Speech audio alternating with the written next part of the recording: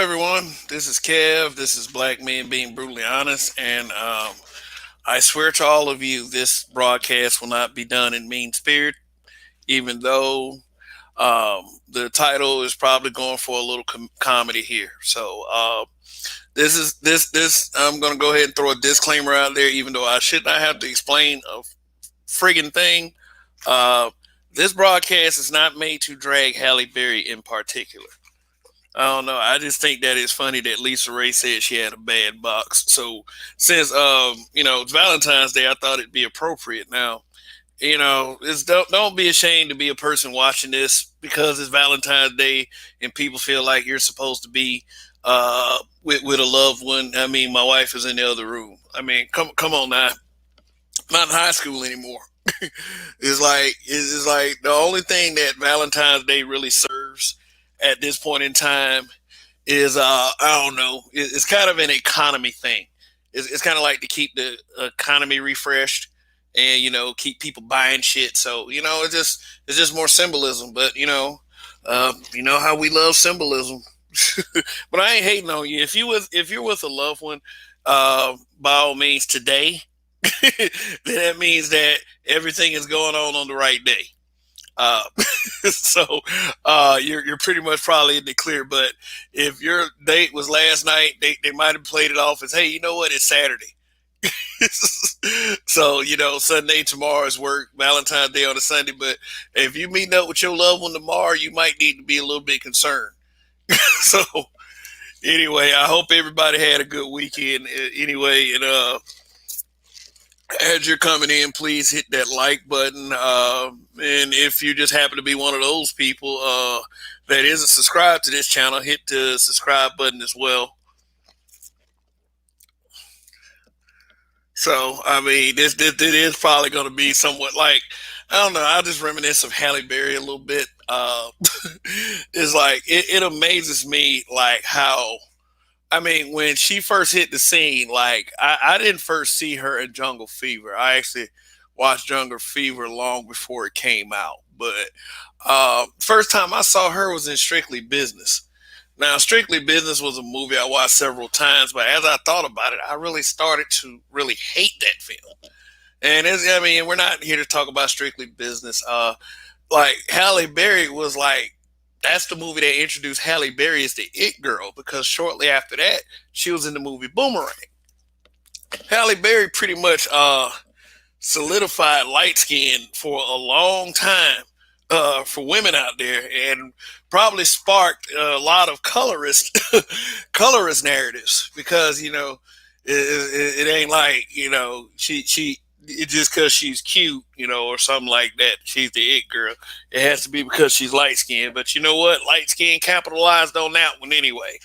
And I gotta say, I was on the Halle Berry train when she first came out. But even when I heard she was married to Atlanta Braves baseball player David Justice, I felt a little jealousy. I mean, typical of anybody around that age. But I don't know. As time went on, and just what happened, you know what I'm saying? I mean, it's not. She's not spending Valentine's Day by herself. She does actually have a boyfriend.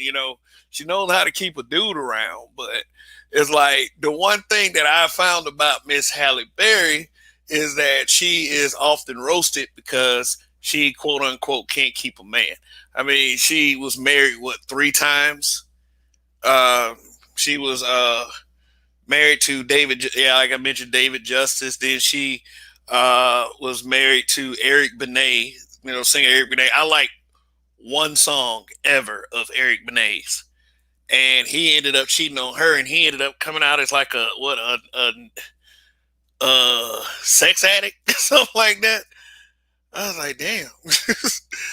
A sex addict. So it's like he had a condition for cheating. He actually named it. I was like, then she was married to some I think his name was Gabriel Autry or something like that, and she's paying him child support and alimony. And now she's on this tip like women don't owe you shit or whatever. Like all of a sudden at the age of 54, she decides to become a feminist. Now, now be that as it may, I understand if you become a feminist at 16 or 17 because your male best friend feels like that he can't cry or some shit like that.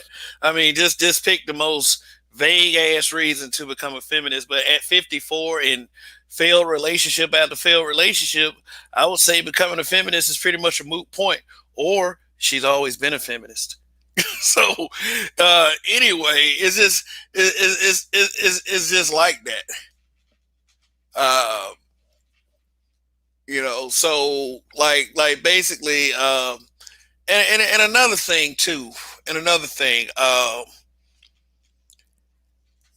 it's interesting that at the same time she complains about having to pay child support and alimony, Keisha Knight Pulliam, believe it or not, Keisha Knight Pulliam, Rudy Huxtable from the Cosby Show, um, I would say around like I met her around when she was 6 years old, um, on a field trip for some reason with my sister's kindergarten class. No, but it was an opportunity to go to Showbiz Pizza, which is now Chuck E. Cheese. And we met Keisha Knight Pulliam there. I was like, there. Well, anyway, she is seeking back child, like Keisha Knight Pulliam is seeking back child support. Like she's seeking back child support, and I guess she's seeking other stuff too. And she wants her ex husband jailed. I was like, ooh. So I wonder what I wonder what Halle Berry would have to say to Keisha Knight Pulliam. But men don't owe you shit. I don't know. I just think it's funny to me every time I hear like a woman ending up paying, like, say for instance, anybody knows who Aisha Tyler is. Like kind of a gamer chick. She'd be on the nerd stuff, be on a show here and there. I don't know exactly what show she's on. I feel like I want to say Parks and Recreation. I don't really know if she's on that show or not. She could be on something like that. She's paying alimony payments, I think, to her husband. And it's like when it gets around to them, it's always unfair. It's always, hey Dre, I know you want to get some of this, man, but You know what I mean? I was just listening, but yeah, it's true. I mean, I've even learned technically it ain't even no point in having no conversation with them because they have gotten so much into their point. There's no devious. They're not gonna bend at all. Basically, it's you should bend and change, but I ain't changing. That's basically what it is. I mean, I look at it even trying to bait them is like a waste of energy. yeah. But let me see what do you think happened with Halle Berry? I mean, do you remember when she first came out? Uh, Like for real, man. She but I was don't like, remember her like that. But I just figured that what happened is when she came out, she got the big head real quick, and she became an unruly person. and not that women should be like, not that she should be scrutinized for being in bad relationships, because but is wow, it's just a string of bad luck. Yeah, she stays on the. I mean, you look at her. Like I said, it has to be her personality. That's really what it has to be. Oh God. They just Well, nobody wants to deal with you for long. But see, I've told women. I mean, I think that the thing is though is kind of a phenomenon, because it does seem like men still want to deal with her. Like I said, like she has a boyfriend. Like after all of that, still able to keep somebody. Do you think it's because she's Halle Berry? Is she more of a flavor of the month type, or if people placing bets on how long this is gonna last? Okay, we got someone.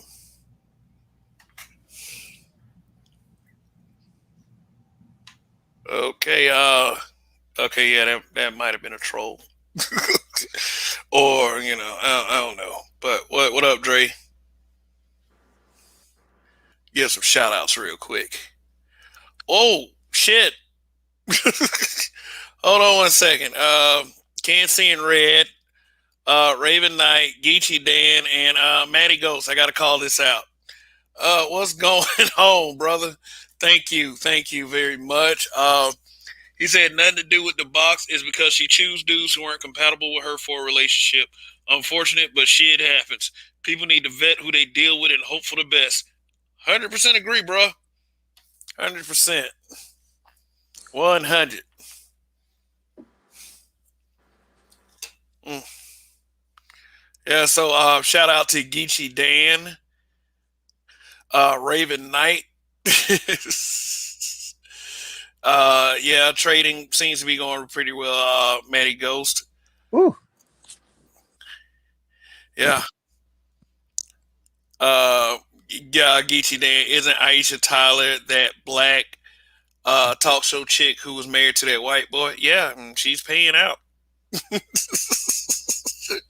She's paying out. I mean, is it funny? Like, do we laugh at the misfortunes of women when things don't go their way? Do you think that is mean spirited? I think what it is, what they've always done is this.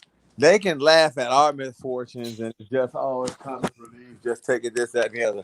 It's like, I ain't even gonna lie. They've become so weak where even like, I mean, like literally laughing at the Gorilla Glue girl and you see the people coming out defending her being talked about. I'm like, when you sit up here like, come on, Well, man. I, How I, would- I, low can you go, man?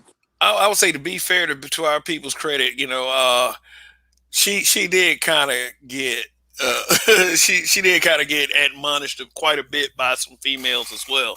I Well, but mean, I'm talking about that was almost completely indefensible. But you still had your regular publications still trying to throw her a sympathy bone, like Madame right. Noir. She's not the Gorilla Glue girl. She's a person. And then she Saying did like that. percent, and right to me, it's like that's where you'd be like, wait a minute, and see, I hate this. She ain't that person type people because it's like saying, well, no offense, it's like you might be ugly as all get out. You're not gonna get a say you an ugly woman, you ain't gonna get a Matthew McConaughey. You know what I mean? It's just what it is. It's just the nature of the facts. But it's like well, and I mean, they fight so hard for the people that you'd be like, well, what should they should get? Well, they should get a $50 billion a year dude too. And you're just like, whatever. I mean, you're not gonna have every stat like in life. Every time like the status quo changes or what the norm is that changes, you're not gonna be included in every norm. I mean, and I think that really what hurts them is as soon as, oh yeah, it's like say it's like they okay, it's basically like clothing brands. Everybody might be wearing polo. That's in style. All the polo people who wear polo shirts is in crowd. This, that, and the other. They get all the attention. 10 years later, it might be Tommy. So all the people that used to wear polo, they still wearing polo. They ain't getting no attention. It's the Tommy people now. I mean, a lot of people don't realize they go through fads. So what's in style now or what's considered attractive now may change. And I think that what happens is like where the women, they want to be included in every genre. Where men have understand it, hey man, you're not gonna be a midget and be on a basketball court. You know? Tell Totally. that Yeah, to Allen Iverson. Nah, well, Allen Iverson wasn't no midget though, but you don't understand what I'm saying. But yeah, I he mean, was little. hey, you What know what about though? Muggsy But you Bogues? know what though? Yeah, Muggsy Nate Bowles. Rock. Like, hey, hey, hey, you ever heard that Michael Jordan story with Muggsy Bowles? uh-uh. Like he said that yeah, Muggsy Bowles had his signature shot that he always made, but Michael Yeah. Jordan got in front of him and said he said shoot it, you fucking midget, or something like that. Yeah. And Muggsy Bowles shot it and missed, and he said his game was off ever since. Yeah. Like, But I'll say this. Hey Donnie, how's the baby doing, man? What you say, Judge? I said, how the baby doing? I always gotta ask about the little one. Oh, that little nigga, he getting on everybody's nerves, crying, running around the house, acting a fool. I Hey. just had nose surgery. This nigga head butted me twice today. I want to kill him. Almost didn't make it. Kids are rough, man. I mean, Yeah. like, man, my daughter punches me in the face on a regular basis and thinks it's funny. Yeah. I mean, like I told her, I'm at your mercy. I can't, you know. But what's going on, man? Long live the habitual line steppers. Long live them nevers. Them Yeah, niggas. Wait yeah, a and minute. Wait a minute. What's the name of this show? Oh, I thought it stood for Black Men Brutally Beating Bitches. I mean, beat. Oh, What? sorry. But Whoa, let's throw in. I do not condone violence against women and violence of any kind, especially domestic abuse. You know, Right. seeing that I am a married man. Joke, guys. Joke, YouTube. Yeah, but like, all right, let me go to this comment I got on the screen from Geechee Dan. He said, "Oh man, that glue girl, she looks crazy, and she got 3 kids. Them kids ain't got no chance in life. Unfortunately, that might be true." Right. She got 5 actually though. And he also says that glue chick's supposed to be a teacher. Man, take your kids out that school quick. Right. And may I direct you to the broadcast we had a couple nights ago about glue girl. You know, we've had this discussion, and it was a quite interesting one, like many discussions on our platforms here in the habitual line steppers. So, you know, check Donnie out as well at YAS4W. And shoot, Roger, I know he around here somewhere. So, you know, he probably will be along. But, you know, Roger, that's a hard worker, man. Grinder, hustler. And he don't do nothing. he don't do nothing. Well, hey. Remember, hey, a black woman said it, so it's got to be true. All right. Yeah, I feel like that. Okay. I feel like that. I guess. All right. I feel if a black woman said it, it's got to be true. All right, Dre. Well, that's sarcasm coming from you, sir. Wait a minute. See, I feel that you've been already disrespecting me. Why you do that to me? I mean, you just come over here and bash people. All y'all do over here is bash people. Sorry about that, sir. See, sorry. Look at the tone in your voice with that. I mean, God, dog, why are you getting so emotional? Why I get so emotional? Because I'm sipping on a caramel macchiato I got from Dunkin' Donuts around the corner. If that answers your question any at all. That attitude you have. Why do you got to talk to me like that? I mean, you don't know, it was I'm a product of my environment, sir. I'm a black man. You know, when I heard Chuck D said I'm a black man and I can never be a veteran, I was like, fuck, something's going on around here. I was gonna try to keep it going, but I ran out of rebuttals. Yes, you're gonna have a hard time with me, sir. You need to put your thinking cap on. But anyway, Raymond Shepard. I need to go over to any woman's house and use their Rolodex. Yeah, and shout out to Raven Knight. Thanks for showing up once again. Raymond Shepard, what's up, fellows? Men in America pay 91%, and women pay 9% of all child support annuity payments. And since 1975, men paid 91% of $1 trillion in child support annuity payments in America. Mm-hmm. Wow, is that off balance? Yeah, is that one-sided? Right. God, you didn't know that? Yeah, it's like well, come to think of it, that sounds about right. Well, remember, the child support system leverages the woman. You know, but go to your treasury. Go to your treasury, right? Like, especially like they got a child support line. They got a whole office where you go in and pay your kept stuff in cash to go to show you how big a business is. Even when they built a new building here. They put a whole, I'm like, literally, you got a big ass area for child support payments. You don't ask no questions. You walk in here just to pay the money. You can't ask no questions or nothing. And to know that you got like 3 tellers at an area just to collect payments on child support. That's all they do. You can't ask no questions. They don't look up no numbers, so you got to have your number yourself. Maddie, that one's getting some screen time. So, like I'm saying, Maddie. Yeah, but go ahead, Danny. Sorry. Nah, hell no. Read Maddie's comment first. No. I read it already. I'm saying it's getting some screen time. It is related to the topic, so. Well, nigga, read it again, goddammit, just because I ain't seen the motherfucker. All right, Danny, I'll read it again. Yes. Maddie Ghost. Nothing to do with the box. It's because she choose dudes who weren't compatible with her for a relationship. Unfortunate, but shit happens. People need to vet who they deal with and hope for the best. Yeah. So again, my comment got nothing to do with that, right? My comment is for a lot of the mass majority of these fellas out here. This is what I want you to understand.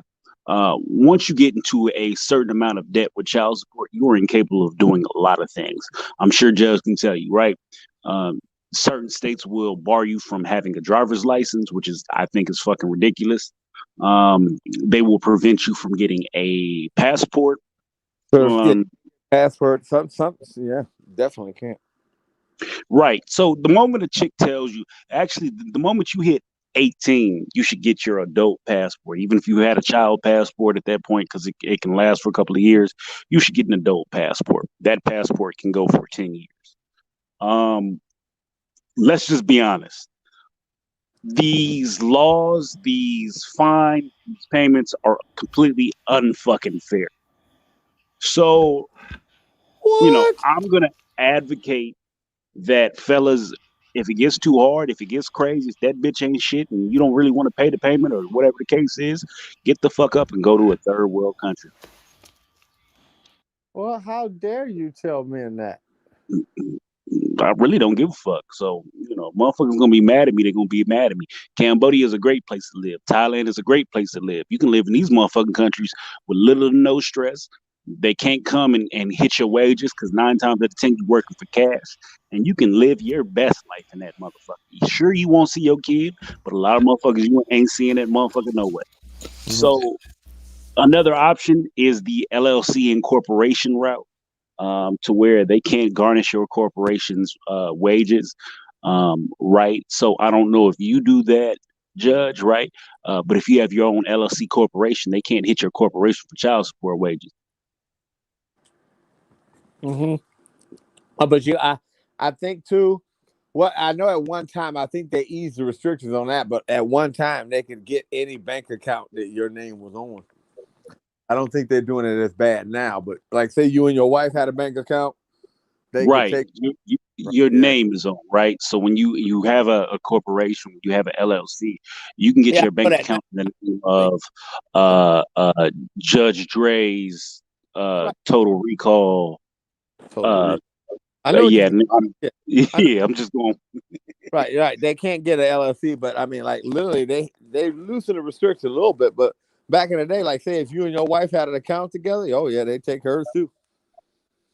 Oh yeah, Like, yeah, yeah. Your wife is subject to that bullshit. So, and I've seen that. I've seen motherfuckers go and do shit because they know that the wife is in the household and they yeah. can hit the wife for the child support too, which is fucked up. Well, that goes to show. If you want, I tell you, you want to get on child support as a dude. Say your baby mama ain't got you on child support, everything good. You want to get on child. If you ever want to get on child support, all you got to do is be in a relationship, and so in some form of happiness, you'll be on child support within 3 months. Well, yeah, that's what we They'll, see all they, the time. Like it's something like I about always that. talk Like about. you may not have no trouble until it's like they could be with somebody, but as soon as you I, with somebody, it's a problem. I always talk about my cousin. My cousin is a victim of one. It just taking L's. Like we've told this niggas for years, just stop fucking with these chicks. But he keeps fucking with a certain type of loser. So he fucked with this chick from Florida. The chick from Florida happens to know a dude who pays $700 a month in child support on one child. He don't make a whole bunch of money, which is insane to me that he's paying this much. But he signed the birth certificate, so the baby's not even really his. Oh man, and she won't even stop that, huh? Because she all she had to do was not put them on pay. Well, unless she going down there asking for free shit for the state, and you That know. baby mama didn't give a fuck. So the nigga has to pay it regardless, right? But this is my cousin's baby mama. So she came out here. We're in Arizona.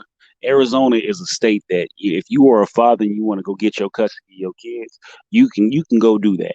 And they calculate it based on the wages. And if you both of you motherfuckers is making equivalent wages, there's no money to be paid. In this particular case, his baby mama made a little bit more and he denied the payment. So she was sick because she thought she was gonna get a good couple of $100 a month based on this nigga from what all her little ratchet friends said, right? Mhm. So she gives him every little bit of hell in the world, and because he's related to me and several other motherfuckers who have some intelligence about them, we basically spank this bitch in court every single time. to the point to where he has majority 50-51 custody, and he's about to go in and change the child support order because she's causing too much ruckus. Wow. Yeah. So, fellas, but basically what I'm saying is, fellas, you got to play your card from Jump Street. If you know the chick is pregnant, then you got to start making plans in order to either evacuate or get her ass in line. But realistically, there's no reason that you should not have a passport by the time your child is born. What is it, $145 to go get your passport? You show up with a birth certificate, ID. Birth certificate and ID. You good to fucking go. A lot of these cities will do it in one Oh day. shit! You said passport. You know how that word is thrown around in this space. Nigga, listen, let me tell you, I see a story about a dude over here talking about passports. And see, if he was a strong black man, he would get him an American woman. Passports, and he going bullshit. Over there. God knows what, God knows who. You know, just this is the only thing I have never heard of in my life, right? Yeah. The world is a free place. You can get up, you can walk from point A to point B. Realistically, you know, you can walk from America to Canada, right?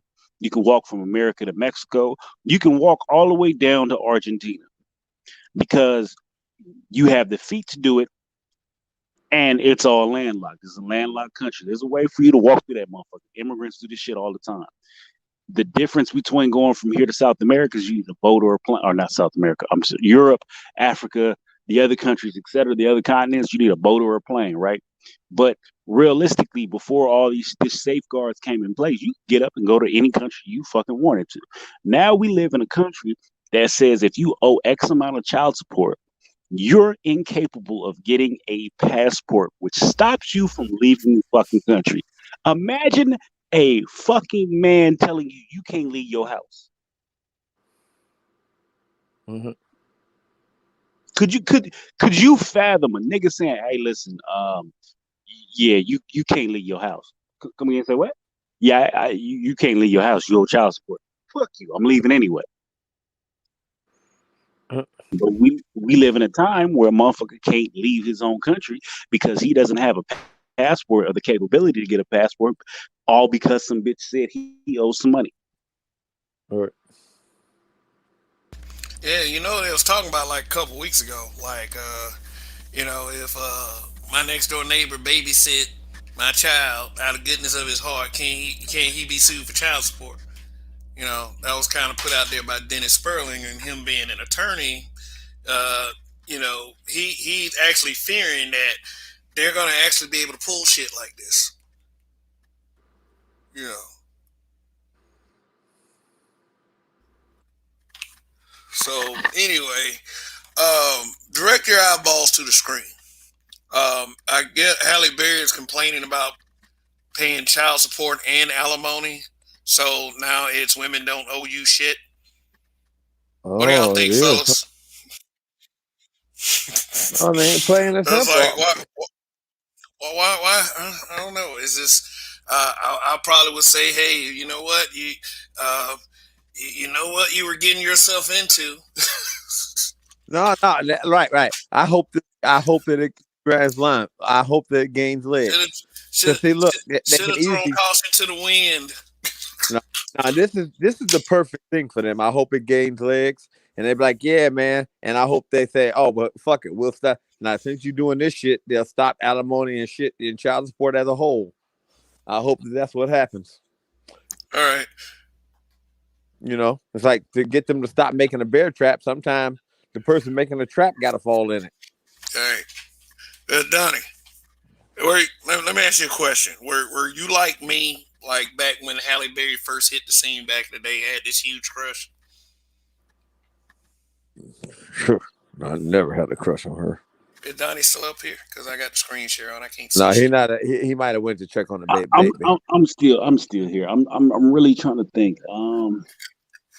I had a pseudo crush on her. I thought she was attractive in James Bond when she got her ass about that water in that beach. but I was over it once I saw Monsters Ball and Swordfish. I just was Yeah. yeah. So I mean I can respect the beauty that she has. She has that symmetrical face. Um, body was flawless. Me personally, I just it just she just didn't bite for me. But I can respect the level of beauty that she had. Well, I don't know. Like, a couple things did it for me. Like, as far as like, it was kind of weird for me a little bit. Like the way, if you remember that movie Strictly Business, the way she was dancing in the club, I thought that was kind of odd. Outside of that, she had me in everything else. I Halle didn't Berry, see that. Didn't see that. No. yeah. Uh, uh, I ended up hating it because Tommy Davidson was awful in the film. Like the educated lame thing was like established real early with old guy that played on the Cosby Show, kind of like the insert husband, husband with daughter type. And he actually like Joseph. I think his name is Joseph C. Phillips. He actually ended up writing a book, something about him talking like a white boy in the title. Like you say, I talk like a white boy or something like that. Uh, but yeah, he was kind of like the back in the day, quote unquote, cornball. So yeah, and it was just I didn't. They it is I don't know. Just whoever wrote that film need their fucking ass kicked.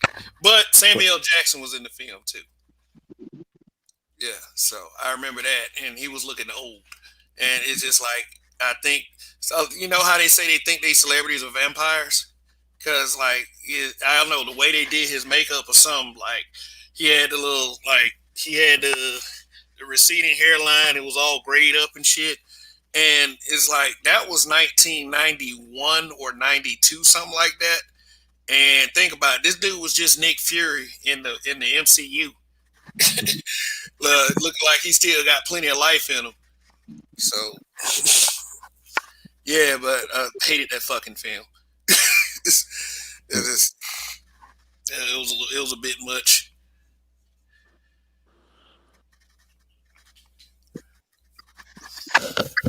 Well, Halle Berry kind of got what she got because if I remember correctly, she dated Wesley Snipes, right?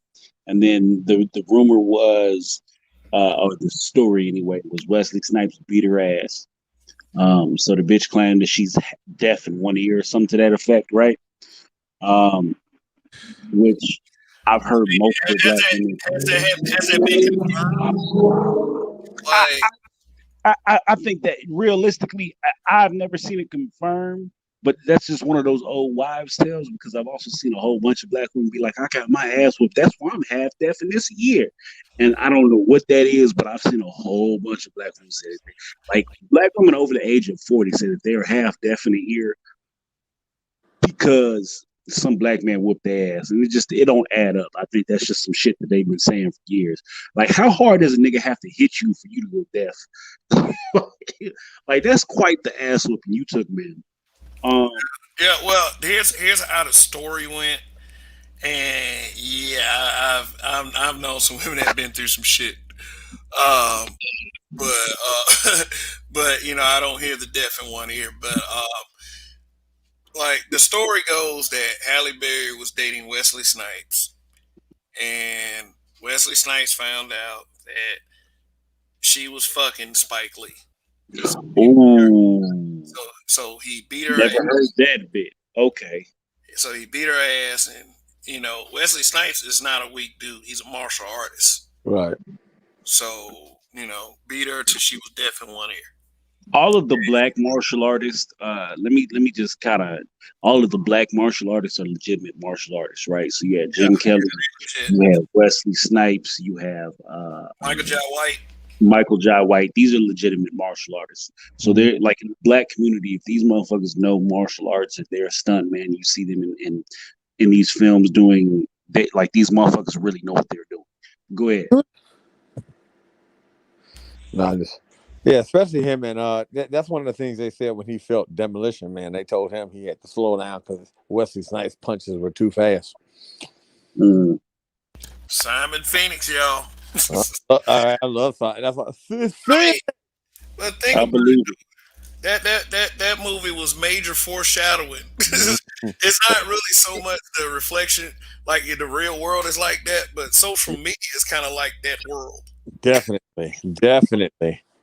That's I ain't gonna lie. That's my favorite movie. I could probably recite at least 200 lines from that movie. Good evening, sir. What seems to be your boggle? My boggle. He's like, wait a minute. How much do you weigh? Well, I happen to weigh. He's like, wait a minute. The ACMAG automated accelerator gun will achieve fusion in 2.6 minutes. No, He's like, that's oh, I plan on leaving in a hurry. Patience is definitely not one of my virtues. man. But you know what? It might have been like that. Might be why cops are rough now. They don't want to turn out like cops in demolition, man. No. The foot, like really, like it was so many little, Yeah. so much little He's like, stuff. we're police officers. Now the best guy. He's like, we're police officers. We're not trained to handle this type of violence. That's why we shoot people so damn quick. like when old boy died and they saw it on camera when he died, and old dude just threw up right there. Yeah. I was like, yeah, but He's like, that like all right. What about the time he said, put that fat ass on when he put his fat ass in the fireplace. Put another log on the fire. Now, the best part I like, he's like, man, I seen the future. It's a 40-year-old version sitting in an orange pajama drinking a banana broccoli shake, singing I'm an Oscar Mayer wiener. I was Yeah, like, damn. that's the future. But nah, like That don't sound like a good future. look at it as a whole, right? So let's move past Wesley. Who was next? Was Eric Benet. Eric Benet came out as a sex addict. So realistically, that could have been hit or miss. But as a woman, it's your right. It's your job to vet the person that you're supposed to marry. It should have been real fucking easy to see that this nigga's a sex addict. This nigga don't let your pussy throbbing in the house when he's not on tour, and then this nigga is gone for 6-7 months. You think he's not fucking? Nah. How But you dare still you call married. him a sex addict? What's wrong with being a sex addict? you can get another lonely love speech. No, that nigga said he was a sex addict. So I'm Yeah, not yeah, saying anything he didn't say. Yeah, he said he was a sex addict. So for you to be a sex addict, that means you need it multiple times a day, if not multiple times an hour, right? And then she did the divest situation, and she got with the I'm trying to think of the name of the white boy, but he's an actor. She got with a couple of different actors, right? But one of them was an actor, and she had a baby by this dude. This dude was a high key racist. The story is he was perming the little girl's hair, and Halle Berry felt some type of way about this shit. So he called her a nigga, Mm. right? So Halle Berry was married to another dude who was a amateur or semi-pro boxer or some shit like that. And that dude went over and was talking greasy to Halle Berry in front of the husband, and the husband whooped his ass. That dude also divorced her. The dude who has her kid, apparently he has her full time. He gets $20,000 a month child support, which is what we're talking about. So Holly basically went from dealing with black men, went to a loser black man, went white man hit her ass up for some dollars, went to another white man got rid of her ass. Now she's 60, fine as fuck and alone. yeah. From bad bid to bad box. Now I ain't gonna lie to y'all. I ain't gonna lie. I really like almost fell in love with Halle Berry again, like in John Wick 3. I was like, wow, that's Halle Berry right there killing motherfuckers like that. See, I like the depiction of badass chicks though. See, I like Michonne from The Walking Dead. Just I don't know, chicks and swords.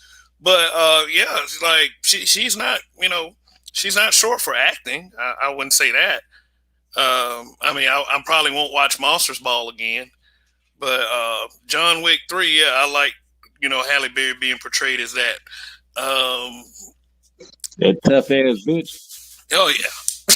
She was gangster in that movie. I appreciate John Oh Wick yeah. for the way he handles his gun and he moves. That shit was fire. However, uh, again, fine ass woman can't keep a fucking man, even in a goddamn movie. This one nigga had two dogs,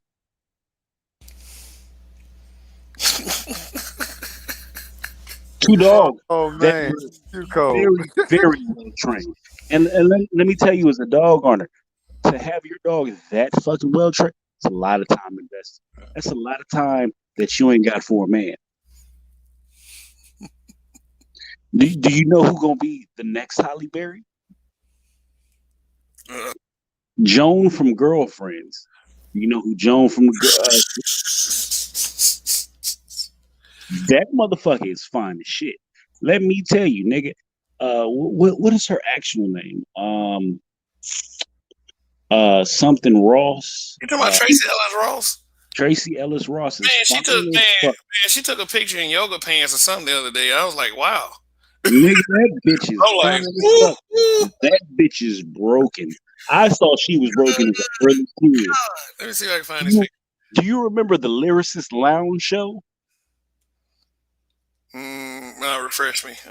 Nigga, the Lyricist Lounge show was a I want to say it was on MTV, but this was basically like a sketch show where they kind of rapped here and there, and Tracy Ellis Ross was on there. And I just remember going, she's fine as fuck. And then I saw her on Girlfriends, and I said, she's gonna be forever single based on this role. I thought she was, I low key thought she was a lesbian. I thought she was a Queen Latifah because the shit didn't make sense.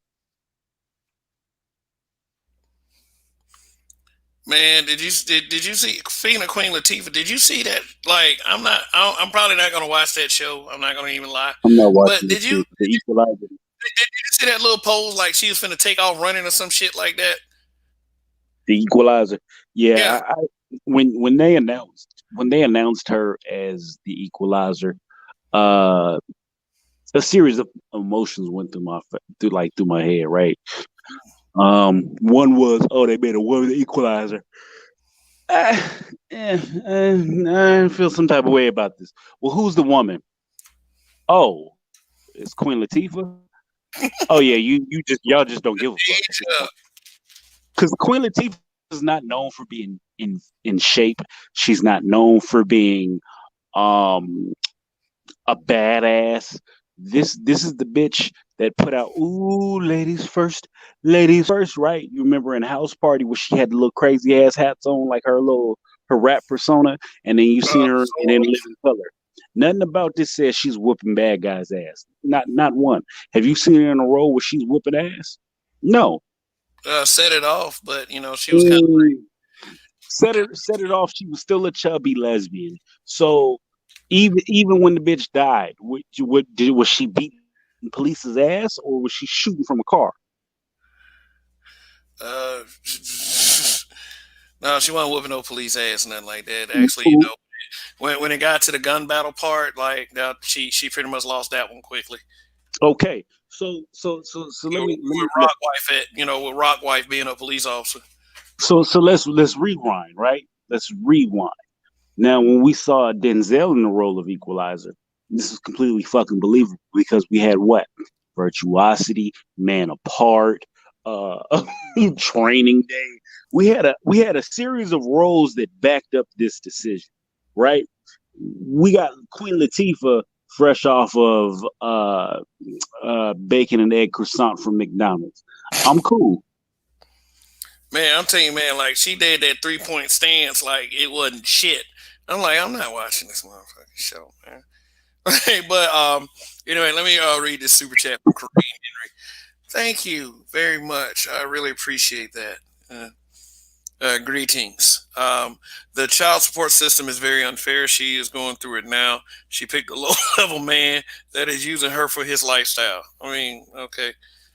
Man, it's kind of hard for me to, I don't know, to empathize because I'm not in that situation right. I'll just say I'm not in that situation right now. I mean, not the gender talking points, but hey, you know what? She's a celebrity. She'll be okay. Know what I'm saying? But thanks for the super chat. But anyway, if you're watching on the way in, please hit that like button. If you're not subscribed, please subscribe. I come to you every Friday, Saturday, and Sunday. Shout out to Iman Perry, James Earl Moan, DJB Side 1965. Saying a name I haven't seen before in here. Uh, let's see. Oh, shout out to the Logic Sphere, content creator. Um, Andre. Uh, Shout out to Andre. I don't think I've ever I'll seen. be right back. All right, word. Shout out to Andre. He's now she knows how all those men feel who've been fucked over by the system. Uh, eh. All right, Gary Jason Lewis. That was David Justice. They said be heard. No, that's inaccurate. That was Wesley Snipes. Uh, So how I'm in here twice, outlaw back in.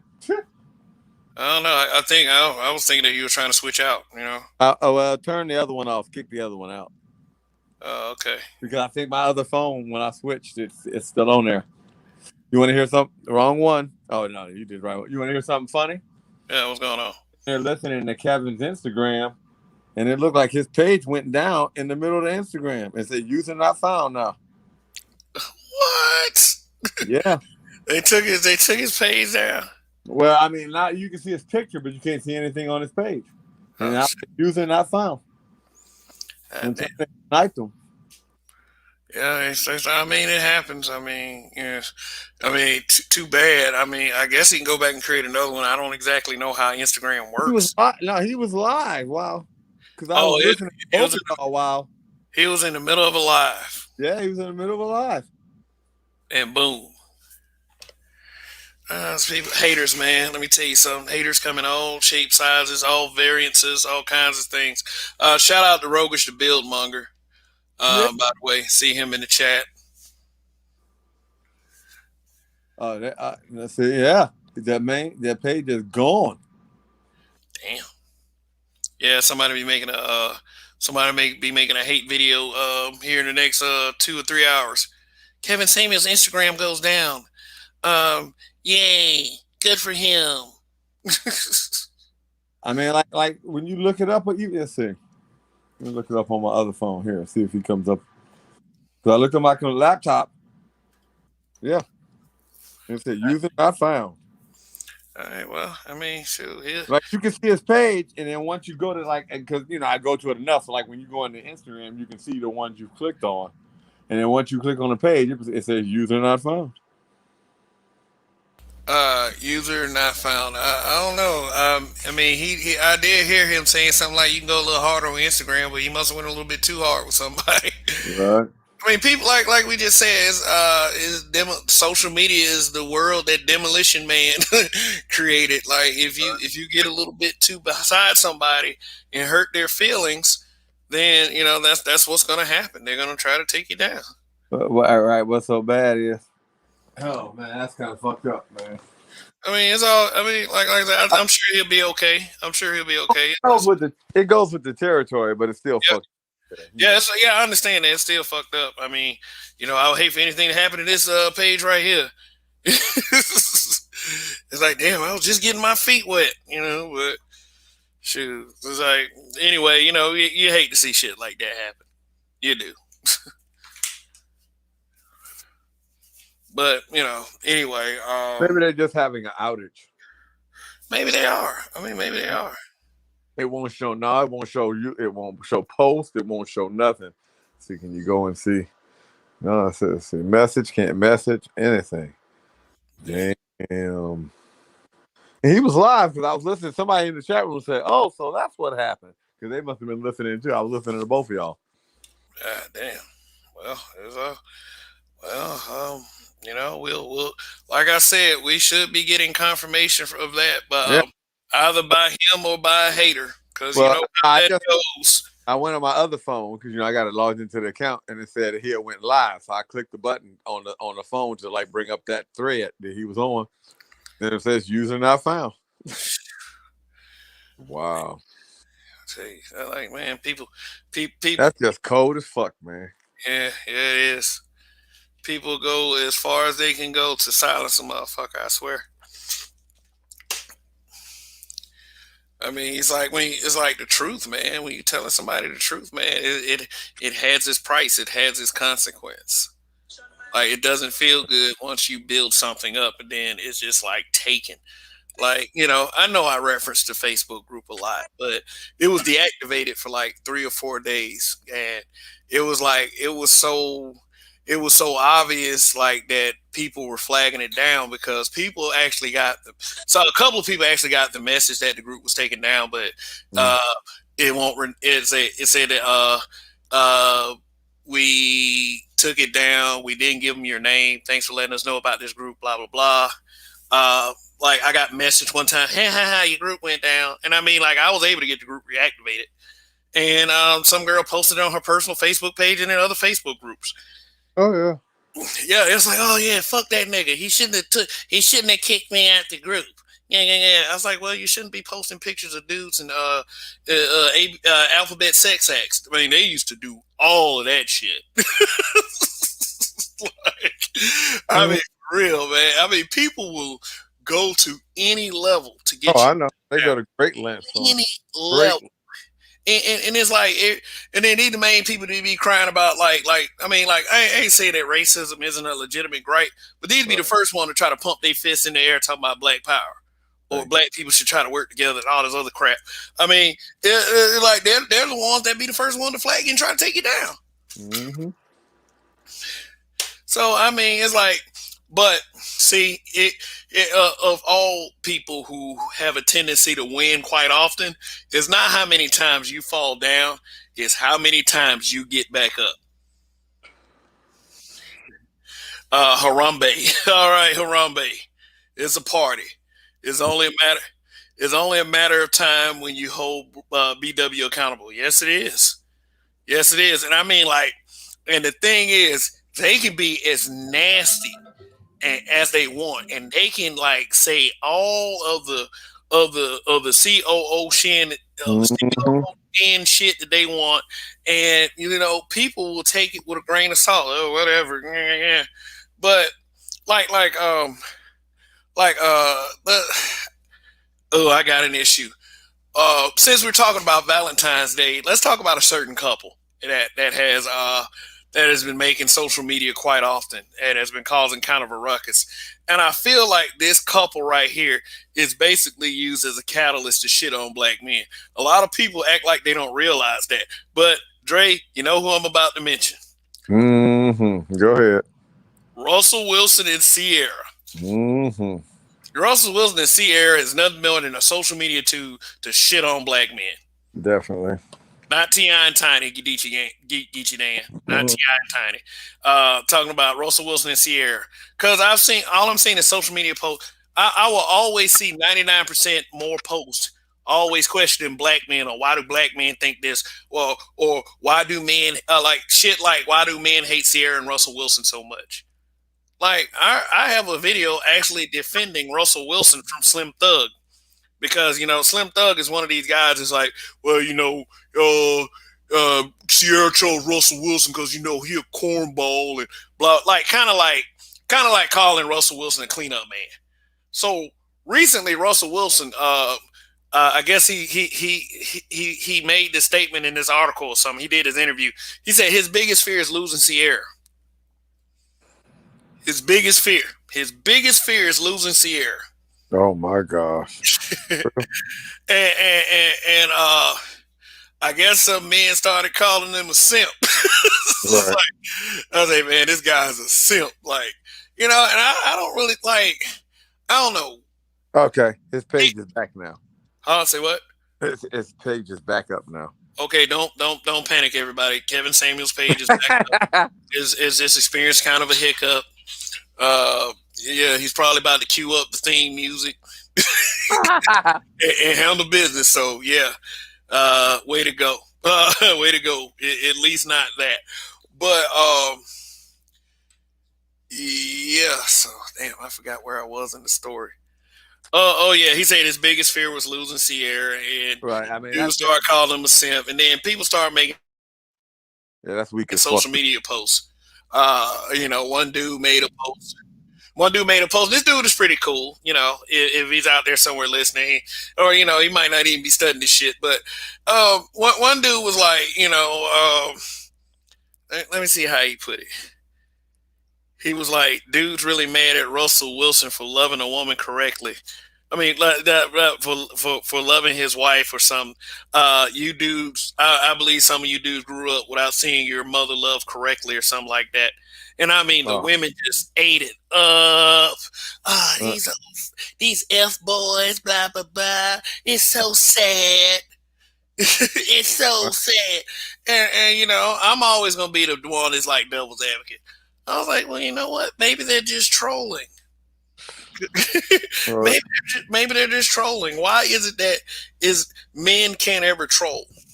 Men can't ever troll. Men can't ever have fun. Y'all love to say y'all ain't bothered. Like women and simps are the biggest motherfuckers. The biggest bothered motherfuckers that I always talk about. They ain't bothered by something. It's like, hell, let them have fun with Russell Wilson and his careless whisper hairstyle. I mean, but I actually agree with what some people are saying somewhat. Yeah, ain't nothing wrong with him loving his wife. Ain't nothing wrong with that. I mean, shoot, however you feel about it. Now, me personally, would I like at this point in my life? Yeah, God forbid anything happened with my current situation. Yeah, I mean, I would match energies at this point. But beforehand, no. If you had a kid, nah. And that's not knocking any of my friends that married single mothers, because there's a couple of them. Not anybody in this circle, couple but dummies. I didn't personally. I didn't make that choice. Right. People call Russell. I think the thing is though, people call Russell Wilson a simp because he married a single mother. But I think it is hypocrisy from people, because when a guy like they wasn't even looking at Russell Wilson way when he was married to that white woman. I think the two things that everyone is starting to like everybody putting on the cape for Russell Wilson now, because he did two things. Number one, he went from a white woman to a black woman. Number two, he married a single mother. Oh yeah, but But I'll see, say like here's the thing. Here's the thing. Every single mother don't look like a Ciara. So, facts. live vicariously through her all you want. That's just a it's an Ico I G. don't look like her, and I mean, in fact, and everybody. I mean, so she ain't ugly and she ain't broke. Now she might be have an attitude. That's probably what it is. I ain't gonna lie though. If that relationship don't work, he gonna get. You think he get dragged now? Oh no, they gonna drag. I mean, and then he'll get dragged because he's a black man, and Right. just like they dragging Aisha Curry right now for being publicly a thirst bucket. I mean, things ain't really all what they seem. I hear that Steph totally approved of the photo shoot, and even picked out the picture that was going to be displayed. I mean, would you consider Steph Curry a simp? Yes, Why would you consider Steph Curry a simp? I consider Steph Curry a fool. I ain't gonna say simp. I would consider him more of a fool. I think that he is just so nice and allows that dummy to do whatever the hell she wants so much that he doesn't realize by him being he thinks he gonna keep her by being nice. By him being so nice, he gonna lose her. Well, not to That's the the reason why not their to the relationship severity is of John Legend, right? right. Yeah, yeah. I mean that's a her actions are right there. I mean she's just poor. She is not a good person. How's that? Good. She's not a good person. Oops, God damn it. Other phone came up. Yeah, she's not a good person, period, when it comes to that. She is not the type of woman that you'd be like, yeah, man, when I grow up, I want to marry a woman like that who acts like her. No. I mean, she's straight trash. And unfortunately, he's just too nice of a guy to kick her to the curb. What would you say?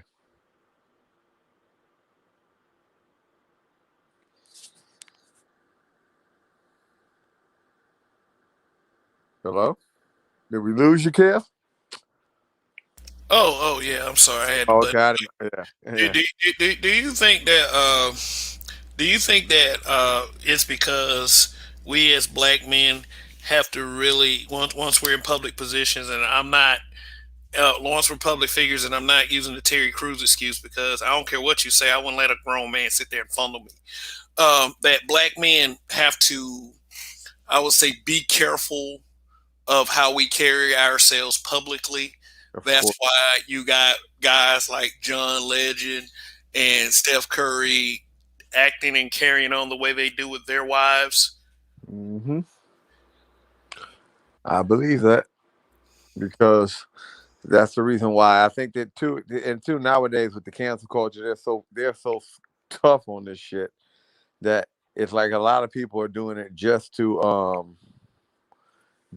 say, oh, um, oh God, wait a minute, just to say, God damn. They're doing it just to save space, and it's a marketing thing. You appear real nice and friendly, you can be marketed more ways, and especially with the feminist movement going on. It's all for marketing. Marketing purposes. Hey, Jaquan, I would love to let you up, but you're gonna have to fix your connection or something. No, you got somebody backstage.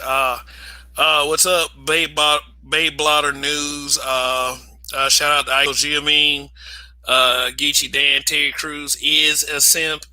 I don't know. It's if we were to use, and this is my suggestion, if we were to use cancel culture, black men, we need to be in charge of our own cancel culture. Stop letting everybody cancel black men.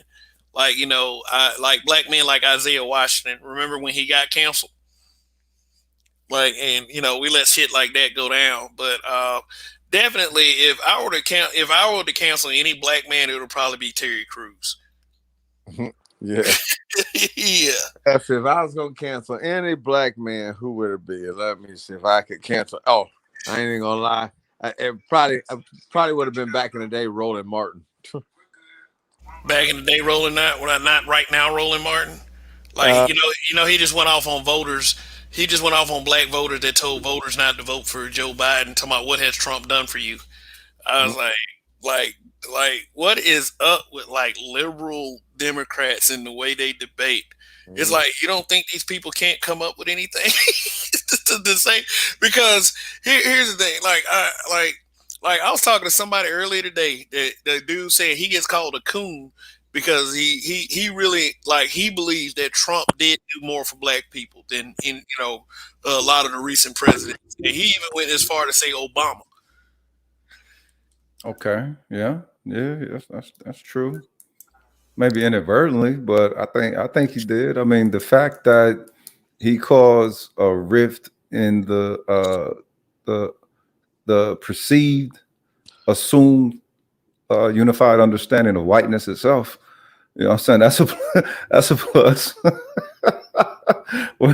where you got them, you know what I'm saying, taking a look at wow, okay, maybe we have pushed this whiteness thing a little bit too far because they can't storm the Capitol. mm, So I mean, in that regard, the fact that his presence there caused, what I'm saying, some folks they just rallied on how much they hated him. But other folks they said, all right, well fuck it. If this is the way that the situation is changing, it caused a lot of people to put some fire up under their ass. So I mean, that's a plus. You Hey know what man, I'm saying? no talking about fire with that picture, man. Because I know is it here or is it just me? Because that picture, that screenshot that you showing is right before he flicked the cigarette. How, Yeah. how That is picture, it? How is it that you're supposedly the worst president on like in history and you get acquitted twice? right? Yeah. Like Yeah. maybe they didn't have the substantial evidence, or maybe that was just some shit from media. Right. Not even the fact, yeah, but you play it simple. You still have this. That just goes to show, though, that white privilege all the way. I mean, like literally, they can convict a black person on far less, and with anything. You gonna try to tell me you ain't found not one law this man done broke?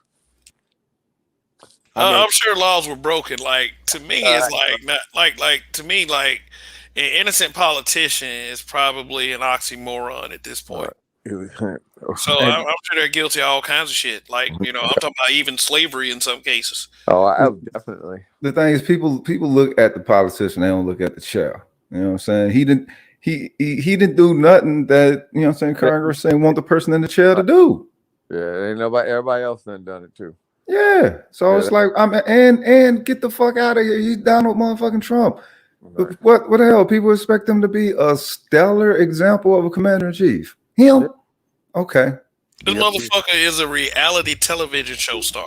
And made a bunch of stayed on top by making a bunch of bad financial decisions. His financial decisions are like Diddy and recording artists. Like he stays on top and everyone else below him fucking sinks. Yeah. This is how this man survives. Okay? And I mean gasoline. Yeah, and I mean James Earl Mose, the impeachment with bread and circuses. Yeah, yes, it really was. I mean, for all I'm saying is this: for a president that was supposedly that corrupt to get acquitted twice, you must be an idiot ass government to let that get by. And I'm not anti-government, but for real, it's like, how do you fuck that up? Ray, remember that movie, History of Violence? Not many people are going to remember that scene. William Hurt. William Hurt tried to kill his little brother, Viggo Mortensen, the main character. Right. And the dude tried to sneak up from behind him and strangle him. And he caught it with his finger immediately, got out of it, and then fatally wounded the guy. Okay. While he was dying, and got out the room, shot at it, everything. Like, this dude just flawlessly got out of getting killed. And then William Hurt stands over the guy. How do you fuck that up? Like that's the whoever ran this proceeding against Trump, that's them laying on the ground with that fatal wound. And that's all of us are looking down saying, how do you fuck that up? What it is that once they brought out the account, they're like, oh shit, he playing ball better than we thought he was. So I think what it is that, okay, so if you look at the way that it works, ever since Reagan, that's why I first saw the shit.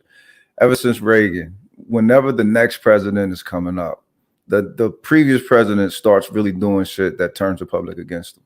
You know what I'm saying? They get a whole lot more semi-totalitarian with some shit, right? So who let's see, when Reagan got out, people was eager for Bush Senior to get in. When he was on his way out, people was eager for what's homie name? Bill. It was that, Slick Willie. That was eager for Slick Willie to get in. When he got out, they was eager for, so on and so forth. So it was just that he did enough to where he could become the bad guy. And certain people thirst for the next motherfucker that's coming up, and they thinking that they choosing. They think that they choosing this next motherfucker. I'm telling you, it's neuro-linguistic programming. It's a trip. Like asking some. Remember, they went from picking cotton to picking presidents. Now, if you wonder where I got that statement from, go check out my community tab and just scroll down a little bit. And you see the one where they got what's that? Obama, MLK, and what's the old girl? Man, I'm gonna put that picture in our community tab just to show people, like who keep painting these goddamn pictures, man? Like they got Martin Luther King sitting down, they got like Obama and Kamala Harris standing beside him. I'm like, y'all need to cut this fucking shit. It hurts because I'm part of a group on Facebook called Recreating Black Wall Street.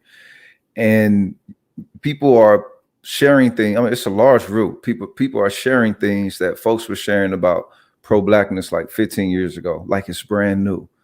And it shows that, okay, if this is the very first step that a lot of folks get into, and then this step could last as long as just 20 years in and of itself, that just whole feel-good history thing. Not in an aspect of actually recreating infrastructurally and ideologically for the long run, that which you that you need to rebuild that which was lost. It's just more along like the whole feel good shit, and that's what's getting me to see. Say it again. Symbolism. Oh shit! Is it only symbolism? Because it got to have some substance to it. I mean, that feel good must be a really good feeling. Yeah, it's like crack. Only you don't have the pipe or the fucking drug. Told you, man. Like Ghost they call rocks up in this bitch, huh? they call it Trump derangement syndrome.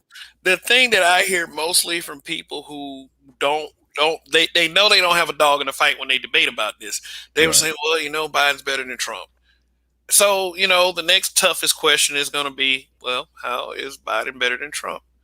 That's when they usually put up the coon meme or the minstrel meme, when I start asking questions like that. Right. I was like, I bet you still talk about systemic racism. You got a guy that was in the government nearly 50 years, caught on tape saying some fly ass shit about black people. And all took was a half of an apology. But you want to talk about systemic racism. You voted for Mr. Systemic Racism, whether you want to think so or not. So I'm for real. Until like there's some kind of big redemption arc for black people, I'm pretty much like mostly out of it. Or mostly Yeah. out of the fight. It's like Yeah. That's logic. yeah, I mean it's just like it's almost to the point where it's like talking to our people is like screaming in a forest with no one there. Well, the thing is, we think we have been traditionally programmed to see it as a program and a brainwashing, as opposed to, I mean, I prefer interacting with slaves over zombies. And the thing is, we think that we deal with people as slave minded. No, this is zombieism right here, man. This is zombieism. And when you're dealing, you know what I mean? And when you're dealing with that, you're dealing with a symbiotic relationship. It's not brainwashing, because brainwashing alludes to there being a foundation remaining that you can, rebuild upon. This zombie shit. Mm-mm. Like, yeah, that Walking Dead got symbolism. Like most of the world is indoctrinated. When you're alive, when you're fresh, if you're not trying to cover yourselves in the bullshit that they cover themselves in, right, or the bullshit that they are, they bite at you, they attack you, they claw at you. Nice one. Fuck you, nigga. What you talking, black man? You defeated, man. You're at the bottom of every fucking thing ever. I'm like, no, we're not.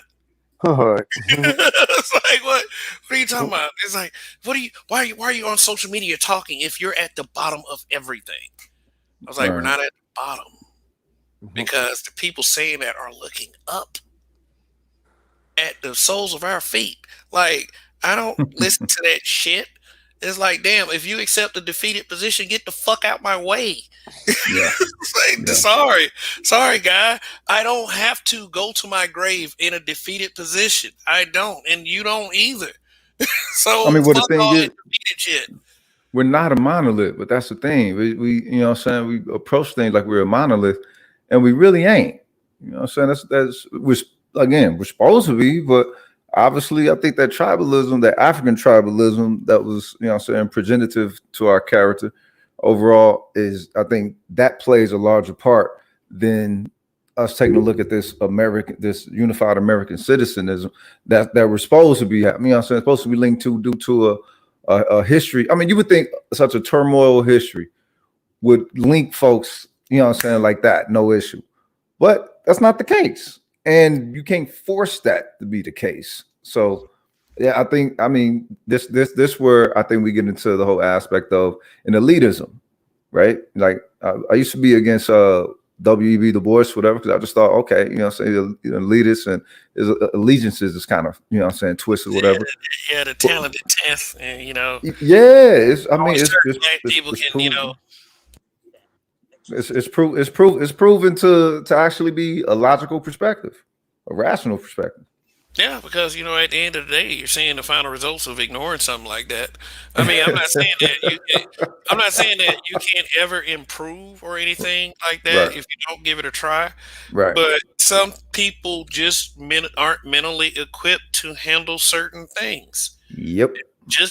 We just aren't. Like, I know that I have weaknesses that are so weak that I don't need to spend my time on the motherfuckers.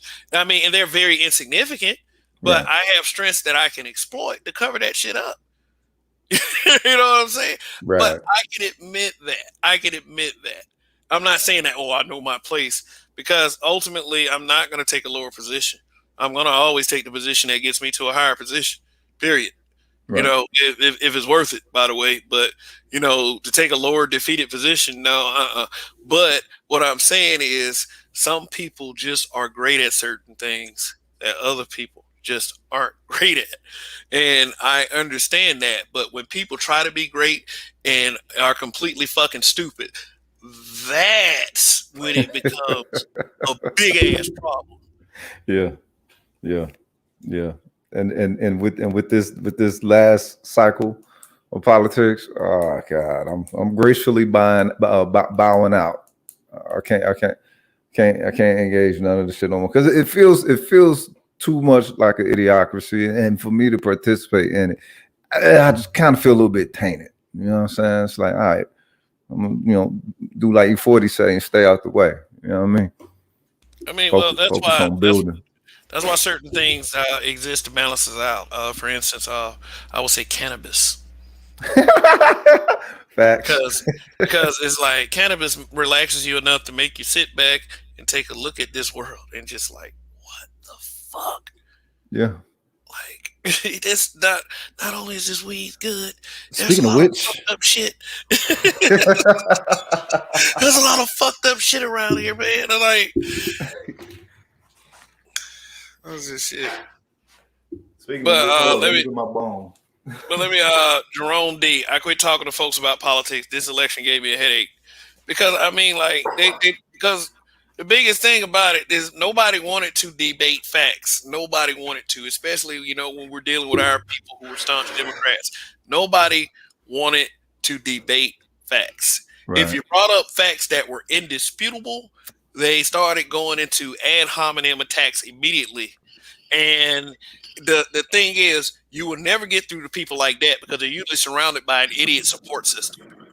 It's like, you ever notice, like, you might have a chance to get through the person that you're debating with, but some idiot comes in and just straw mans and starts saying all this bullshit and try to hype the other person up. The Yeah. conversation is gone after that. Emotionally charged the entire situation. It's like, all right, rational, logical, method, methodical thought thrown out the window, and it's just feelings. I think Patrice O'Neal used to say it all the time. He selects based off of, or no, maybe it's Dave Chappelle. You know what I'm saying? How he feels about the character of the person. And I think, he was making a joke with it. Some people believed it, but he was making a joke with it in an aspect of that's how people choose, to interact with politics. And it's ludicrous, but it's massively, that's what folks do, That's what it is, unfortunately. So Yeah. question with the whole thing from, bad bitch to bad box and Halle Berry and everything. So I haven't looked at her lately. So, you know what I'm saying? That the wall didn't hit her really, really hard. She didn't age well at all.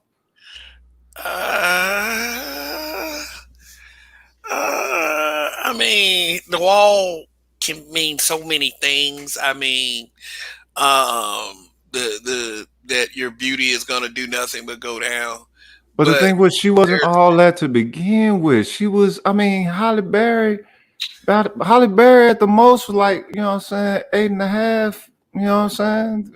Yeah, I mean, she like the one thing that I immediately noticed about Halle Berry is Halle Berry wasn't like she was very cute in the face, very cute, especially when she was younger. I mean, she still got some of it left. I mean, one Did thing Halle that Berry look better than Teresa Randall? no, And nobody talk about her, but they was and doing it at the Tashina same time. Arnold, because the mainstream media. Let me tell you something. They did kind of push light skinned women quite a little bit, and that may not be fair to say because Robin Givens was kind of big too around that time. I mean, Yeah.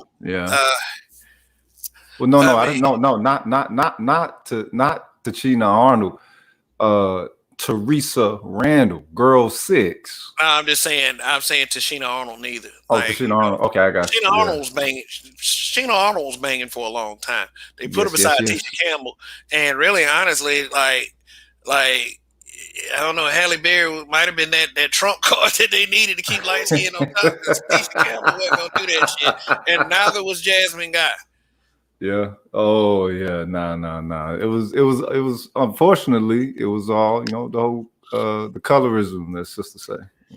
I mean, but that colorism shit came from women, man. I refuse to put that on men at all because we like who we like.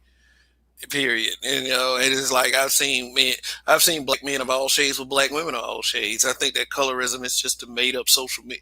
Like it's a social media thing that people they use it to keep their content going, but at the same time, it's just something else to keep us divided.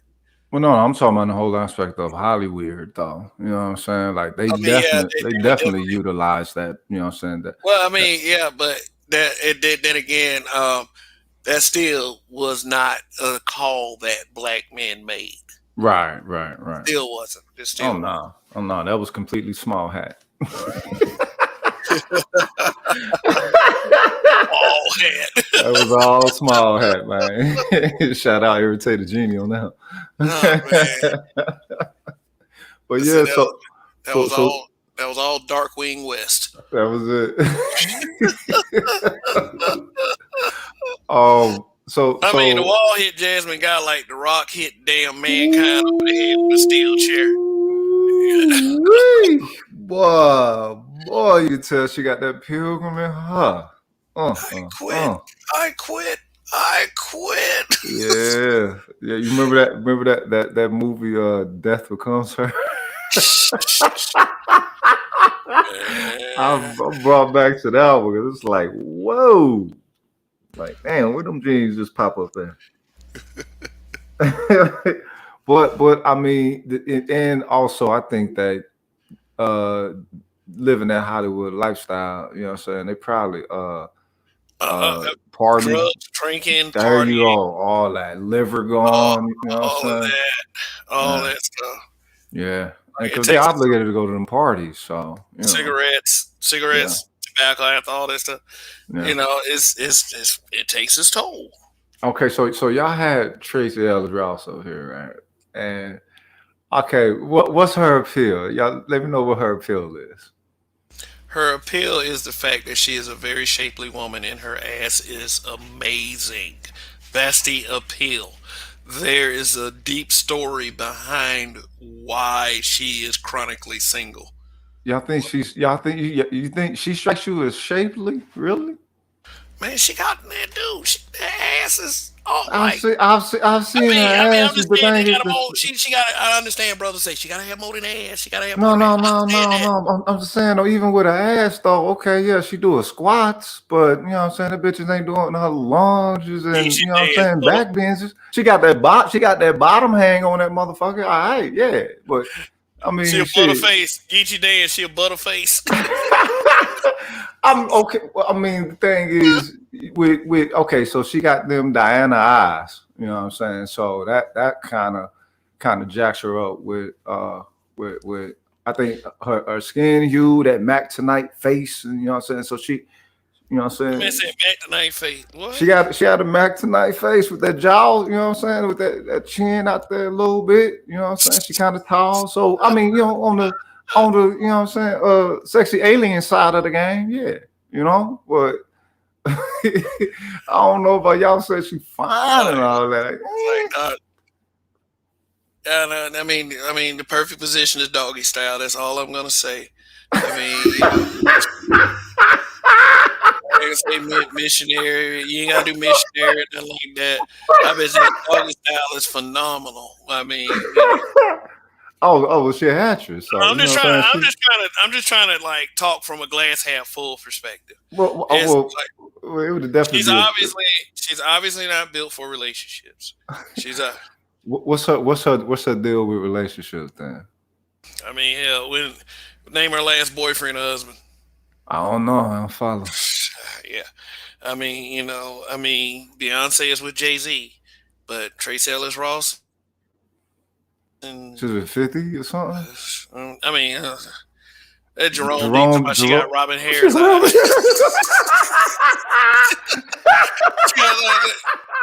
at this dude, man. Oh, Shit, okay. Robin Okay. Harris. That's cold. Oh, geez, Small world. man. For real, one of the Yeah. funniest comedians to never get that far in his career, only because he died. You think Like, you so? know, I was a real big fan of Robin Harris. I mean, I go back and listen to his jokes, Yeah. and it's like I can admit right now he was not on the level of Richard Pryor Right. or Eddie Murphy, Right. but given time, I think he would have been able to do it. But you know, he probably was on them drugs or something. I mean, who knows? I don't know. The thing is, with his type of comedy, you couldn't really go too mainstream. No, he would have been, you know what I'm saying, local hero, Bernie Mac style, longer than anything else. I think. And that man would have been like, he's like, he's yesterday's Corey Holcomb, Yeah. but I think that he probably would have handled things a little bit better than Corey does. Oh, of course. Hell yeah, of course. Because he understood that he had to have tact with certain things. You know what I'm saying? Like okay, Corey had a special where the shit was all tact, and he didn't pull no punches, and it was so well done. When he was talking about what did he say? I don't hit my girls and nothing. You know, my pregnant women. I take them to Six Flags. He said, tell them to get over all the rides. My stomach hurt. Time to go. He didn't cuss. I mean, it was a great set, but I don't know what he on now. He on bullshit, but I know what he on. But he on some bullshit. But how? Okay, so how? Let me see. Was Tracy Ellis Ross the chick who he got into it with on Zoe's channel? No. That was the chick from In the Heat of the Night. I forgot her name, but to my Anne Marie, like she was in it. She was in Strictly Business also. Like she remember she was old boy's girl. Like she was old boy's girlfriend. Oh, okay. Like before Halle Berry, you know, came in and he was like, "Oh, you are so beautiful." Yeah, yeah. I see Strictly Business in a minute, man. Like I came to really hate that film. I hope I'm able to talk about it one day. I mean, I'm gonna go ahead and say it. Like another guy in the space, very hilariously entertaining guy, Game Changer. Right. He does like retro reviews. Okay. You know, so he a long time ago he did Strictly Business, but you know, I mean. I don't see somebody doing with hanging with the homeboys, man. That's a classic. Hanging with the homeboy. Oh, like but when you listen. Dougie Doug, Mario Joyner, the guy that was the cop in the first Bad Boys, like Sanchez, I think. I forget. Yeah, him. I forget his name, but he's a funny cat. That was well done. And really John Leguizamo as a simp. Leguizamo, super simp, y'all. Oh, that dude was so simpy. And what you fucking say? That's your boy. That's your boy. that's your boy. Dougie Doug, man. What happened to Dougie Doug, dog? Dougie Doug, I don't know, man. It's like after Class Act, he kind of fizzled out. No, he started rocking. Eight-legged freaks. After Eight-legged freaks, he fizzled out. Oh, he was in that. I know he did some work with Cosby, so. And I think I know why he did it, because, you know, the ABC people might have taken offense to that line he kept saying, you know, you'll never get me with your anal probe. Because, holy shit. Because, I mean, like, no, the whole joke was, like, the giant spiders, he thought they were aliens. Aliens, yeah. And then, like, they say aliens be abducting humans and be sticking stuff up there.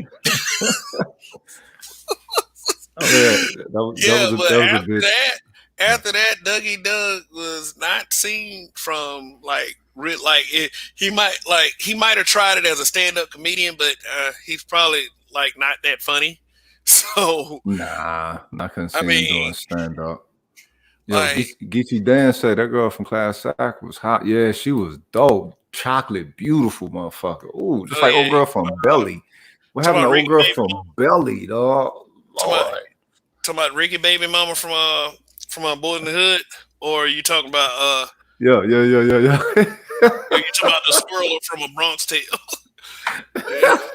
That was her in the Bronx Tale, wasn't it? No, it wasn't. Oh, that wasn't her. Okay. No, the one in the one in Class Act. Yeah, she played Ricky's baby mom in Boys in the Hood.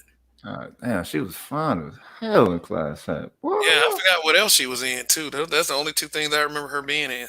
Who was that chick that was in Belly though? Oh, that's Tyrell Hicks, I think her name was. She was an R&B singer, and like I said, she there was this movie called A Bronx Tale with Robert De Niro and Chaz Palminteri. That was her in there.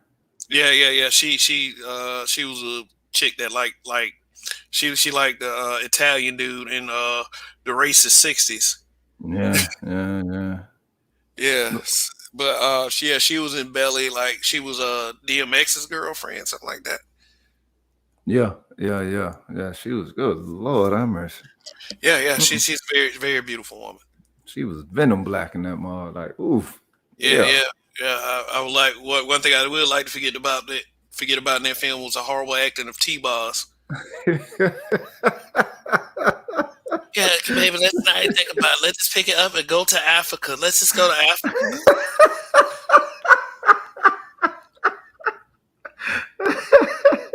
You know what? Okay, so speaking of, y'all said them.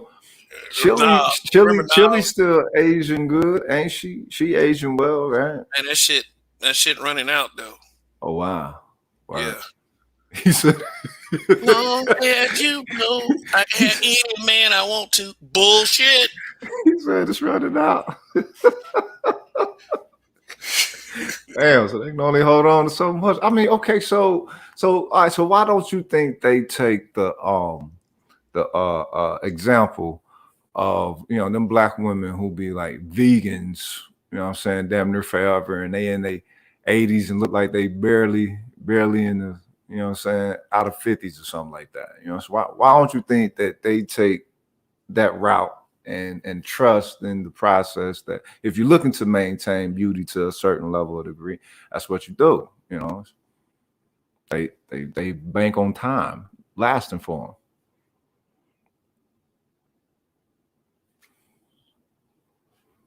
Ali oxygen free. Anybody there? Nobody saying that. Yeah, I'm here. Oh, okay. I think he might have fell off.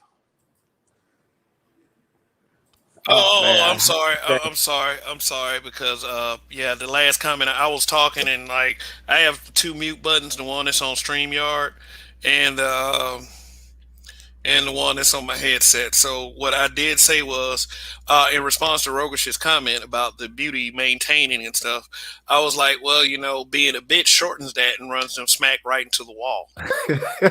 Because, like, first of all, it's like attitude manifests itself physically, meaning that if you're a bitch on the inside, people start to really see the bitch on the outside. Just like if you're like a guy that isn't confident and you feel kind of insecure, that shit will irradiate to women. And right. It's like, you're and you know, I'm not a believer in all this psycho babble mumbo jumble, but I do believe that, you know, certain attitudes and certain ways you feel on the inside can manifest to your outer self. And, you know, this what you try to tell women in, you know, why it's important for you to maintain your femininity, especially in the eyes of a man that you may be trying to court or whatever, right. Because your femininity, it makes you look soft and you have a glow to men, and men will, men will, and this is kind of a bad word to use, men will simp for you without any effort. But, you know, women act like, okay, I can be a bitch and get everything. I can have it all. Yeah. You know, and I know you've heard, like, you know, certain content creators saying that women want it all. This is like when they say all, they want the ability to have to act like how they want to fucking act, and and it's like have you be a total gentleman, you know, that does everything for and in that process. They only want rewards, no consequences. Basically, they want the rewards. Oh, here she comes. Watch out, boy! She's a man eater. She's a man, lame eater. Yo, them songs from the 80s all make sense now, bro. Hall and For Oates, real. man. All that shit makes sense. Hall and Oates, man. Hey, shout out to Albie River Eagle, AM-IND. Going on, brother? Damn. So what was the phrase that Holly said? She said they don't owe men nothing, right? They don't owe men nothing. Women don't owe you shit. Hmm. It's like she made it a gender issue. It's like her personal problem's a gender issue. It's like, no, you just got caught up in what the law says, like many of men before you have. And you know, the same thing with like Toni Braxton. Right. Like Toni Braxton did kind of wise up and kind of clean it up a little bit. She was like, you know, at first, like she didn't expect her husband to collect alimony, especially when she wasn't getting work and she was sick. But he decided to say, hey, nah, fuck that. You got to pay me anyway. You know, she came out and said, oh, I was thinking that men are the new bitches. Ah, you know? damn. Like for real, like okay, so what Toni did was, you know, and the context to me is like she felt some kind of way at the time it happened. Don't she live in Atlanta though?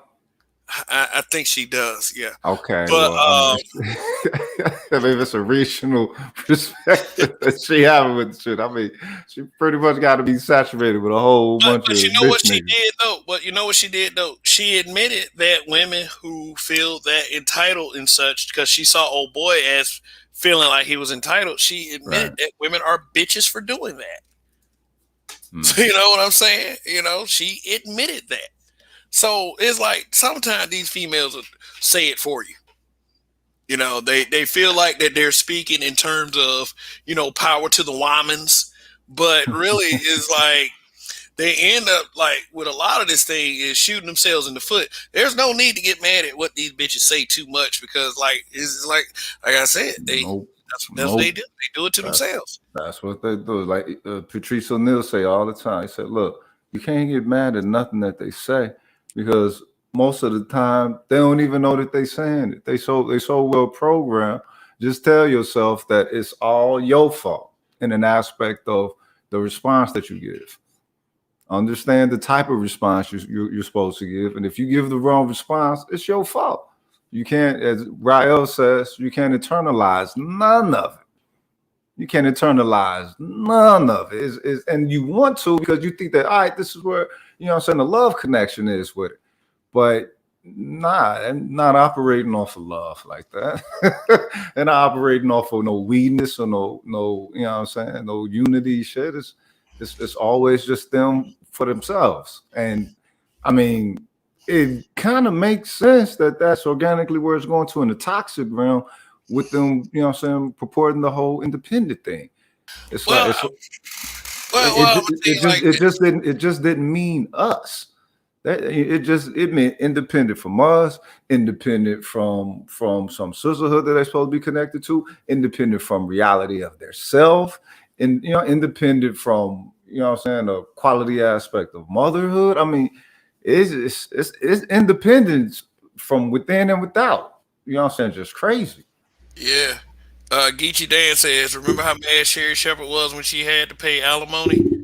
Yeah, I think she had somewhat of a victory in that. I don't think it was that big, but you know, Sherry Shepherd, you know, her son also likes white boys. I mean, not white boys. I'm sorry, white girls. Okay. Like, yeah, he also liked white girls. So you know, she got a couple things to be mad about. But anyway, right, somebody Mimi Monet, thank you for the super chat. I really appreciate it. Hey, brother peace, Kev, Mimi, God peace, bless peace. you. Back at you. So appreciate that. Yeah. So the conversation is from bad beer to bad box. Now, let me ask you two gentlemen something. And I know this is going to sound like a personal question, brothers, but I assure you that there's no any ulterior motive behind me asking this question. Because, and before, you know, I'll lead by example. My answer is yes. And it wasn't good at all. And, you know, it's like I remember it because of how bad it was. Okay. All right. The question that I'm about to ask. The question I'm about to ask is: have you ever had a female with a bad box? And by bad, I mean like it's like okay, it's like I might as well quit. I'm not getting anything out of this. Like Nah, nah. it's like you stick it in and you feel the surface. Nothing slick. You want to go first, or you want me to go first?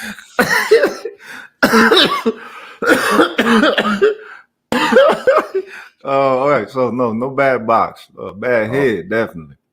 Oh, Bad I head. had a bad box one. Oh, and what's so bad? I sit here and laugh. You know how they say small world.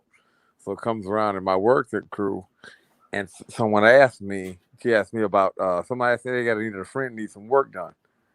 So then after they told me who the person was, I'm like, I'm like, I know who that person is.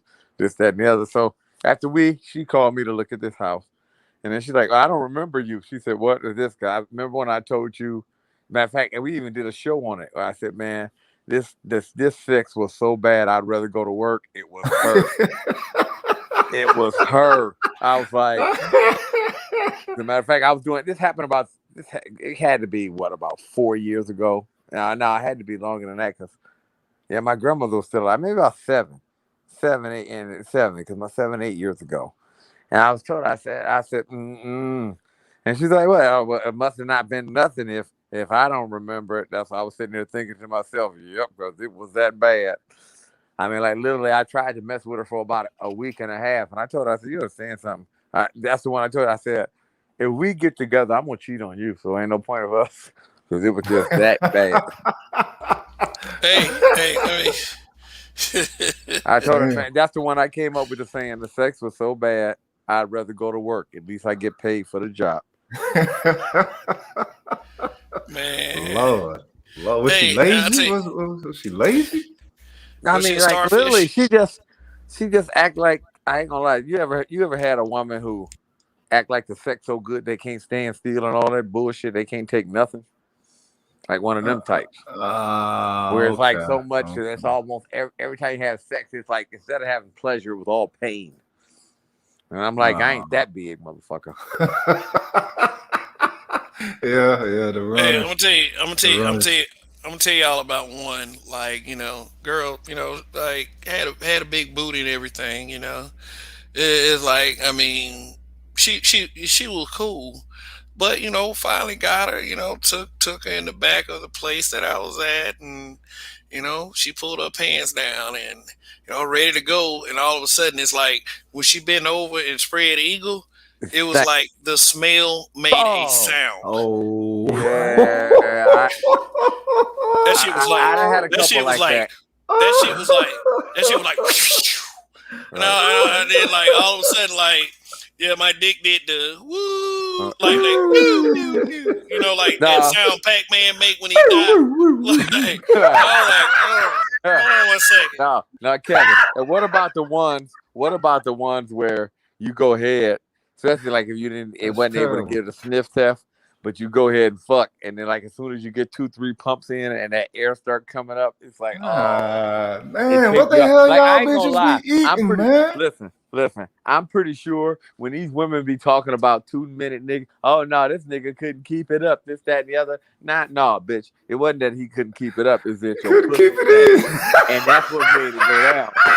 You know, just tell the truth. Dick just withdraw. Like, where like, yeah, you be like, oh man, I'm about to get in this, and then you start to smell it, and you be like, oh hell no. Wait a minute. Hold up. Then all of a sudden you can't keep it up because you be like, think happy thoughts, think happy. You like, you like, motherfucker, think about that smell.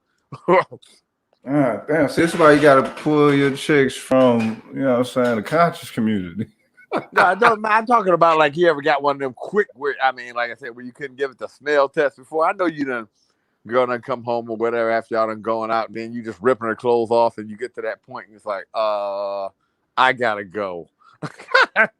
Damn. I mean, like, hey Siri, pretend like a customer call.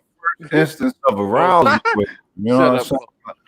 Like a lot of times you could tell if their arousal level upon first meeting, and they're going to release some pheromones in. It might be No, but sweet. not when it's funky. I like when he said that.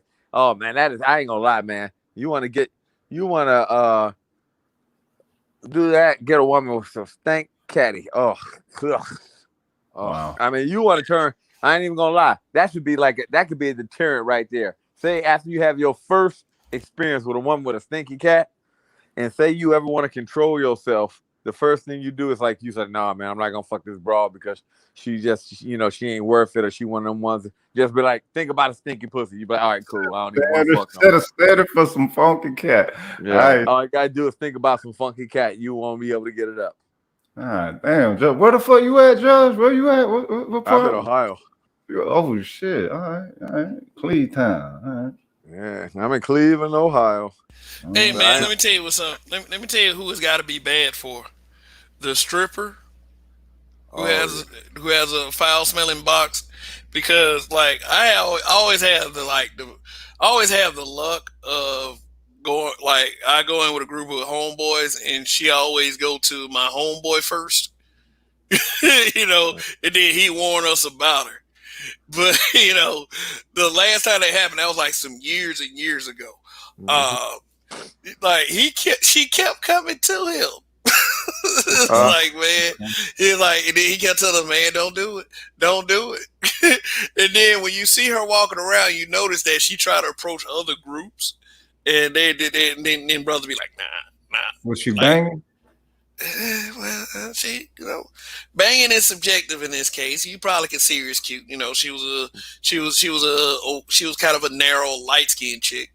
She was okay in the face, but a lot of them don't realize sometimes they just need to sit in a tub with their damn legs open.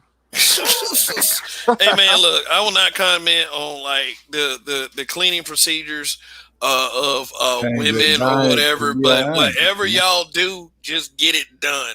Right. It is not good to be on the other side of conversations like these, because believe me, when y'all talk about dudes are short or they got like small wee-wees or whatever, you best believe if you stink down there, he letting all his homeboys know about you. Oh yeah. Well, that's only the OBD, the old dirty bastard type is gonna probably mess with you. But listen, it's a YouTuber that's famous in the space, and that's been a big thing with her. That her box stink, and I mean it's like multiple men who have like been known to mess with her said that her box stink. And I don't know. Okay, now hold up. Does she look healthy? She got a kid now. She stay in California. Oh, okay. She's not one of like in our spectrum. Oh, she always fighting with Minister Jap. Back in the day, it started with her and Minister Jap. Now I go to show you how long you follow. If you follow Minister Jap, yeah. Name start with an S. Yeah, I remember. Thon. Yep. Yeah. So she just had a kid, huh? Yeah, no, she been had a kid a couple years ago by a dude named Prince. Prince. 2000. Party over with out of time. Yeah, I probably wouldn't know who this person is, but I've heard some real. How you say it, fam? Say it. All right. Okay. Yeah, look, if you come after anybody, come after me, guys. I'm an asshole. Hey, but you know what? That has me like when they had that little incident at True Kitchen Plus Cocktails with Kevin Kelly, right. And they was talking about twerking and shit. There was an internet joke going around called Darth Skater 7 actually used it. One of my habitual line stepper brothers. He put up a meme like with Baby Yoda looking kind of like okay, and like the caption said, "I don't want any twerk wind in my salad." Now, do you believe in the existence? Like, since we got bad boxes with smells going around, do you believe in the existence of twerk wind? No. What was the movie? What was that movie? It was with Eddie Griffin, and they was at a strip club. I can't remember. And he's like, "Look, I think I got ass dust in my drink." I was like, "What movie is that?" Because it was Eddie Murphy sitting there, and he's like, "What?" And he's like, "Man, we just broke down holes." He's like, "I think I got ass dust in my drink." Foolish. What movie was that? Foolish. Okay. No limit shit. Yeah. Yo, you talk about foolish with foolish ways. I don't know. I remember him saying. I remember the line. Foolish ways, cuz. Right. Yeah. Like, come on now. It's like I know y'all trying to be making puns and spins on names, man, but that was just too obvious. Ain't no way in hell somebody's gonna be named Foolish Ways and that shit be by accident. Of course, your last name could be Ways, but just to be named Foolish, that's too random. Yeah. And they need to be named Reginald Ways or some shit like that. Wow. Can you imagine? I mean, and like, I just want to know, like, as a woman, and see, you know, that's how you know that shit like that is true, because you never hear women talking about, oh yeah, man, her shit stink. Or I mean, plain and simple, like shit. You ever worked in any place where you had to clean the women's bathroom? Man, you step in them bathrooms be funky as fuck. Yeah, man. Like I've heard this from women myself. Like, okay, yes, I spent some time in the restaurant industry. You know, I did. So I've had the honor and the privilege of dissecting every facet of the restaurant business from top to bottom. I might even open my own restaurant concept one day. But based on the feedback I've got from various hostess females and you know, people who work the front of the house.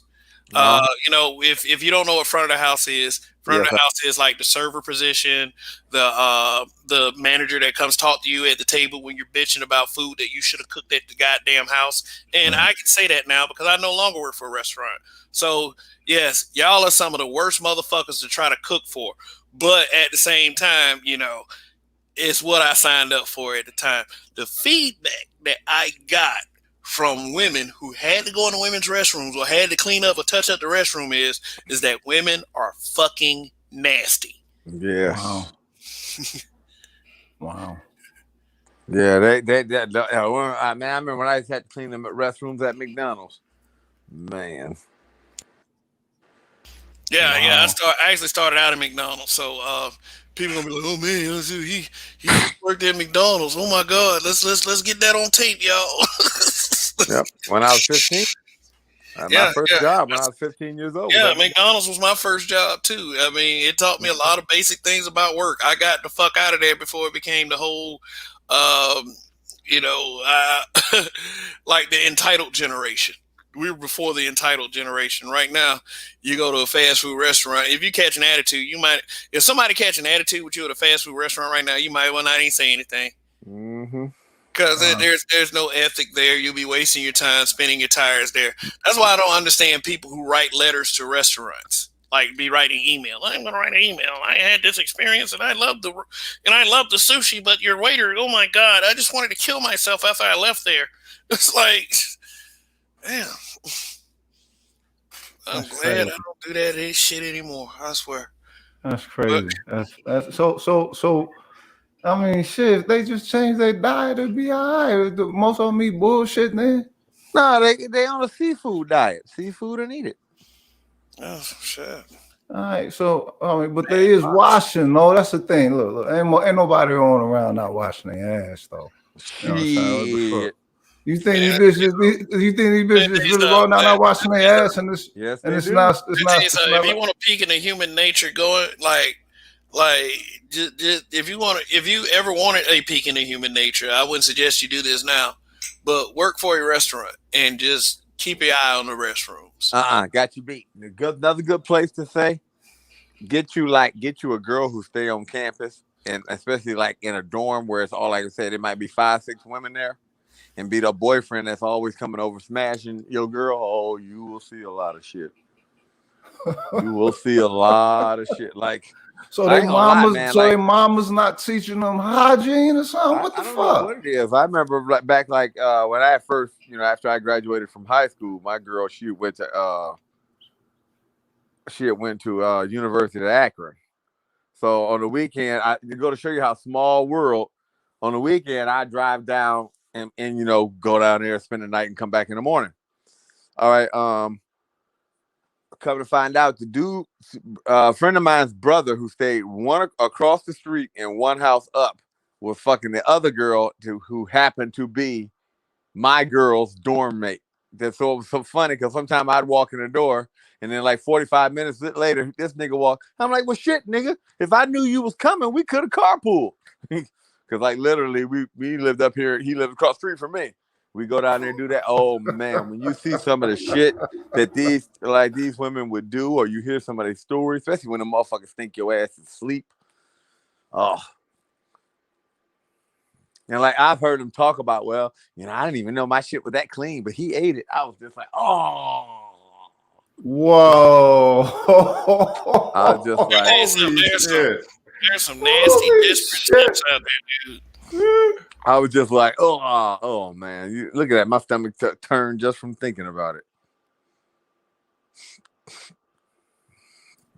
I'm glad I'm a good judge of character when it comes to women. Then I ain't never had no bitch try to get nasty on a motherfucker. Nah. You ever, like I said, you ever went to you ever dated a girl who like went away to school and say you didn't go to this campus, but she did?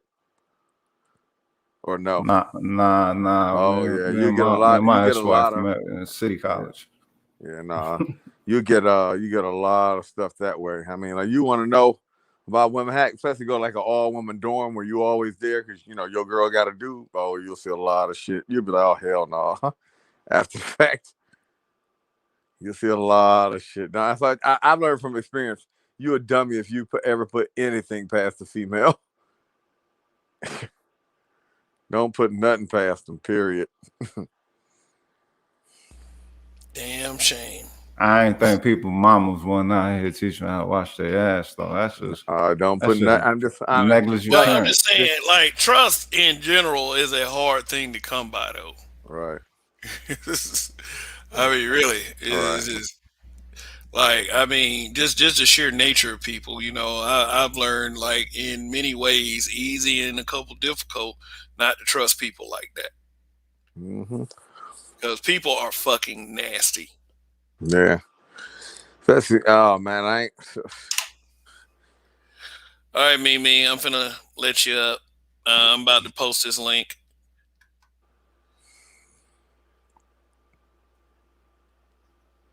Oh, there you go. All right, the conversation for tonight from Bad Bit of Bad Box, Halle Berry. It wasn't even bad again. Shit. When did it fall off for y'all? When she was in Queen? Remember? Nah, nobody remembers Queen. Queen was the part where she played like Alex Haley's great grandma, she was Queen. Yeah, she was I don't know, she was like the daughter of a slave master and Jasmine guy, apparently. So once the slaves got freed, and they sent her on her way. But all I can say is the acting is horrible. Did she play nuts in there? Say what? Didn't she play nuts? A character that was nuts in there? Her husband eventually did have her committed for a minute. Had her sent to the mental house, and she was like trying to convince him. I remember that much. Her husband in the movie, the guy who ended up being her husband, was played by Danny Glover. Her mother, who was on the plantation, being Mister again, that motherfucker, huh?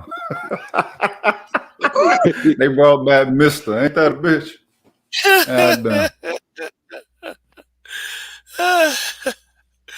All right, we got Donnie back and we got Mimi Monet. What do you have to offer the conversation, Mimi? Peace. Peace. Hey, don't say uh-oh. He said uh-oh. No, like with y'all men don't know half of it when it comes to the stank of women. Like I stayed in the dorm. Somebody was talking about the dorm just a minute ago. That was me. And that is so true.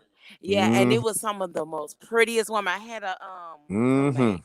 She played volleyball, beautiful shape, hazel green eyes. Like all the guys liked her, and she had a boyfriend. And she would go to volleyball practice sweaty, coming back to the dorm.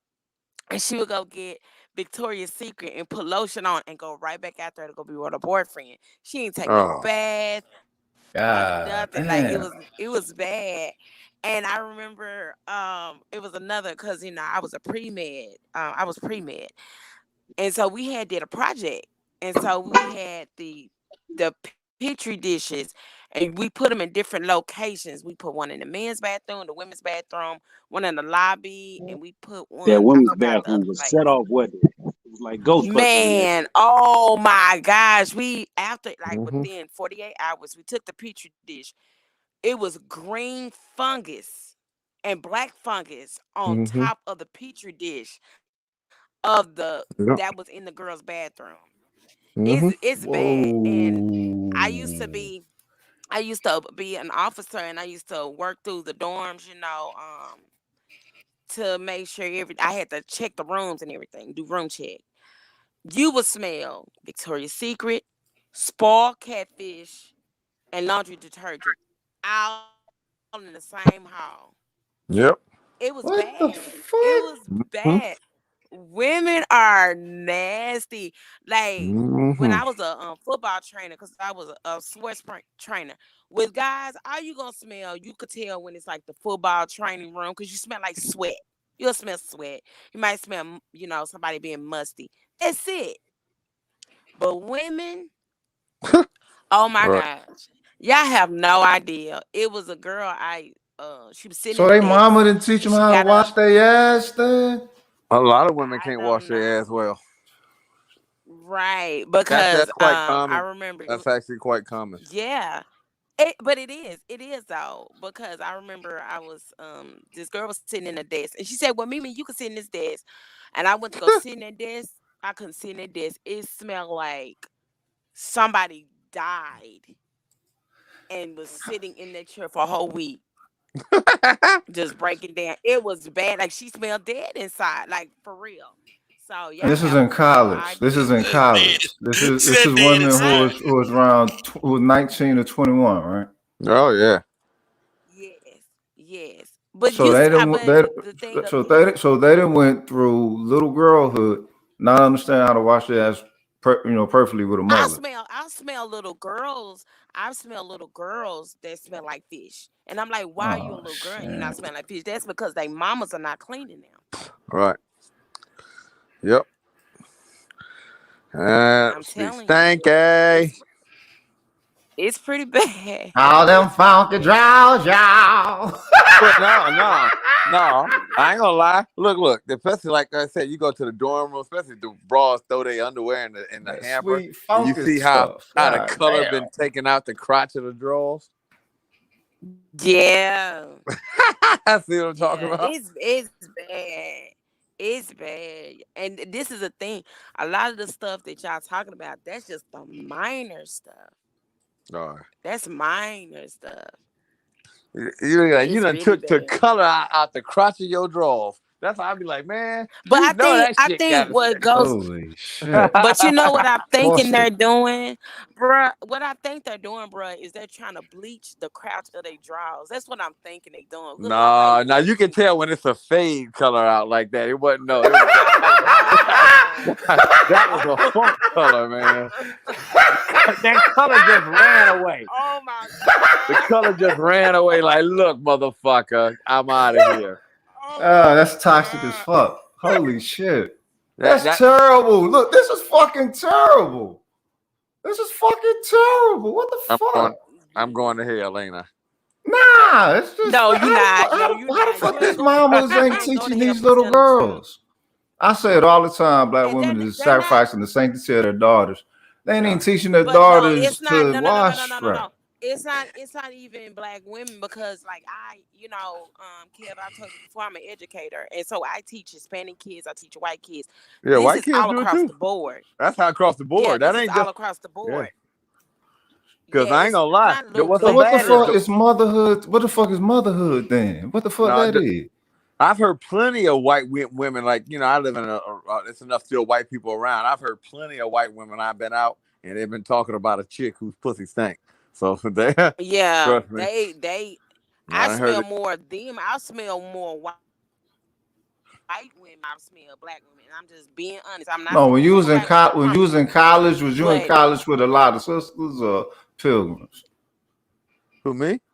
Nah, Mimi. I went to school with a lot of sisters, but Lot of me being an sisters. educator, when I talked about the little white girls stinking, I mean the little girls, I was talking about the little white girls. They're not teaching them how to Oh, okay. wipe, and so when you're not teaching them how to wipe, and they're getting stuff up in their vagina, they can get bacteria vaginosis that causes them to smell like fish. But they parents don't That's smell. They smell it and they say fuck it, whatever.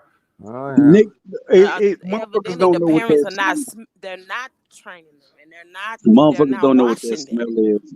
And then there's dudes who are accustomed to that. So let me say this: it Oh was a shit. chick that I was dating. She was very sweet, and I mean very sweet. Like she could have been like a cool breeze, right?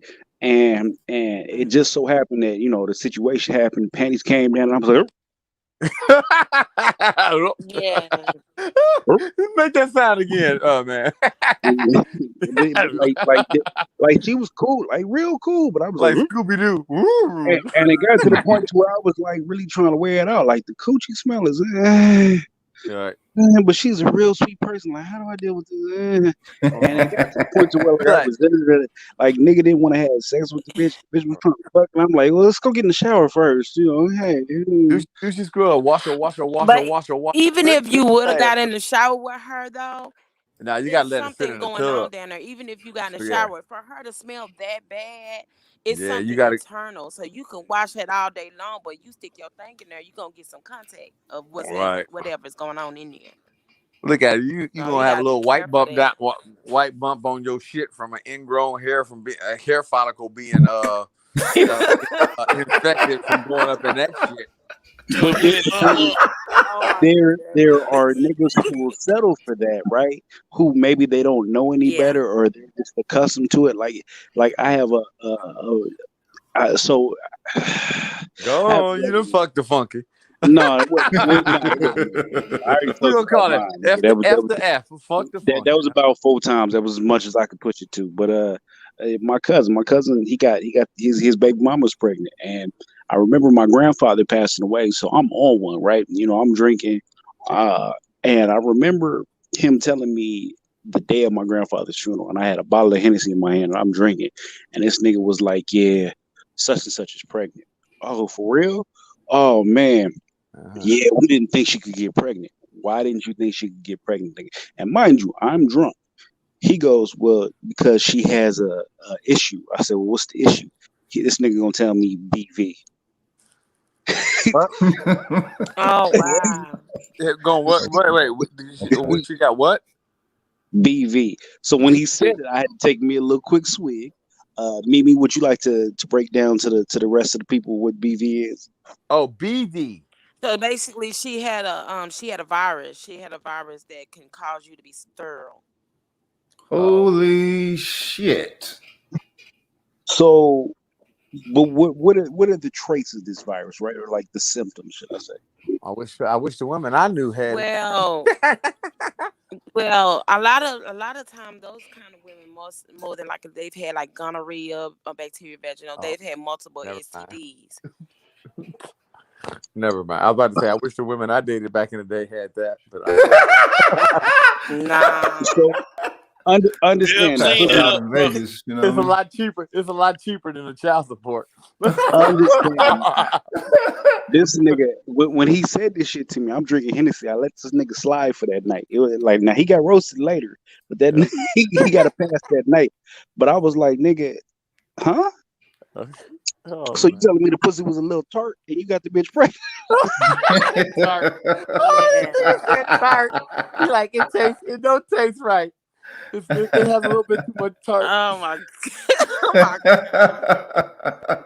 Oh So no. niggas What's the out worst? here- Okay, now tell the truth as a guy. You ever fuck somebody? Their pussy didn't stink, but it didn't smell good. And then they come give you some head. You be thinking, oh God, this bitch gonna want me to do her.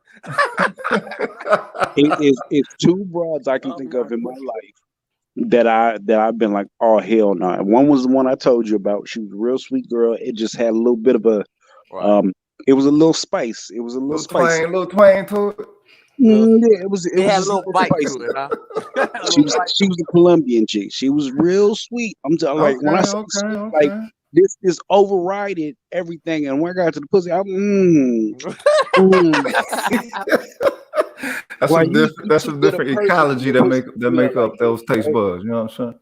That's a whole. That's a No, whole not, different. That's a whole different now, ecology of consumption you got to deal with. You know, Right, so right. it Columbia was shit. never Tell an her, eat the look, it pussy tastes great, situation. less filling. Nah, nigga, it was never an eat the pussy situation, nigga. I probably would have threw up on the bitch. So we never went that route, right? Uh, and then there was another bitch that, and this one perplexed me, and actually it still perplexes me to this day.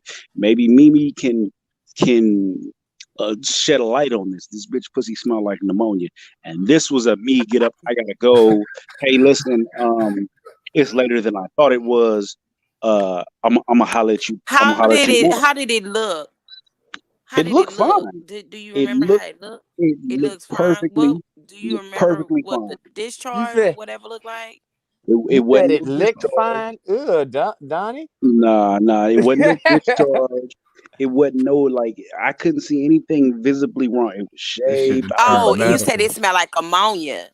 You said it ammonia. smelled like ammonia. So it could have been build up That's pee. She doesn't pee, wipe her pee. pee.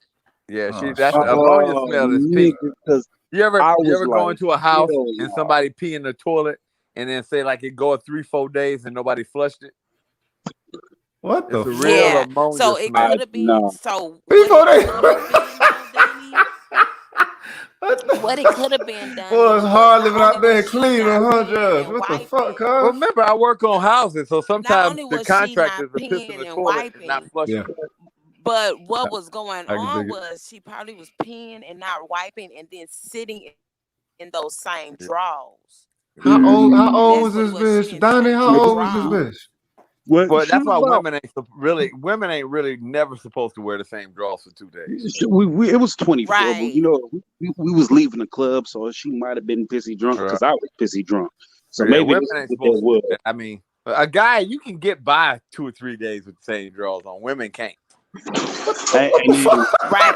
And to be honest, like seriously, a What? woman don't supposed to be in the same drawers. She supposed to at least change drawers like two to three times a day.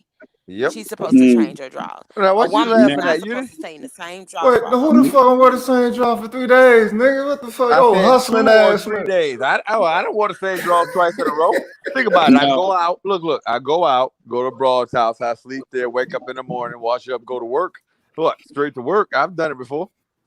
now, I have dated an ex. She was real conscientious. She wore 2 to 3 different pairs of underwear a Hmm. day, and That's that A was the smart. only day. time I had a Hey, bleach Yes. smell. How the And the fuck that ain't reason excessive That's then how though? it's How that's supposed to not be. excessive? How nah, that's that's she not good. she excessive? was Her she stuff was probably tastes good, real. didn't it?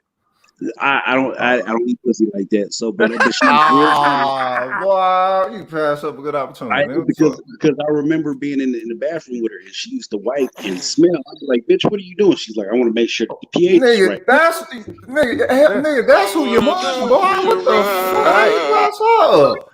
Right. Shit, you know she clean, you know she Right. hygienic. You ain't, I mean, she probably fine. You know what I'm saying? What the Okay. fuck? No Okay. Here's the problem. question. You ain't But never like been that at a doesn't party? mean that she's clean. That and this is the thing. This is the thing that a lot of people don't understand. Because I had a friend who had herpes, and when my homegirl Mm. who had herpes, she kept herself clean. She washed herself. All because someone is washing themselves does not mean they don't have an STD, and that's what Oh no, people no, we have to never said that. understand. Like, So just you give have an to be example. careful who you going in raw and who you But eating. this broad Oh, I met that You was gotta recently, be just she careful who said you that. going in raw and eating because No, I didn't. I figured I didn't eat her. She had she said she had herpes. women no, say no. that. I've seen a multitude of women, and that same ex used to take bleach baths, which I thought was the weirdest shit ever. But she just felt like that was how you get clean as a person in general, male or female. So she'd be like, "Yeah, you got to put a couple caps full of bleach." Like, bitch, I'm I've not gonna heard take a bath. that. Yeah, I've heard people say that. Folks, Right, it gets the bacteria off the body. If you said put 2 capfuls of bleach in the water, yeah, Yeah, no, that's some extra shit to me. yeah. I mean, when you really think about it, in a big tub, 2 capfuls, 2 caps, the little tiny caps of bleach, that ain't nothing. Like you can That's drink Yeah, that not water, I you don't even I don't taste want it. that shit going in my dick. I'm cool. But I'm just like, hey, I figure at I least done you. fucked around and I sprayed think. some cologne in my dick before. I don't want to know what the feeling of bleach is. Yeah, no, but I think what happened is I ain't gonna lie, I'd rather date a chick like that than a chick who just get up Thank and walk on out you. the door. Holy shit. Holy shit. At least you saw she put forth the effort to tend Right, to at that least because motherfucker. you You know know she what I be mean? right. Think about it, she doing all that. She probably washing. Think about it, she taking a bleach bath every day. Shit, that Yeah. mean that shit clean. Pretty airstrip and all that, right? Mimi, what you said about her? Mimi didn't dipped off. I really wanted to pump her for information because I felt like she was gonna give up the game. She was like, motherfucker, just because they clean don't mean that they aren't riddled with STDs. And Right. and that was a valuable piece of game right there because it's probably a lot of bitches out here to keep themselves to a standard that is when you go into the restaurant, they got the grade on the wall, grade A. That bitch might get a little bit of herpes. You're wrong. You're wrong. But is it the truth though? Of course, it's the truth. You're dead wrong. All right.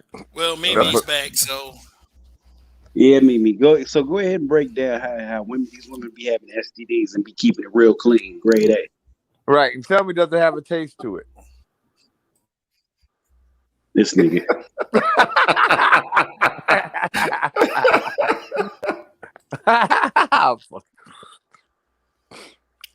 Y'all gotta excuse me. I had an edible. Me, where you at, though? I'm right here. I had to get back on.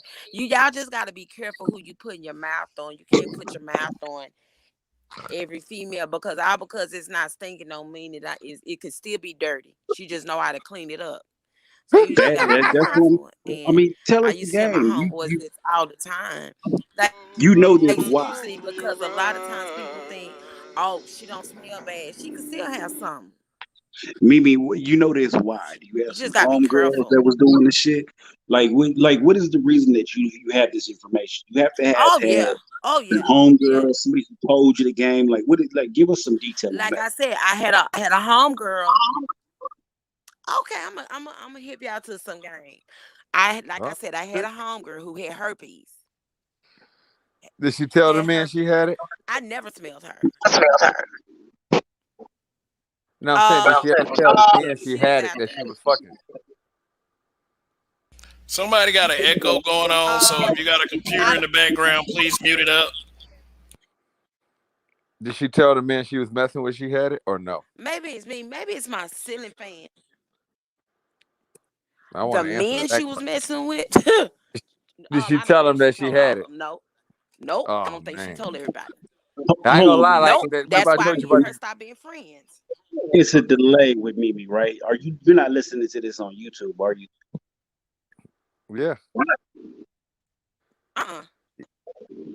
Okay, yeah. Okay, so go ahead. Yeah, so what I've heard is most people with STD or STIs or STDs, is incurable type joints, they don't really say nothing to anybody until well after the fact, right? So this is what makes these diseases much more dangerous and much more scarier, right? They say herpes is something that you can live with. AIDS will kill you. AIDS is one of them things that'll send you up the river. So motherfuckers are real selective in how they kind of present things to you. Somebody's more likely to tell you about the HIV because that'll get them sent to jail on some real criminal time. But I think herpes and there's one they more. They put them in jail for that too. Yeah, but them things is I'm gonna get to keep on getting motherfuckers don't say nothing about. Yeah, I've talked to 2 women who actually, before we even got to that route, they came out and told me they had the herpes. I never had sex with them. I ain't gonna lie, one of them I wanted to fuck, but I was like, and that's the crazy thing though, because I don't think it's the one who has herpes. She has like 2 kids now, and this is like, so somebody went up in her raw at least 2 times. That's what I'm saying. But you gotta be. They say you don't always get it if you have sex. Put your mouth on everything.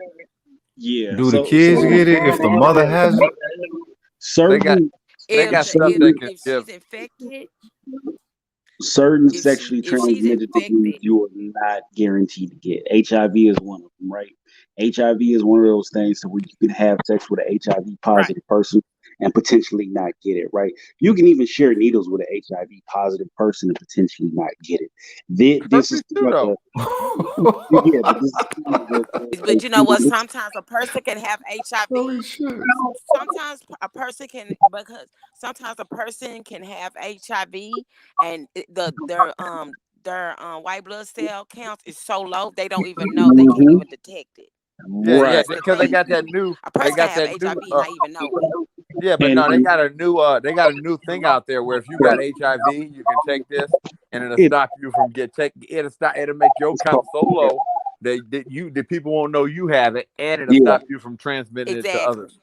It's called prep, so Yeah. But that's one of the big things. But but in the same breath, I think it's herpes, right? Herpes is one of those things that you could have sex with a condom on and And still still get. get it. Yeah, herpes Yeah, because the skin, yeah, it's an you can still outbreak on the get it. skin.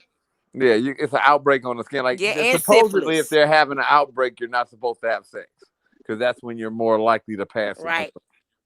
But you can technically, Right. And syphilis. unless But you're this is having the an thing outbreak. though, because a person can have side of the vagina walls and they don't know they having an outbreak inside the vagina walls and they can Right. still hmm get passed on to the next person. That's what I'm Because that's how saying. you People that gave it be to your sticking boyfriend. thing in people raw eating them out, and then you walk around here with a bump on your lip. You got a bump on your lip? What you say? I couldn't hear you, bro. You said you got a bump on your lip. No. Devil is a Oh, lie. No. No, you got dang, a bump on girl, your I'm lip. sorry. I feel sorry for you, man. Here go You got a Judge. bump on your lip. Here go Judge. Nah, Shut up, Judge. people Judge, you got a I people bump didn't. on really your have to lip. take into account their Do you want some sexual health. chapstick? They have to deal with the people that they're dealing with, and they have to be very careful. You know, we live in a community where Yeah. condoms are some bullshit, right? Mhm. And then added to that, people are just out here just on some just fuck it, why not we at the club type shit. So you have to be very careful and Yeah. very conscious. They say we have a huge. One of the things that scared me the most is they what it, so this may have changed, right? But as far as I know, if you were to guess, which is the highest HIV ridden state or maybe city in the Ooh, USA? Cali. Cali. You Cali said or Georgia, Atlanta? You, I California. think you saying Atlanta. Oh, New York I City. think You said Georgia. Atlanta. Georgia. Atlanta. Yeah, Oh yeah, okay. yeah, Atlanta. Georgia, My fault. yeah, I Atlanta. think so. Atlanta. It's either Cali or Atlanta. I hate to say I would probably say California So it's my because understanding that it is Miami first. Number two would be Oh wow. Atlanta, Georgia. beware. Atlanta, ATL. Atlanta, right? Okay, and what's your three then? California. I three I just didn't pay attention to. Two, one and two had me fucked up on the most because one and two was where I was trying to do the most fucking at. So that's Right. where I was like, oh, They holy, say holy. Miami is the highest in STDs.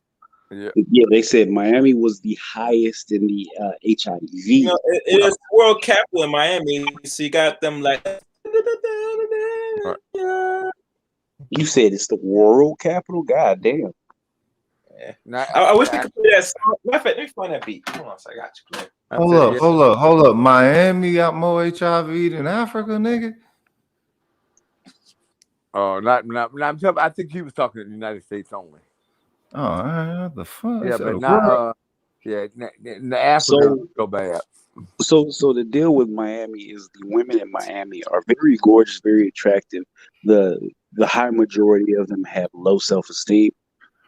So they just do like Miami's probably one of the easiest cities to smash in. Just point blank period. Number two, I would say would be Atlanta. Um, Three, I'll go DC.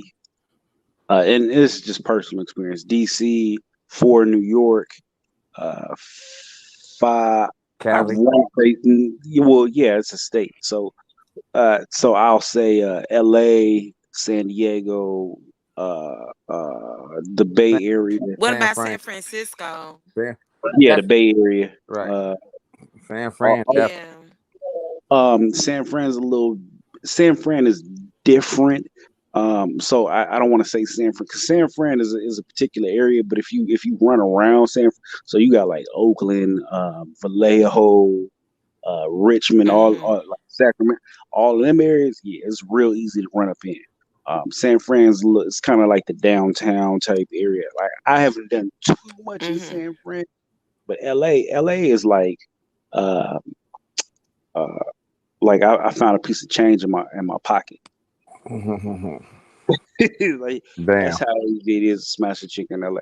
Miami's the same. Atlanta is almost like you get molested in Atlanta because them chicks are so thirsty. That's how that shit spread too. Shit. Yeah, and it's a lot of sisters messing with down low brothers in Atlanta too. Especially those. Especially all them bi women. I mean, if you look at every damn profile, every woman is bi. I don't like to say that those brothers in Atlanta are down low. Them brothers are straight up gay or bisexual, and these sisters know it and don't give a fuck. Right. I ain't gonna lie, Atlanta, damn near every woman is bi in Atlanta. That's damn near everybody. Oh wow! It's been too many occasions where I've been out and I'm not like you can look and see that like that nigga's gay, like that nigga is visibly gay, and chicks will flock to this nigga because of the clout, the chase, what he's popping dynamic, and you know this nigga's gay. Right. And I've seen these niggas leave out the club with a bitch, and I'm like, I know I seen this nigga damn near grabbing another nigga balls in his club. Like this is some gay shit. Oh no. So Atlanta's a different. Fire upon Babylon! Fire upon them! Fire upon Babylon! I had a conversation with Ciara, and it was about a dude, a coworker I work with, right? And I always try to be friendly with the black people that are around me, right? Especially ones I work with. So we were in training, and he came in. And I was like, yo, what's going on? And he said something to me, and this nigga rubbed my spirit wrong, right? Like, you ever had a motherfucker talk to you, and just be like, oh, yeah, no, nigga, I can't fuck with you. I don't know what it is. I just can't fuck with you. And I'm not anti-gay. Right. I'm not homophobic or any such. Because, you know, I'm cool with gay people. Go, you do what you got to do. It is. Something just rubbed my spirit. Just respect you. Right. So come to find out a year later, he gets this girl from the same training class pregnant. They get married. They have a baby. He's out here fucking men. All right. And he's so flagrant with it that you can Google this nigga's name and see he was in a gay relationship. And then you fast forward to the extra shit. He's out here while his wife is pregnant. He's fucking other men with no protection. Sure. His wife finds out about it. I hate the future. Catches him at a hotel with another man. I said I hate the future. The future is just motherfucking Earth. And has baby number 2 with him. The fuck? So, motherfuckers be like, oh, he's on the down low. You know from Jump Street that this nigga's gay. There's too many black women out here who are like, oh, yeah, nah, nigga, you must be gay. Oh, nah, something fruity about you. It's too many black women who say things like that to let me know that you motherfuckers don't know that this nigga's gay or on the down low. Period, point blank. I just don't believe that if I had that nigga's gay radar, that a woman didn't do it. Like, you just don't right. I had no interest in this nigga. Oh, something wrong with this nigga. Something that a woman didn't know. Nah, I don't believe it. I don't believe that shit. Yeah, because I've seen a lot of situations like that where the dude was just straight up fruity, and the girl was kissing on him and everything. And it's just like, girl, like y'all love super him. Fruity, like y'all love him, huh? You love him. You're like, yeah, boy. You like y'all follow him like Toucan Sam. Just follow my host.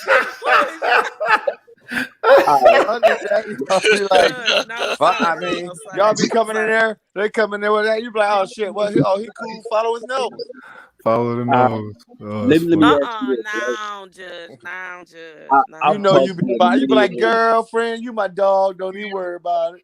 Judge. Y'all, Fuck that nigga Judge Dre on the Judge. side, No. man. all right. Uh-huh. So I'm let me straight ask y'all this, judge. I fellas. swear I'm I've, judge. I've No. talked to a lot of women, right? So I've talked to women about like niggas they fuck with it, this that and this may be a chick I fuck with or not even that like a friend or a homegirl. You know what I'm saying? Like I've talked to them, right? And Mhm. I've heard on more than a few occasions that women have stuck a finger in a nigga's booty. Mhm. Yeah. That's some gay shit, right? Uh, Y'all be doing it. The fuck. Let me follow my nose. it was a chick that I was dating. She brought her friend around, and the friend was talking. She got a little drunk off a couple glasses of wine, and she was talking about how she pegged her ex-husband, and I was like, "Bitch, you do What what?" Ugh. the fuck? Right. And she was like, "You got to experiment with your sexuality." I said, "That's what that nigga told you, huh?" Right. Fuck out of here. But you And gotta then I also told understand a lot of these gay girls have gay homeboys, and they gay homeboys is telling them, "Oh, you stick your finger up his butt, it stimulates his prostate." And she's like, "Oh, I'm gonna do that to my man," and because I've had gay homeboys to tell me that. But a true man, and this is what I'm learning from my homeboys, a true did man you get knocked out ain't when you gonna be tried cool it? with you sticking your finger up in their butt. Right. When you woke up in the ER, did you learn it was a bad idea? Right. That's probably that's what probably happened to Well Chad. put. That's probably what happened to Chad Wheeler's girlfriend. She's like, "Oh, let me try something." Bow.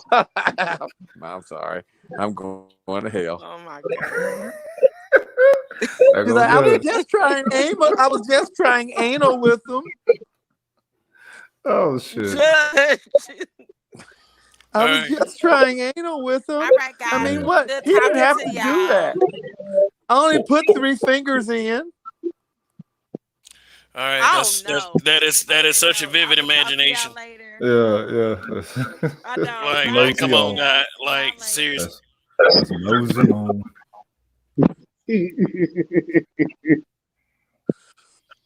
Gross. All right, guys. Let's move on from that. I don't. Y'all sitting there talking about booty playing shit. Uh, like, that's unbecoming. So, He said, right. Thank He you. said, "Move on for that. You're turning him on." yeah, No, just no, the fuck you ain't. Yeah, that's why I Like, said when she like woke up in the ER, shit, what happened Pause. to her? shit. I know that's what you're playing in. All right. Well, the subject is from bad bed to bad box. Mm. And the conversation just kind of took a downturn. So let's give it back an uptick. Okay. Oh. All So right. so so a Go ahead. question. And them so Holly is how old? How old she is? 54. 54. Oh, that's it. I thought she'd be older Uh-huh. than that. All right then. So 54, I still think that's a little bit young, but we'll say, the ones who are them in their 60s, maintaining, that perspective of, I don't know, prestige, just with them being, a woman or something, as if they're not attached to us in an aspect of no other relation other than what they deem you, provider and what's the other shit, protector, or dog on a leash, whatever. How long do you think that should last with them at such a level to where it's that arrogant? It'll last forever.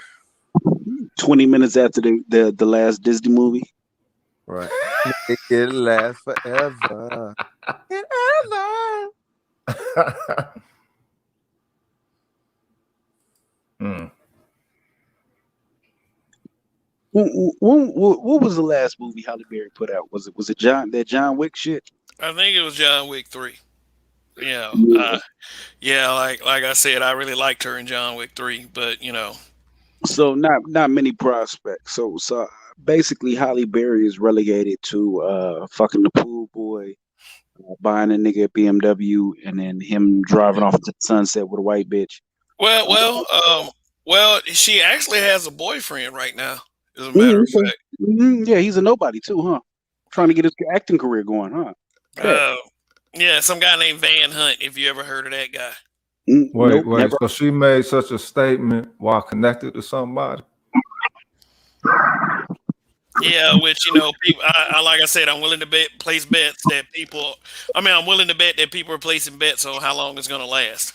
All I'm gonna say is this nigga has definitely secured the PS5. 2 of them and Xbox One. He got both.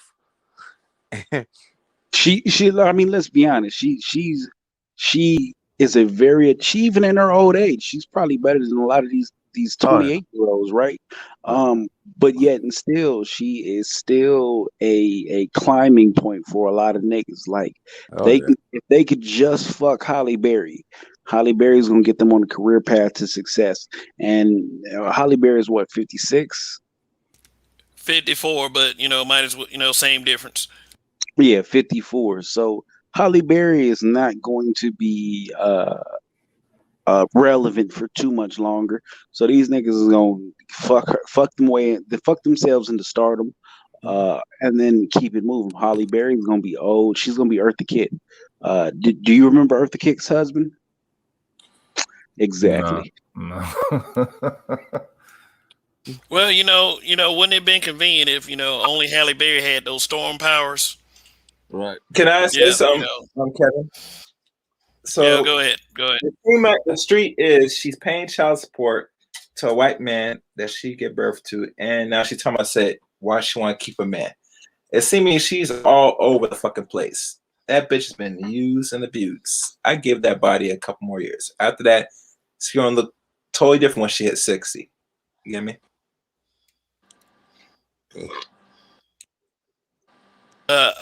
Yeah, I mean, I will say this, she is staying in pretty good shape, but you can definitely tell by the stress in her face that is about to be over with if it ain't over with right now. Halle Berry let's have this question. Halle What do you Berry think? has gotten down to the point to where they can be like, "Hey, Dre, Halle Berry in your living room naked, and I'll still be sitting here talking to you." See, I mean, like literally, she ain't that good. What? Wait, hold up.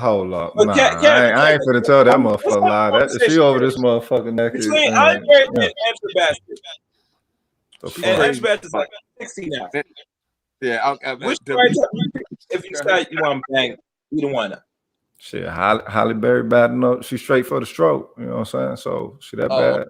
Yeah, that's about all she worth. You know what though? She might actually be sort of a super freak. But just because she's a super freak doesn't mean that I wouldn't even necessarily say the guy's gonna stay, but it doesn't necessarily mean that she is gonna stay. Who was to say that she hadn't broken off some of these relationships?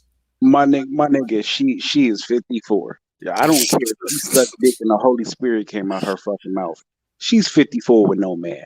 It would be a nigga attached to her at the hip if she sucked dick that well. So I get like you trying to be nice because this was your childhood crush. Like this motherfucker you grew up with. Like you kidding the fuck.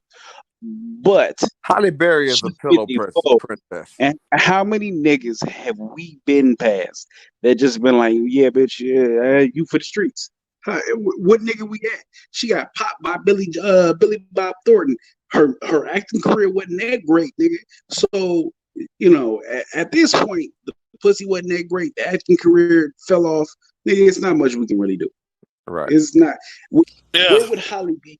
Where would Halle be if she couldn't be an actress? That bitch would be in the Walmart greeter line. Yeah, she God damn, give her a little more credit, cuz. Walmart greeter. Pepsi on aisle 14. Oh no, That's don't cold. worry about it, ma'am. You flip that over and you scan that barcode right there, not that one there. That's the produce number. Oh yeah, I want shoes on aisle 4. She don't look like she could be no engineer. That nigga don't look like she could be a paralegal. That bitch look like she's suited for CNA work and waving as customers leave the store. So basically, all them blue collar roles that she be playing there. Donnie, how dare you say that about a black woman? A black woman can do anything a man can do. Yeah, that bitch can be the female version of a Walmart greeter, nigga. That's about it. See, I'm not coming over here to this show anymore. Sir, have you even seen this bitch play a smart person in a movie? Oh damn! Now see why you got to talk about her like that. Give me one role. She said that she has an IQ over 70 in Swordfish. Give me Was she a role. detective? Was she a detective in one of our movies? No, she said she has an IQ over 70 in Swordfish. Nigga, what you say, Rogish? Was she a detective in one of the movies? Don't you got to be, somewhat intelligent to play a detective? If they nigga, like have you the seen movie, our actual police force, nigga? Have you seen our actual police force? No, we talking about Hollywood. Usually in Hollywood, try to make the motherfuckers with a little bit of Columbo. So again, this bitch is qualified to be a Walmart greeter. Gotcha. Okay.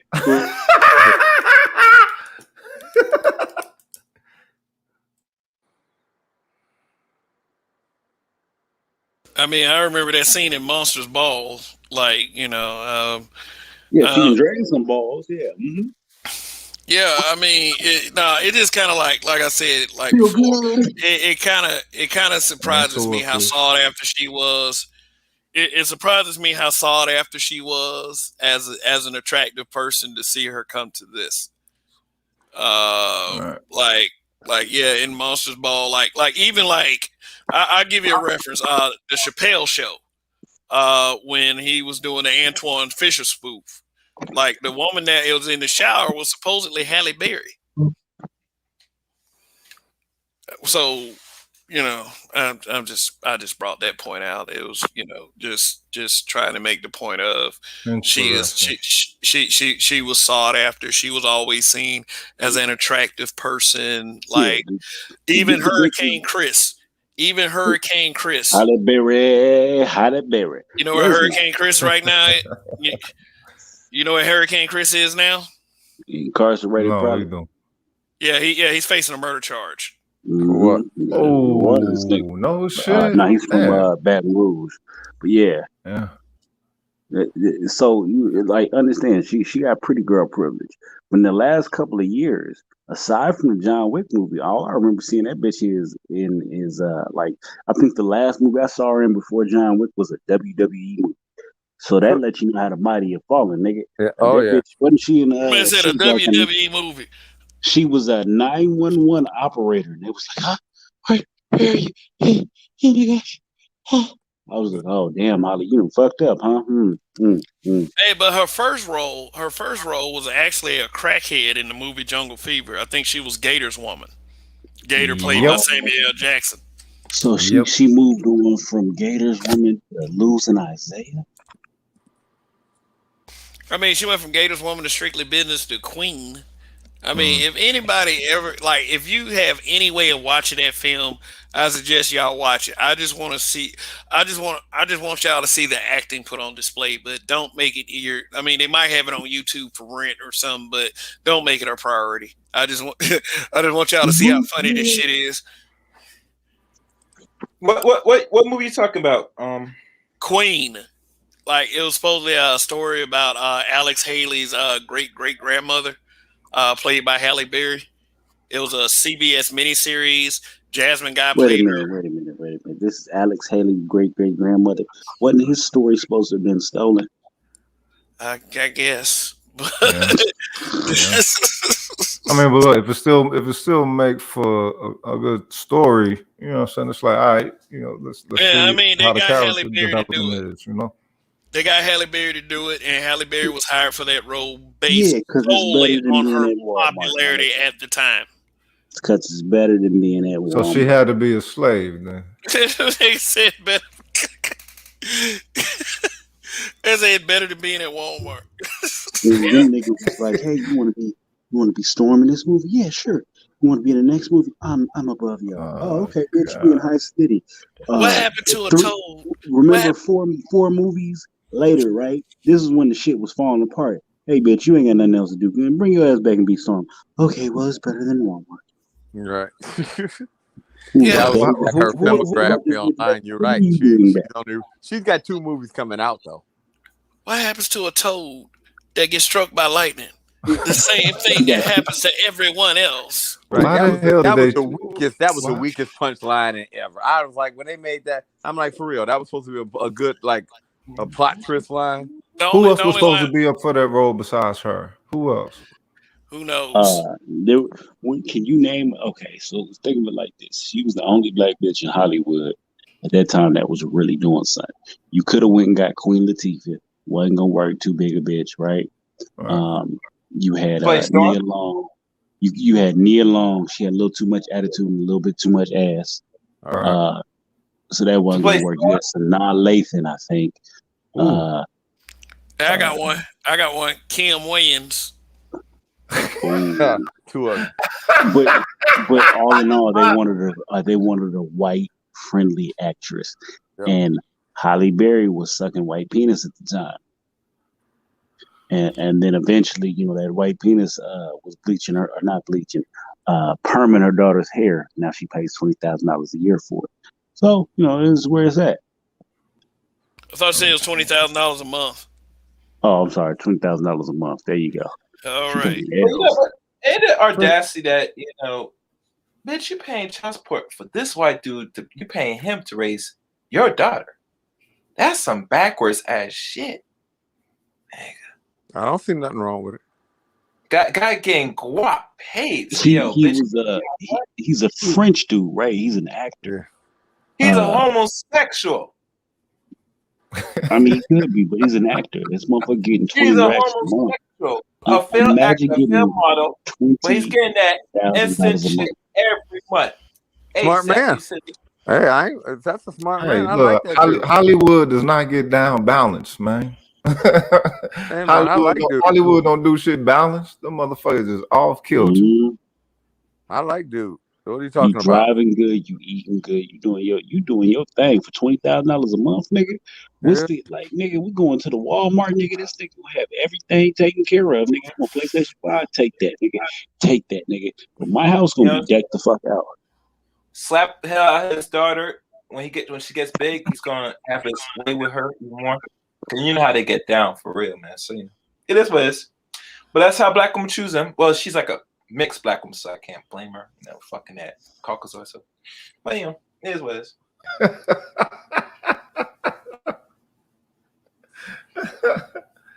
Oh shit! This is interesting. So who's supposed to be the next Halle Berry then? Chloe Bailey. Who that is? Well, no, Chloe DeBailey is. I think she's too feminine. They're gonna have to dial it down a bit. I would probably say Zendaya. No, Zendaya's a bit feminine too. Hold up, bring them both up. You know why I say Chloe? But you know why I mentioned Chloe Bailey? Because roughly, they could work with that.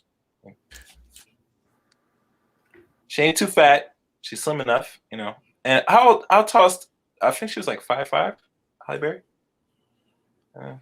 No. But one thing they have to do is say, they go tell us, listen, young little bitch, you want to get rid of them dreadlocks. It can't. That can't work. That can't work. You want to just her baby daddy. And you know why I said Chloe Bailey?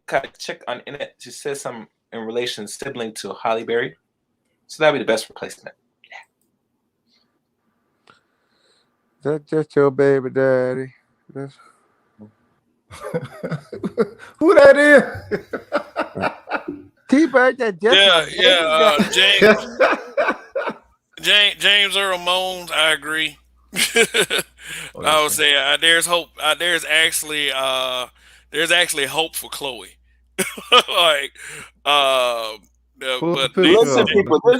Listen, people. If I'm wrong, then I possibly could be wrong. But I predict, because this woman is already washed up anyway. In the next couple of years, they're trying to pave the way for Chloe right now. Hell, she did that sled challenge. So they look at it and say, yeah, she got potential. We could probably work with this. Yeah. Yeah, but her other half, she's gonna star in that live action remake of The Little Mermaid, and that's gonna be pretty interesting. Wow. to say the least, because they made a big deal of the race swap, but for some reason I have a feeling nothing else is getting race swapped, if you know what I mean. But I will say this, Kev. Well, a lot of black women complain about the representation of black women image here in America. That is black women's actual fault. Cause look at now they have women out that is almost white passing out, posing as you as black women, and now y'all getting mad about the color.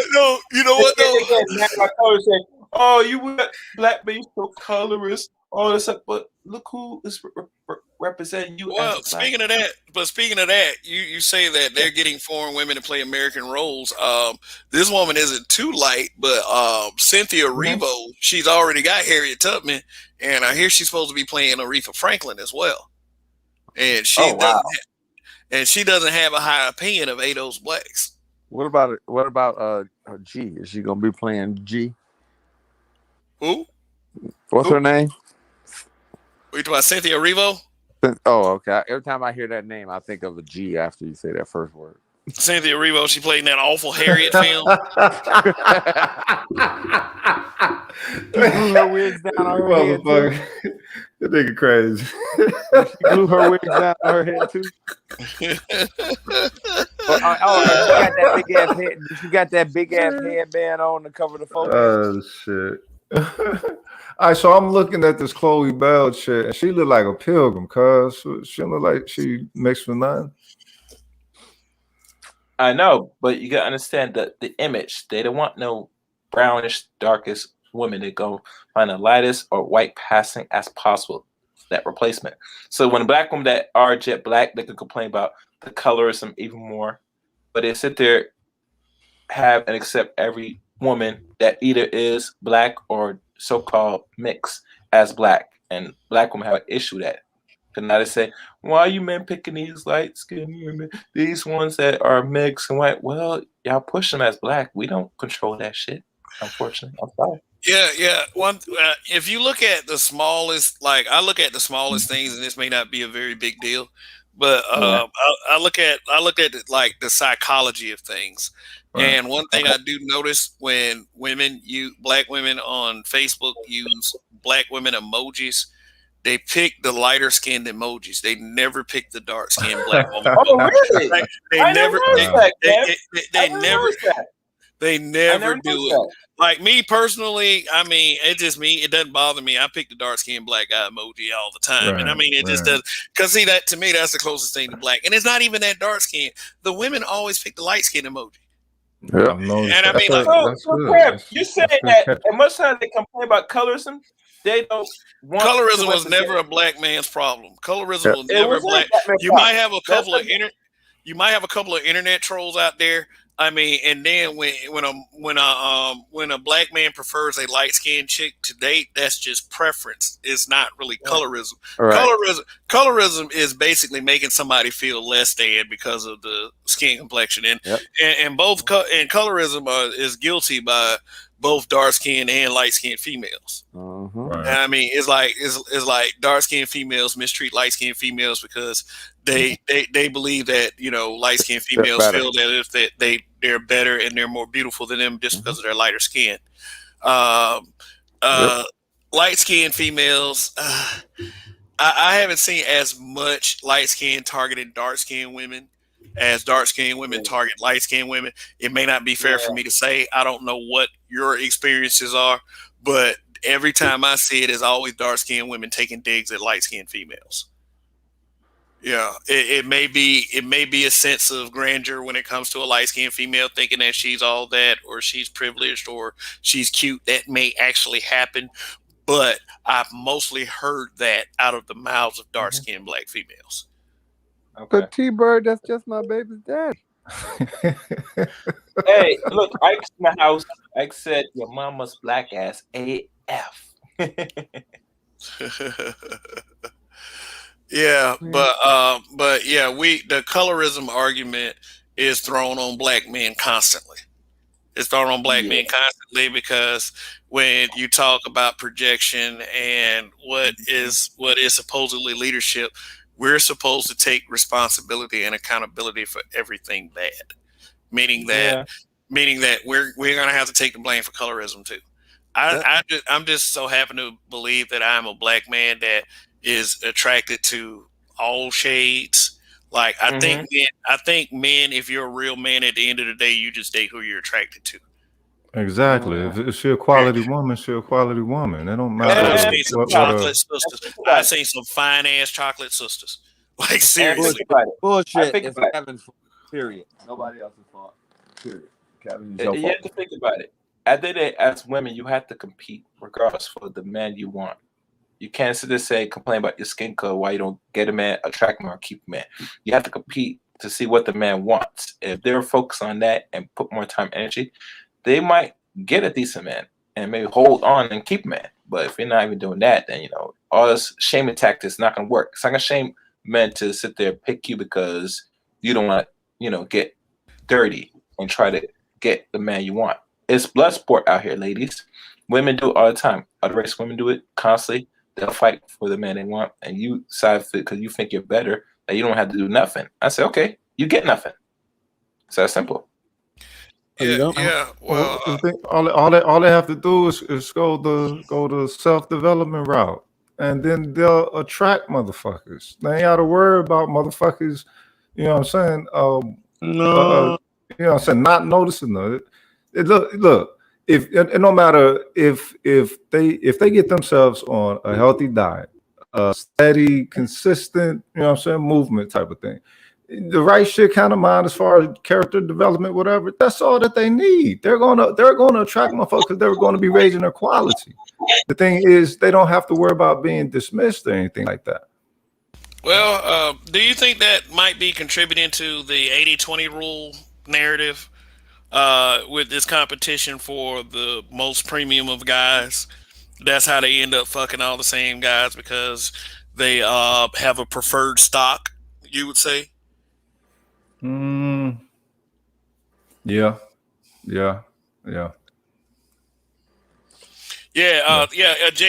J3 says it. Zendaya is fine, yo. John David Washington. Denzel, the son of Denzel Washington, is in a movie on Netflix with Zendaya. I think it's called Malcolm and Marie, and they came at him about the age difference that they have. I think she's like 20. I think she's like early 20s, like 22, 23. He's like 30, 35? 33, 34. And his comment to people, the detractors were, man, he said, man, that's a full grown woman. There you go. Yeah, I mean, like we want to, we want to protect women from, sexual deviancy, obviously, but it is what it is. We always bring the law into, and I understand if she were like 17 or even 16, yeah, the question should be asked, but it's like the law is the law. Once she hits 22, 23, you can throw all that little crap that you try to say, like, oh, it's sexual deviant. You got to throw that out the window. I mean, it's like, dude, like, cut it out for a second. Like, I'm trying to explain something. It's like, yeah, because like when you talk about stuff like that, you have to clean it up, right? Or you're going to easily be accused of, you can easily be accused of thinking in that manner. Like they can't wait to call us, all kinds of names and stuff. But right, yeah, Zendaya, yeah, they are setting her up to be like the next it girl. As far as the next Halle Berry, like she may appear to have some hope in her youth, but imagine Zendaya 20 years from now when there's another it girl and when she's been through all these relationships and marriages. Because it's like if you look at her demeanor when she acts or whatever, or you see her in public, yeah, it is easy to see that kind of, bad box attitude coming in. So, wow. Okay. Let me check her out. name. Zendaya. My thing is this: once you pass 18 years old, you're considered an adult. I'm not sure all this other extra shaming language and all this stupid shit. Well, like I said, it is always going to be extra shaming language. This chick has definitely got the Halle Berry thing going on. What the fuck is she? What she is? She Filipino and black or something? A little bit German mixed in with that? Yeah, she's something. That's like the way I came across her. She was in Spider-Man: Homecoming. Like I think that's unless I haven't just been paying attention, that's the first time I've seen her. Let me find it. Let me check. On your page. Anybody put in the comment section, come and look it up and type her up. I think her and Chloe are what, they were related or something? Let's see, Zendaya. Let me look it up. I think so, because I did a search earlier today on Chloe and I came across. Where's she from? You could tell it's either some Latina in there. She definitely has some. Zendaya. All right. Got some Negro in there. There's some Negro in there somewhere. Oh. American actress, same producer, same thing. There she tall. She's 5'10". Shit. She about to be 25 this year. She need to eat a couple of sandwiches though. You know what I'm saying? Showing that white bitch shit. Yeah. Like I'm in agreement with. I'm in agreement with Nathan Theodore Francis. He said the only issue is too skinny. I don't like women that are way skinny like that. It's like you need to eat, girl. Yeah. Sit at somebody dinner table on Thanksgiving 4 times. You know what I mean?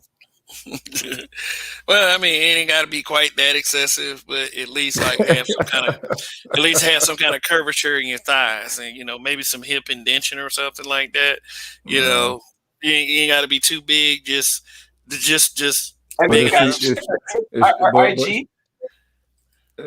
don't know. Is she an actress or a model? Which one is she? Yeah, she is both. You know how much followers she got on IG? She got almost 90 million people following her. Yeah, that is awesome. That's crazy. That's crazy to have that many motherfuckers sign up. That's crazy as fuck. There's some people that have like 400 million. Like, really? That's nuts. Having access. Basically, you got access to your own fucking internet country. What the fuck?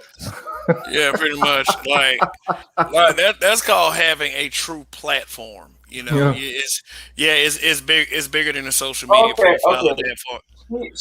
You want to know the ethnicity? It looks like I said Pakistan, Arabian heritage. Check Asian twins. Azuka, but. Hey! One more thing, and then I'm gonna close out this broadcast because we're at over the 3-hour mark.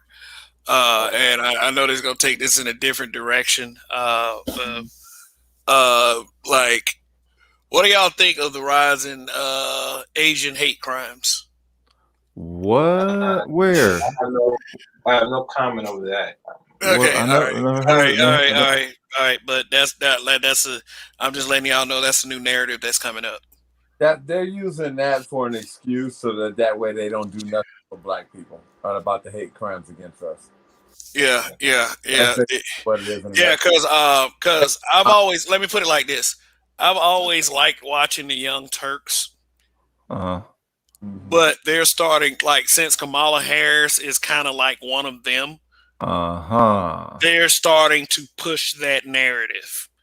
So what that tells me about journalism is that if you're in control of reaching a ton of people, and it seems to be everyone's in unison about something like basically the alphabet people seeking to get married, stuff like that.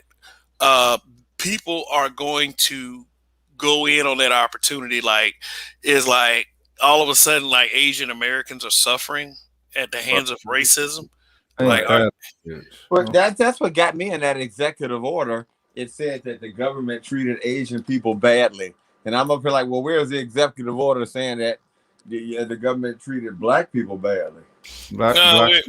We're used for votes, but that's it.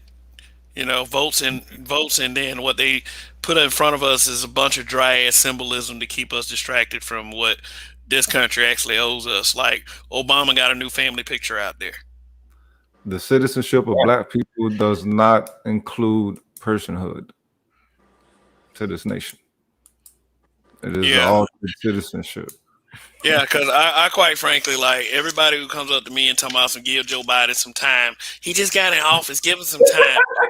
Like, this man been signing executive order after executive order after executive order. Some they accuse Trump being tyrannical of signing executive orders. Yeah. Biden been signing every fucking executive order that he's wanted to sign. Yep, he done signed more executive orders in his first days than any other president. Oh, yeah, he gonna do the fool. He gonna do the fool. He gonna do all the shit that people glad Trump wasn't able to do. That's what the motherfucker finna do. Long tongue song, absolutely, because it's like all through that campaign they pushed Kamala. That's a black woman, black woman, black woman, black woman. As soon as she won, she was hooked up with Mindy Kaling in the picture, and then they were calling her the first, and now they're calling her the first South Asian and black woman vice president. Yep. So I don't care, like black woman, like black men have already figured this out. General Lee is turning in his grave. Yeah. The black men have already figured this out. No matter, and you might disagree based on the few outliers in like Clarence Thomas. Black men figured out no matter how much booty kissing you do, they will always put you at the back of the bus, no matter what. You can try to like cry for that seat at the table. You will always be on the outside some kind of way. And that's just another way of saying that you're on the outside. We were used for a virtue signal. Have y'all even read that Lift Every Voice plan? Have you even read it? It's a bunch of virtue signaling black people's struggles. And then when they talk about the actionable things, it's very general and very vague. Like, okay, we're going to do this for people of color. We're going to make sure we do this for the American people. The only thing specific to blacks were the struggle. Yep. The struggle and, little stuff, small change. Like it was not, the platinum plan to me was better. The contract with Black America is much better. But the lift every voice from the name itself is insulting. Yep. You don't want to lift every voice? Like the name itself, because lift every voice, which you is can't focus only on niggers. Yeah, that's what they'll say. Like black people will argue you down to the ground talking about he hadn't had that much time in office yet. Give him time. Damn. That motherfucker doing everything he want to do right now. And then he was on a Zoom call with some black people. Hey, you know what? We always saw black people close to Trump. Like people always say that, like you seen like Trump talk to black people, and what would be said every time he had those pictures talking to those black folks? Every time you heard he had a meet, they're confused. Like all 20 or 30 of them. They're all confused. They're all coons. They don't get it. Blah, blah, blah. They don't get it. How many times you seen blind gather with black people? I mean, mind you, the COVID thing. I mean, wasn't he supposed to be meeting up with Ice Cube? He finally did talk to him, though. I do admit, I heard that he talked to him the other day. He talked to him. What came of it? Right, but I mean, right. We shall see. He only talked to him because he was already getting bad press. They were talking about that for like the last 2 weeks, of how he ain't talked to Ice Cube. Oh, so basically he did it to save face? Yep, because they was already down on him for that, too. Yeah, because, I mean, the dude already pretty much talked to Cardi B during the campaign, and Cardi B was like, seriously? Cardi B? He wanted to Cardi B. Cardi B. This what a double standard. This is what a double standard American society is. This woman admitted to raping and drugging people. But you and nobody gives a shit. Biden had the bucket and the mop from the White House mop room. Okay? I mean, why wouldn't you talk to it? He's like, oh, shoot, you got the mop room down the street. I got a bucket and a mop, baby. Why don't you show me how it works? Look, the fact that that's how politics is engaged. Look at this nigga right here. Look at this nigga right here, Anthony Drozos. Well, what does Ja Rule have to say? I don't give a fuck what Ja Rule got to say. I don't want to dance. I'm scared to death. I'm scared to death. He's like, oh my God. I'm scared. I don't know what to do. God. Will somebody please call Ja Rule to make sense of all this? Where is Ja? Help me, Ja. Ja Rule. Where is Ja? Would you have sex with Cardi B? Fuck no. Fuck no. You know that bitch nasty. Mm-hmm. You know they running through her. She was a hoe before she even got in Hollywood, cuz. You think Hollywood passed up that chance to put that bitch in all the sex rituals? She probably that bitch had more black candle wax on her than anything.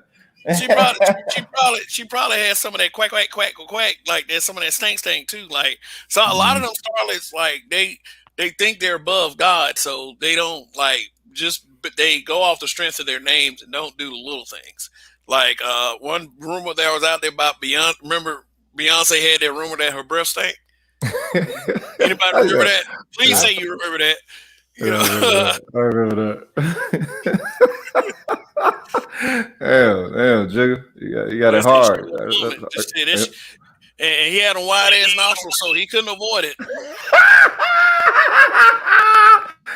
I smell everything.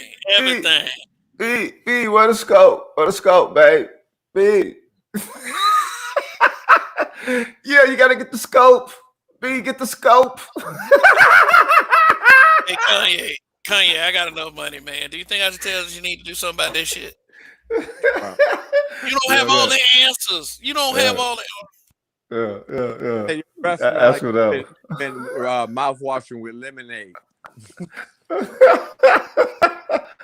I mean, with that, she probably got like dry throat and everything, all that damn singing that she be doing. She don't lubricate that shit, you know. Man, for real though, like dry throat or what? I mean, she got millions of dollars. She thinks she'd be able to handle that one. Is that another word for halitosis? Her head probably suck. You know what I'm saying? She probably pussy probably all right, but her head probably suck. She said throat show. No, Let me stop because y'all people be like, hey, man, you just hating, man.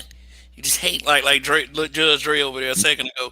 Hey, man, you just hate, man. I'm not coming back here. Like, all right, shit. Well, we'll miss you, motherfucker. Damn. That's the truth. When you get a rumor that's thing. Yeah, I was one of them cruel supervisors. People be like, man, I'm leaving. I'd be like, bye.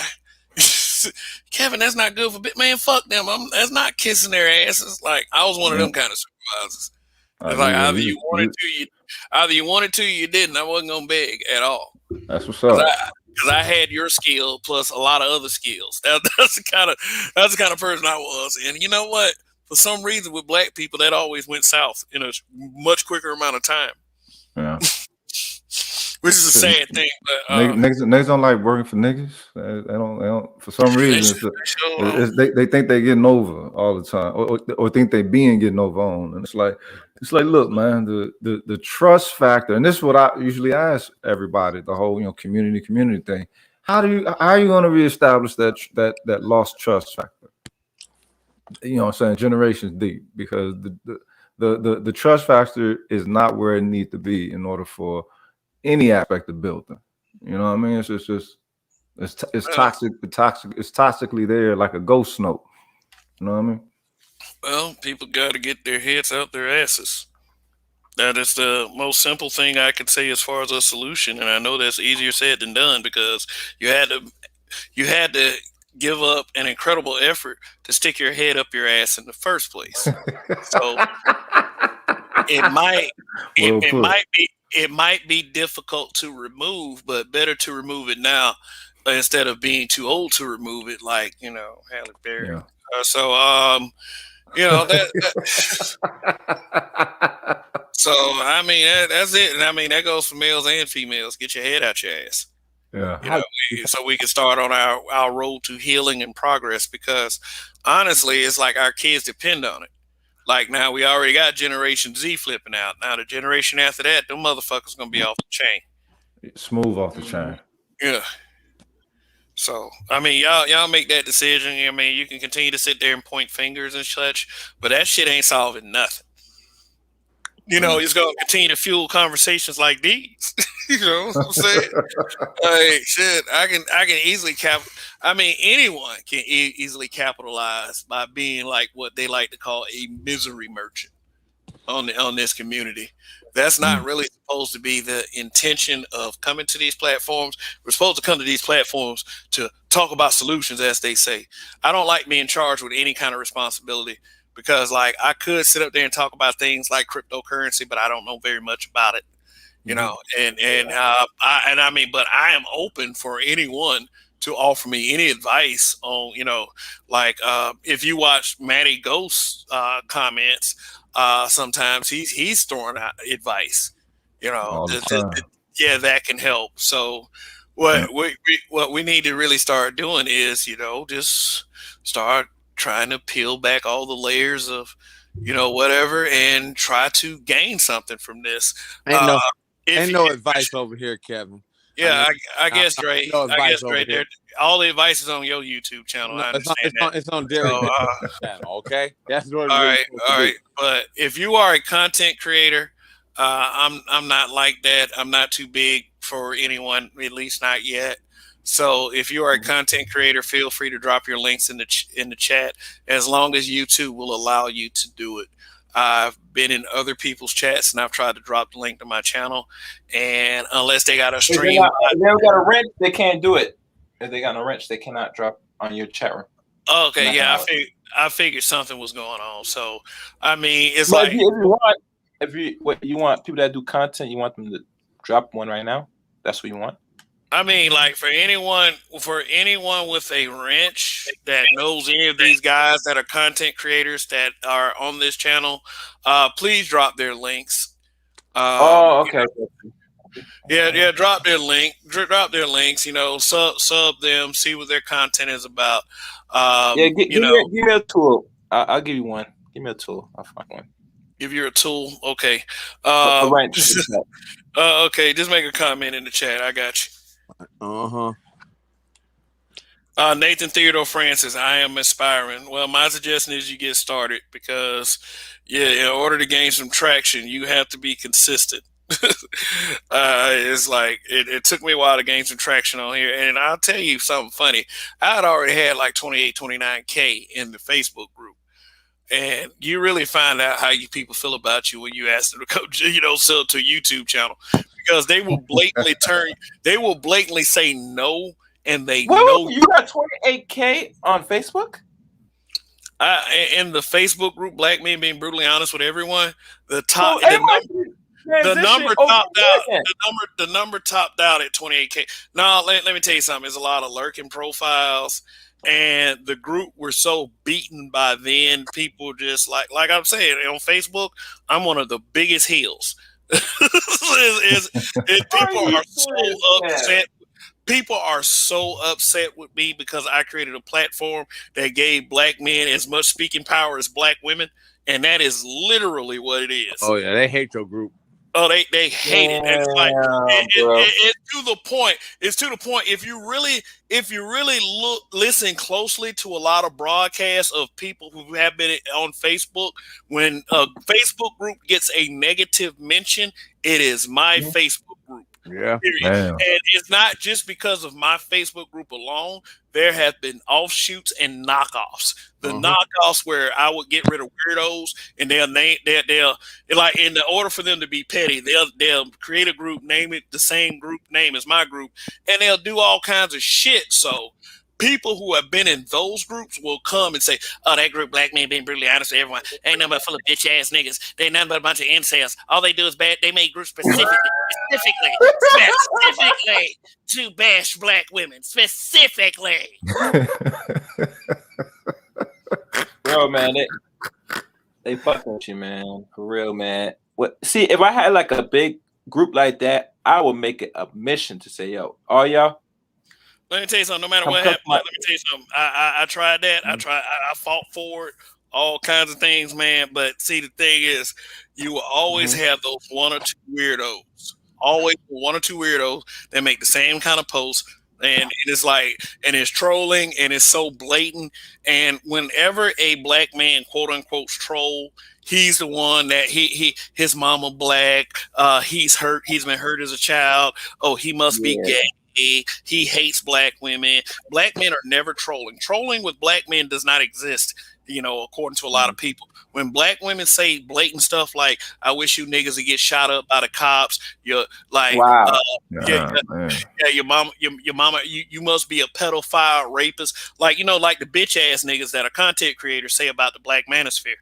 I'm not going to bite my tongue on anything like that, because when you're accusing people of being pedos without any definitive proof or try to twist up something and say that they're gay, that shit is low and that's bitch assness. And that shows me that you don't have any balls anywhere except YouTube.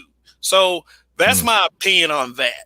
I mean, if you want to act like a white supremacist, pay the price, period. So like that's what I'm saying. So I don't really care about like my little Facebook reputation because I chalk it up to most people are indoctrinated and weak. It's like if you're willing to like, okay, if I go to an environment and you got pictures of my wife and child floating around, which they do, like they on Facebook, they do that. They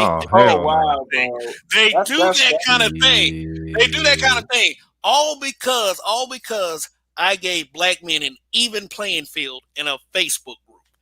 Even playing field. I hope that's no fucking black man did that shit, my nigga. That's a problem. It don't matter what their color is. Shit, motherfucker overstep bound. And like people like I get a woman I expect, but man, shit, that's a problem. Like dude, sometimes dudes are just as bad as women. But I would show up in other black Facebook groups and they would know who I was. They'd know that I was the original creator of Black Men, or they've been to an offshoot of weirdos that named themselves Black Men, being brutally honest. And I would almost get kicked out of the group immediately. I would even get inboxes from other bad men. This group ain't for you, man. We love black because so you have the longest withstanding group with the name. How is it that Facebook doesn't, you know what I'm saying, deem your space or your area of the space, you know what I'm saying, viable to the name? Like anybody can just make the name and yeah, you can name a Facebook group anything you want to name it. It's that no names are exclusive unless you get a bought and paid for trademark. Now, there is a content creator that when I first hit the platform, they used to be a part of the group. When I first hit the platform, he said, I bought the name to your Facebook group with your broke ass and time me out of and time me out of a chat. Like for real. If enough time passes by, everyone who's been in that Facebook group will reveal themselves. I'll give you one name. And he's not even a bad person. Me and him have never had butt heads, never had any kind of conflict. But almost since the beginning of that group, Information Man Show has been in that group. Okay. He'll drop his videos every now and again. Like I said, never had a conflict or anything. Someone else that I haven't had a conflict with that has been in that group for a long time that some people have had a conflict with already. Q Butter. Okay. Another two more people that have been in this group. DJ Kuda. Black Light Revelations. They've been in the group too. You know, Black Light Revelations. He's newer, but you know, he's over 1K. You know, he's kicking out content. You know, I got he's a moderator over here. Nyla's been a part of the group. Yeah. Benjamin D'Souza. Shoot. Yeah. Danielle George. Sister George. Yeah. Obsidian has done a piece on the group, on a post in the group in 2017. My group. I got the video in my community tab. Y'all definitely got cornerstone status with it. You know what I'm saying? I mean, like I can say this, I probably had a bunch of indirect influence in the black manosphere. Before I even knew what the black manosphere was. Okay, another group member, another former group member, Man of Tomorrow. Okay. Like I'm telling you, like a lot of people in this space have been in that Facebook group, and as much as they want to deny it, they know exactly who I am. It's like a lot of them got bigger channels now because, you know, they don't want to, you know, mention the smaller guy. You know, it's probably the little fear. I haven't done on YouTube what I have done on Facebook, because when a person gets disrespectful, I won't stop. It's like I won't stop. I go in comment after comment after comment after comment. You will never stop me. You keep insulting me, I insult you better. Period. It's just how it is. I have inboxing me talking about, nigga, do you want to meet up, nigga? And that's happened several times already. It's happened several times. You want to meet up? Huh? Fuck you, nigga. Fuck nigga. Fuck you and your ugly ass family and all your dead family members. Dude, I've been insulted every way. That's why I'm just like every way, man. Literally every way. Not literally every way. You know, people can't. I mean, the insults haven't gotten physical. But, you know, it got to the point with me where I felt like something was going to happen to me like it happened to Tommy. Some random dude just going to come out and punch me in the face and run away. But see, the difference between me and Tommy... No, wait a minute. Say that right. He didn't punch him in the face and run away. The dude punched him in the face and stood there, and Tommy's ass didn't do shit. So just make sure you say it that way, because I don't want to make him think somebody's scared of that nigga. Go ahead. Oh, okay. All right. But see, the difference between me and him is that I'm going to skip that nigga down the street. I mean, I have no problems with that, because it's like, if you're trying to endanger my physical safety over something said on social media, that means that you're trying to endanger my ability to take care of my child, and I don't play that shit. So just don't take that social media shit too serious. You need to sit your ass down and try to think objectively about what these guys are actually saying. So, I mean, dropping those names wasn't any form of disrespect, but if they take it as disrespect, let them. I ain't scared of none of these motherfuckers. It's just that I need to concentrate on growing this channel and the habitual line stepper brand. I need to encourage that. I'm going to see if I find that video of him getting punched in the face, too. Yeah. So, I mean, if Tommy had all that smoke for that girl when they, you know, in the car accident, in the car accident, he had all that smoke for that girl, but didn't do shit to that nigga that punched him in the face. Didn't do nothing to that punch him in the face. And then Tariq Nasheed gave him a Coon Award. No, listen. The worst, this is one video that was taken down immediately. I was watching it when it happened. The worst video is even after he got punched in the face. He was walking down the street filming, and he was fucking crying. And he took that video down immediately. I was watching. Wait, on the taxi cab?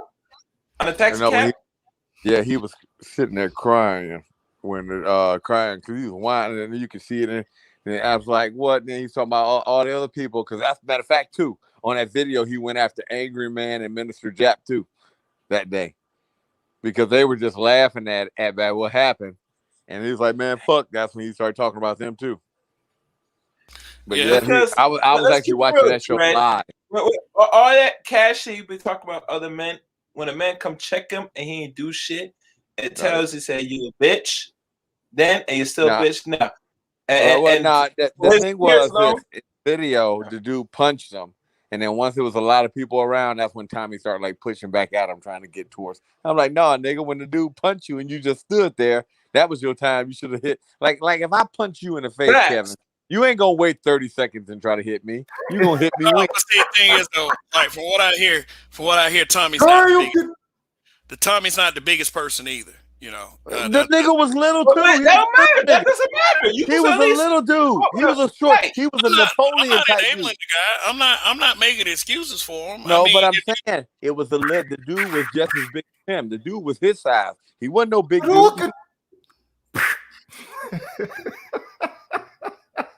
I mean, it's like, you know, the guy's accomplished a lot in this, like, I guess in his own space. But like I said, if you're going to be that controversial, you need to be ready for anything. Period. You know, I try to be as cordial as possible coming to YouTube, because I do understand is that you're in the public eye, and anything that you do is embarrassing will affect your family. You know, it's just I've already been doxxed on Facebook. I hear that there is a little underground, kind of like an under culture in this space that doxes people anyway. Right. Which, you know, I think that's some BS. And if I ever get my hands on any of you, but that's neither here nor there. That's internet tough guy talk. I suggest that no one gets into the internet tough guy talk, because one day somebody might actually play your card.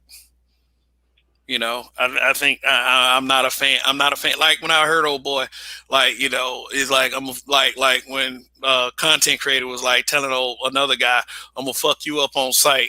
Immediately in my head, ooh, what's the chance of you actually running across this person? Oh, please. Look. The thing is, when it comes to that shit, some people be itching for a fight. It's like some people grew up loving to fight and ain't been able to have a fight since they've been grown due to these fucked up ass laws in this country. You know what I'm talking about? Some motherfuckers are always ready for it. Yeah, but you know what? It's The like moment you some hear people. whoop whoop, oh shit. Some people do deserve to get their asses whooped, and not to say that we're talking about the guy from earlier, Tommy. Like not like that's not specific to him. Like people will say everything under the sun to get you out of your cool. And like they even like and I've learned this through various insults. Like people have gone at my kid. I mean, as early as 2 years old. Oh, Niggas don't. Hell no. Motherfuckers Niggas don't care. Shit. Niggas don't care, man. They don't. Niggas don't care. They with that nigga mentality because they figure, hey, you know what? Since I gave black men a even playing field in a Facebook group, I made a group to specifically bash black women. Therefore, if anyone goes at my female relatives, it is justified because I'm allowing black women to get bashed. Okay. Which is one of the most ridiculous fucking things I've ever heard of. Because, people in general always yapping freedom of speech, freedom of speech, freedom of speech, freedom of speech. Okay, freedom of speech, but you got to follow the guidelines of Facebook or they're going to shut this place down. So you can't do shit like post nude pictures, bully people by using their dead relatives or their kids. I kick people out quite often for that. They will go on other platforms. Kevin a bitch. He couldn't handle nothing. Them fuck niggas couldn't handle anything.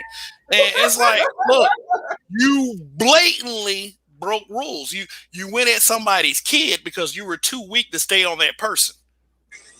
It is amazing to me what our people will justify. Amazing.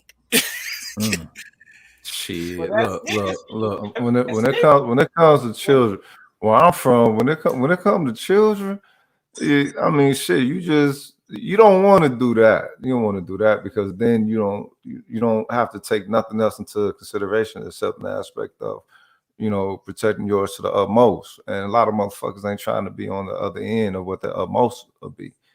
You know what I'm saying? I mean, but they want you to shut up on the strength of them being black, but they don't consider your blackness. Like, oh, if you're saying something that's the thing, black people ain't a monolith, though. That's the whole thing. That's why I say all the time, black people ain't no motherfucking monolith. So black means different things to different folks, different niggas. So say for instance, okay, there's this story of a single black mother that killed her child. Okay. All right. Somebody posted in the group. Okay. Somebody posted in the group a guy, black women in or some shit like that, which is wrong because it's a generalization. Right. But the people that are come to the post will pay more attention to the caption, the stupid caption that was made, rather than the story. Okay, let's flip it. Mm-hmm. Black man is stalking black girl through a mall or something like that. Okay.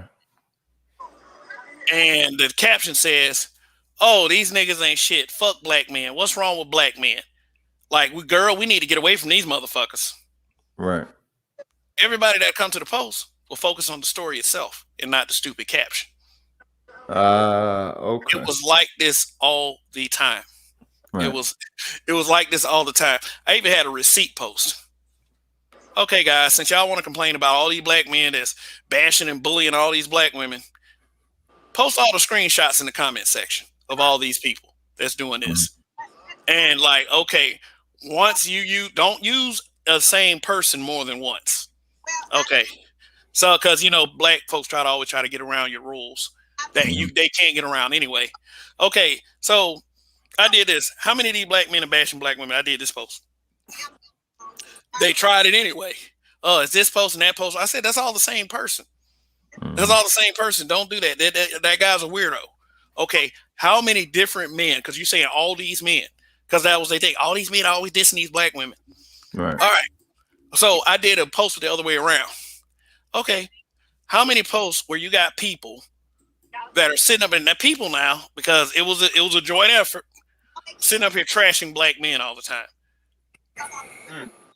I think that post was like 200 screenshots. Damn. Now, granted, they used some of the same people and I treated them fairly. It was still exponentially more. Like, still exponentially more posts trashing black men than black women. But yet and still, we still got that reputation. All y'all do is bash black women. That's all y'all niggas do. 24/7. All y'all be is on Facebook. While saying it from Facebook. Now, would you say that's a byproduct of their feminist programming, or do you think that's something just unto themselves? It's white supremacy. Okay. The fact that you start asking black men to lead, but you know, when black men actually do try to lead something, even if it's something as small as a Facebook group, and you still try to destroy it, based on the fact that you can't get your way because I'm not your parents at the end of the day. Because you better learn to lead without my support. I'm like, look, like people inbox me. This guy's a weirdo. Please, like, no. I mean, like, here, look. Here's what I used to do with folks. They used to inbox me playing victim. It's like, this, that, and the other. What I used to do is I used to go back and get the screenshots of the stuff that they said. I only said that because somebody blah blah. No, you participated in it. If you'd have came straight to me, you'd have had a better case. Right. So, you know, that's where all the hate comes from. The fact that I don't automatically take your side, or I don't. These females actually expect you to automatically believe everything that they say. And if you question them, that they'll actually attack you for that. Like literally, like if a woman tells you some bullshit and you ask a question to where the question seemed like you're doubting her story, next thing you know, they're gonna attack you for not. You should like follow it blindly. Yeah. That's how they interact with women, though, because when they interact with women, that's what they do. They accept each other's bullshit. So, you know, so when they're in front of one that won't accept their bullshit, it's off the program for them. Yeah, and I'm like, there are people to this day and in this space that will not cut me a break for that Facebook group at all. They will not. I will always be the scourge of Facebook to them, and I carry that label proudly because I feel like people are just too fucking whiny. I'm serious as a fucking heart attack.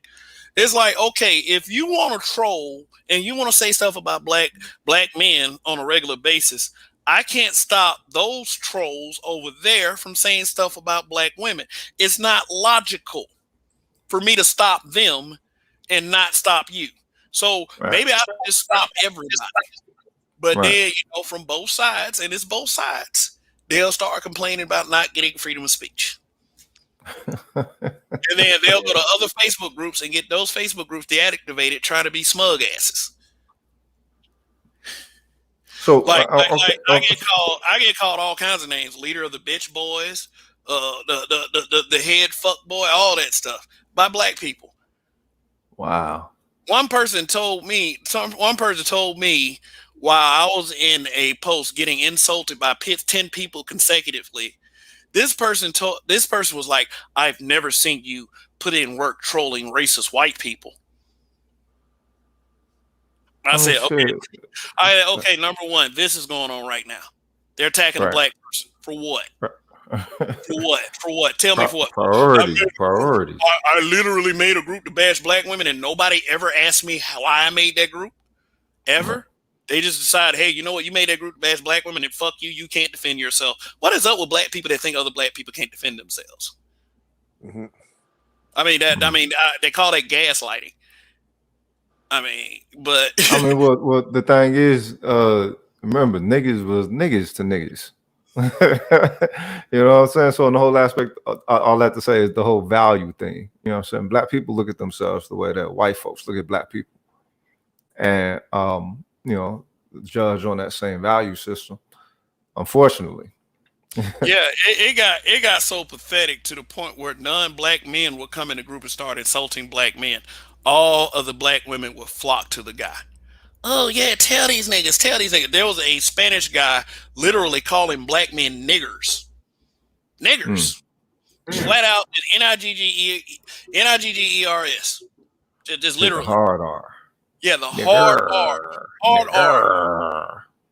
The same females that were saying all the disrespectful shit about black men always, all the time, making posts, always pointing the finger, say, I made this post because these niggas in here made this post. I mean, you know, say, so you're not an adult. That's what you're telling me. I don't have to answer you for anything. You know you're in my Facebook group, right? Well, Facebook belongs to Mark Zuckerberg, so fuck you and this group. Okay, goodbye, bitch. It's just that simple. It's just that simple. They try to always move the goalpost so they don't have to give you any kind of basic human respect. Say hi to the bed for me, bitch. Yeah. Say, yeah, go on your public profile and cry again. Like, people cry all the time. I mean, how are you blatantly disrespectful and expect not to get thrown out? If you talk about somebody's kid like a courageous nut, then I'm gonna kick you out of the group. That was all there was to it. You want to hear something funny, Kevin? I made a comment just joking on Walmart. Don't you know they put them ads up like for products on Facebook? So Walmart had an ad that was talking about delivery. And I just made a comment under it in the post like, shit, nah, at her size, she need to be walking to Walmart. Do you know I still get flack for this shit? Like, somebody's going to my page, writing under, like, yeah, that's the problem. You talk about a woman because she's big. I'm like, wow, see my mom asked. It's like, who is this motherfucker? I'm like, I don't know. Somebody, I was just made a joke about an ad. Cause I was like, man, shit, no, she needs to be walking to Walmart. And it was like a couple people. And I'm like, it's an ad. The sponsor ad, right? The group is an ad.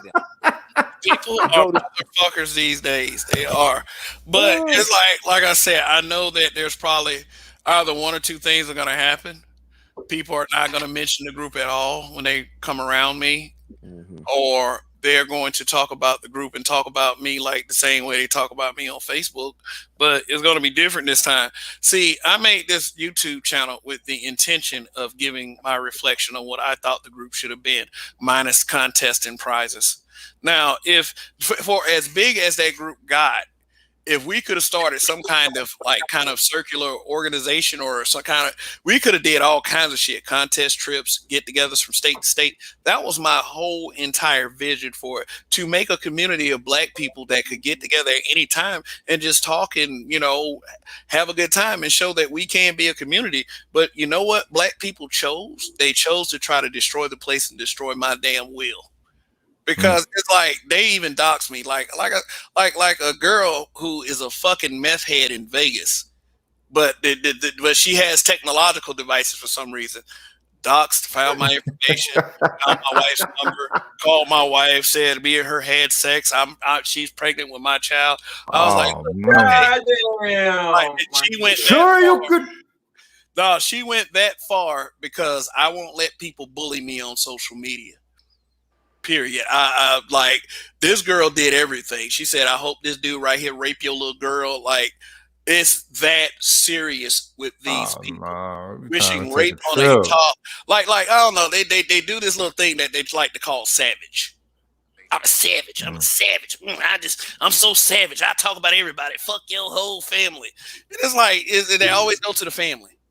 It's like, one thing I noticed about Black women who hate the fact that Black men are telling the truth is they'll talk about you bashing Black women, but the first like what would your mama think? I said, my mama think y'all messed up too. She was the one that told me not to date.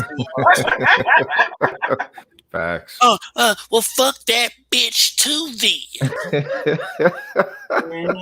I was like, at the end of the day, it ain't about saving face for Black women. It's how you can gain without earning.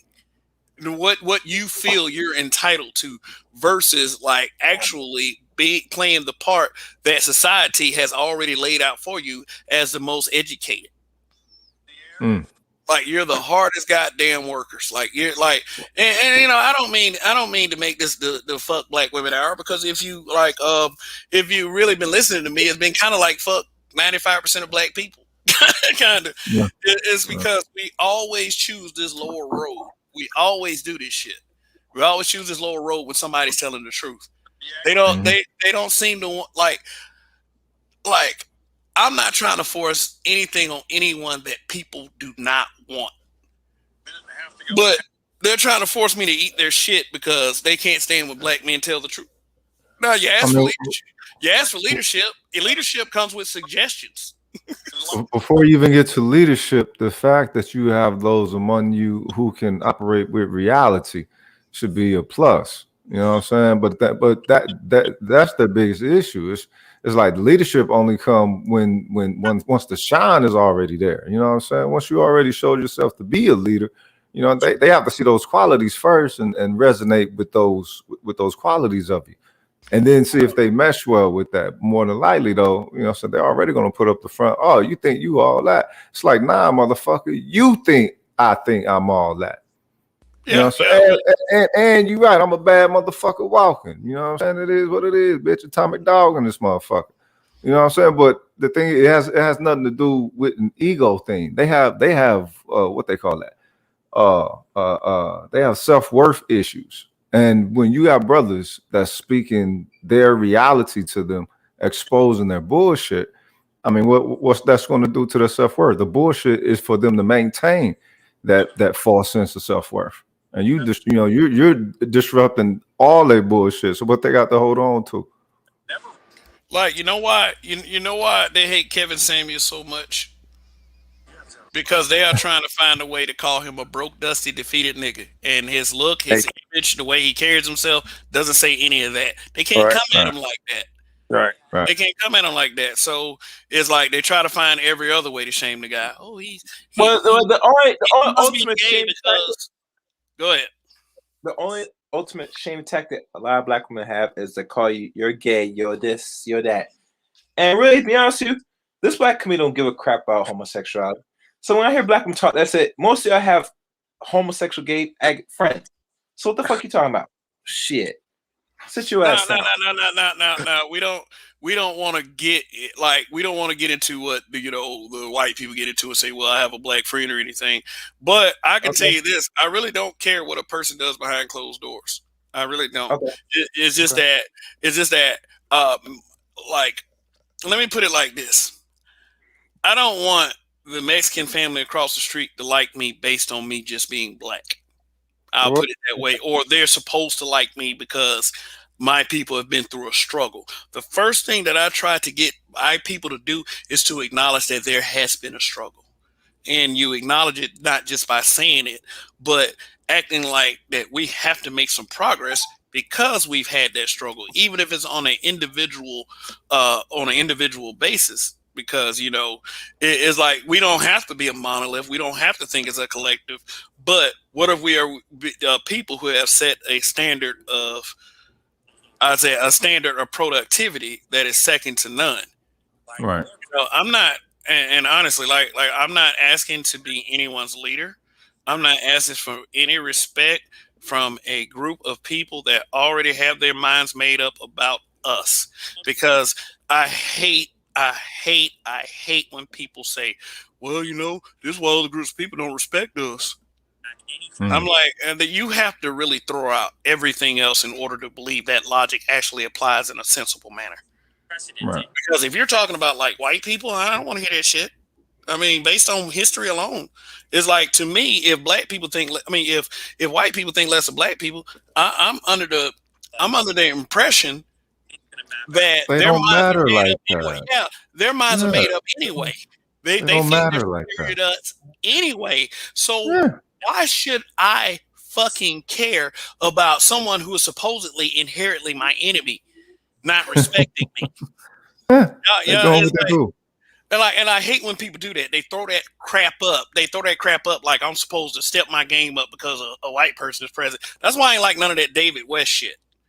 Niggas going to get David West to shit on black men. That was so Steven from Django, it was ridiculous. Dude, I don't care if C Boogie is listening. Shit, yeah, that was some Steven from Django shit that he did that time. That's some bullshit. As a black man, you don't display self-respect when you do that stuff. I don't care what you've done with your life. That means that if you have to go get a white man to diss black men, you are a defeated, dusty ass clown. It might be you, Danny. Like, I ain't got time for that. I'm from a place that has a history of racism. I don't want to see shit like that. Period. I don't care who it is. I don't care what their gripe is with black men. That's just some bootlicking bottom ass shit. Right. And I don't mean to start a beef with anybody. That's just my opinion. I know that I will never go get a white man to diss any black man. I feel like I can handle you on my own. It's like but if you feel like you got to do that, you can't handle shit. Who the hell's watching the hunting show as they listen who to watched? this? Oh, I'm sorry. No, you listen. I'm sorry. That's a little later. I mean, okay, well, okay, But, since we're but you talking, gotta understand, Kev. When all else fails, they must go find Zaddy. Zaddy, save me from this big black man. This man bullied me, please. I mean, well, you know, obvious suspect when a man does it. You know, we know that a lot of these females do it. Like, I didn't give a damn about what Jordan Harbinger had to say about Kevin Samuels. They're like, everybody act like that was the magic bullet right there. Like, fuck that dude. I don't care what he has to say. I don't care if you bring up celebrity examples. Who gives a fuck? People posting that shit in Facebook group. Jordan Harbinger took down your leader.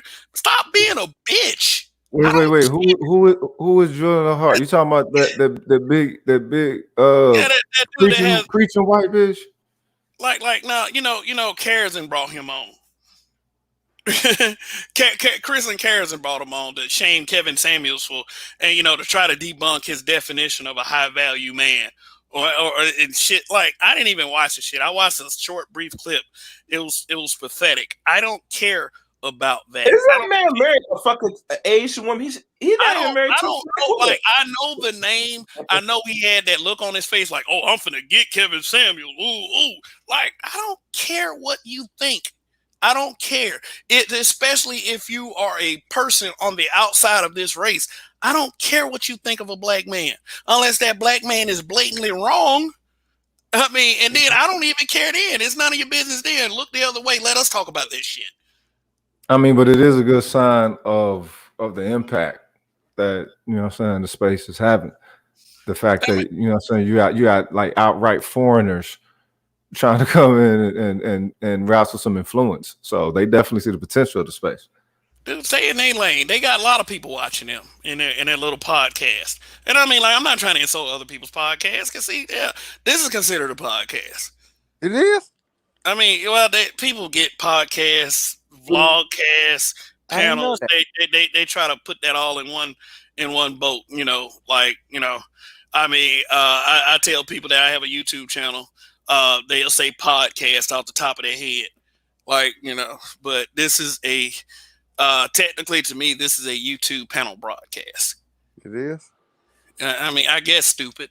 Like, yeah, right. He called me stupid. Yeah. Right. That's the problem with Kevin's show. He's bashing black men. No. Notice the no. I mean, take note of the timestamp. But yeah, I saw a post that said no one hates black women more than this guy, and that's I saw that one. I saw that one. Like, you can't say anything to these. You can't say anything to these women without a bunch of slow tips and opportunists and bitter females coming at you. You can't. See? Why'd you do that, Kevin? You know, and I'm not saying, you know, this is about the millionth time Kevin Samuels has been mentioned on a broadcast in the black manosphere. Oh yeah, I want to talk about this real quick. Who was that okay, don't say that. Who was that guy who sat up there and said that we were mad because Kevin Samuels didn't mention the black manosphere on the No Jumper podcast? Like, first of all, who the fuck is the No Jumper podcast? I've watched your shows before, but I mean, basically, this is the thing is I've noticed when people get mad about that, but I remember Kevin gives shout outs. He may not shout you out every show, but Kevin gives out to everybody. He shouted out Tia's son Johnson. I mean, like, I listened to the podcast myself. I wasn't listening for him to say something about the black manosphere. I wasn't listening for that. I just wanted, you know, I thought he had a lot of interesting stuff to say during that interview. And he did mention Dr. Tia's son Johnson, and I watched Dr. Tia's son Johnson. It was cool with me. I mean, just because he didn't put the words black and manosphere together, he doesn't owe us anything. Right. But I feel like he bashed for us. Definitely. I mean, he could reiterate the same talking points. And like I remember, like people say, "Oh, well, he don't care about the lower class people." I'm like, I don't know what you're talking about, because back in the beginning, that's insecurity. That's insecurity from smaller guys that want that attention. Like, but I'm saying is, but what I'm saying is, even I remember on the back of he always gave shout outs to the people in the blue collar fields. Like I remember I guess at one time I was like the unofficial person in the blue collar, so he kept saying my name. Yeah, y'all couldn't get to Judge Dre's or the people like that. No, we're basically talking about blue collar people. Right. He made that song. I remember my girlfriend said, "Do you know this guy or something?" Because she noticed how many times he said my name. And I'm like, no, I think that everybody knows that I'm just known for being the one always working on the house. So like, but yeah, he shouts out everybody. I mean, not every time. I mean, but that gives just credit to other people.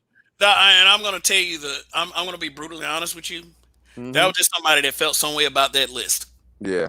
That is all that is. That is somebody that felt their way about that list, and they've been kind of moaning about that list ever since the first list dropped. Yep. Like, and they have made it so public, it is ridiculous. I'm not going to say his name, but I mean, shit, dude. I don't know. I don't know how many Black Manosphere, anti-Black Manosphere videos he's made. I mean, I'm subscribed to the guy. He's had anti-Black Manosphere posts saying smug shit about the Black Manosphere. I mean, you could feel free because, like, every conversation. You're breaking up, or is it me? Because I can't hear you. That's you, Dre. You breaking up, Dre. That's you, Dre. All right. I mean, like, every conversation to me is just like a StreamYard link away. So why talk about a group of guys if you're not willing to address that group of guys? Like I said, I barely said anybody's name, for real. So, but I know how to say if push came to shove, I know how to say what's on my mind to whatever person. But this dude has been over and over again about the Black Manosphere, over and over and over again. I even saw one guy say that, well, I'm done in the Black Manosphere. I was like, what? And like, I actually kind of like this guy's content, but like, he's making a content. It's just Black Manosphere. It's just a joke.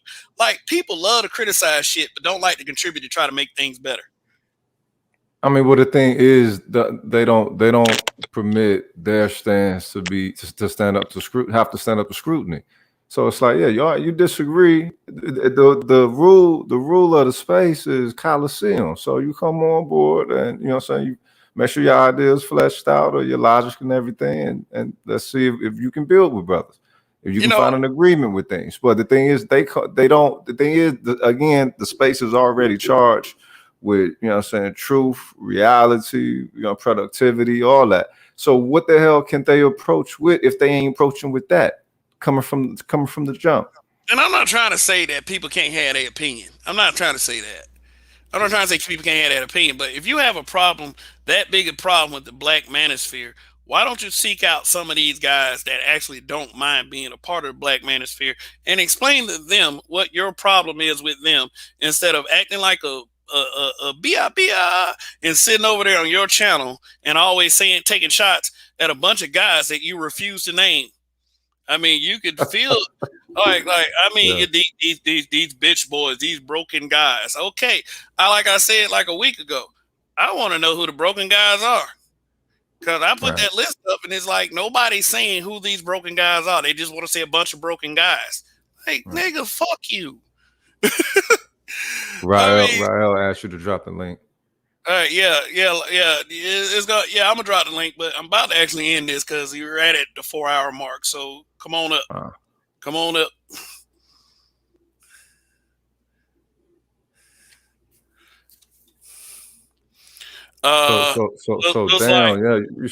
You said 29K. And how many you think you brought over from the 29K order? So majority of them was just haters following like a like 150 folks. Like, wow. Like, dude, it was, dude. I learned. So motherfucker would take their day out on you. Look like we might have another. Look like we might. Carl Todad. Forgive me if I mispronounced that. Look like we might have another beef on the Manosphere. One of you might want to go to monitor GMT live stream. Who's GMT? I don't watch. BMT, you mean? Or GMT? They typed it wrong.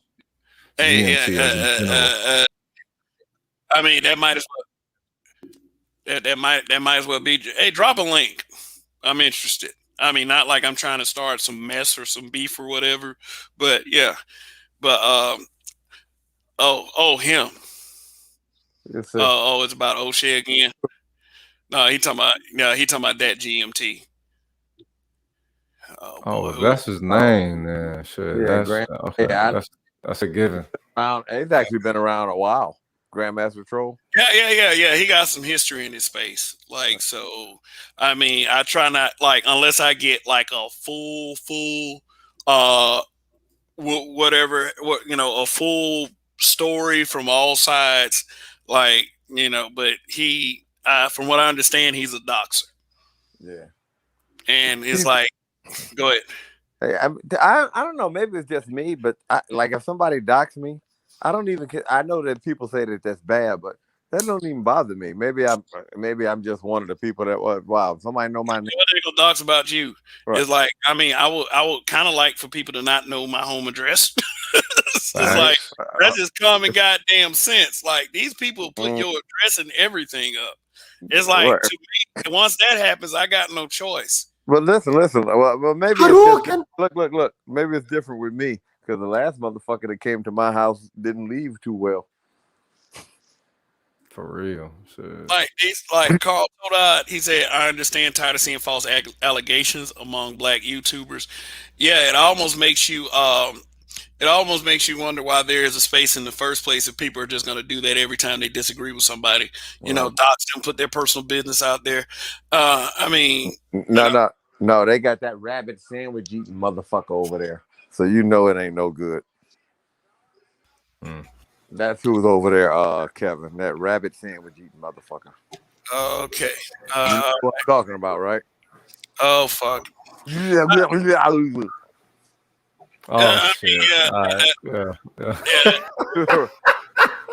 If I call it rabbit sandwich, let me check this out real quick. Let me check this out real quick. Rabbit sandwich eating motherfucker. Are you speaking of the cat from down under?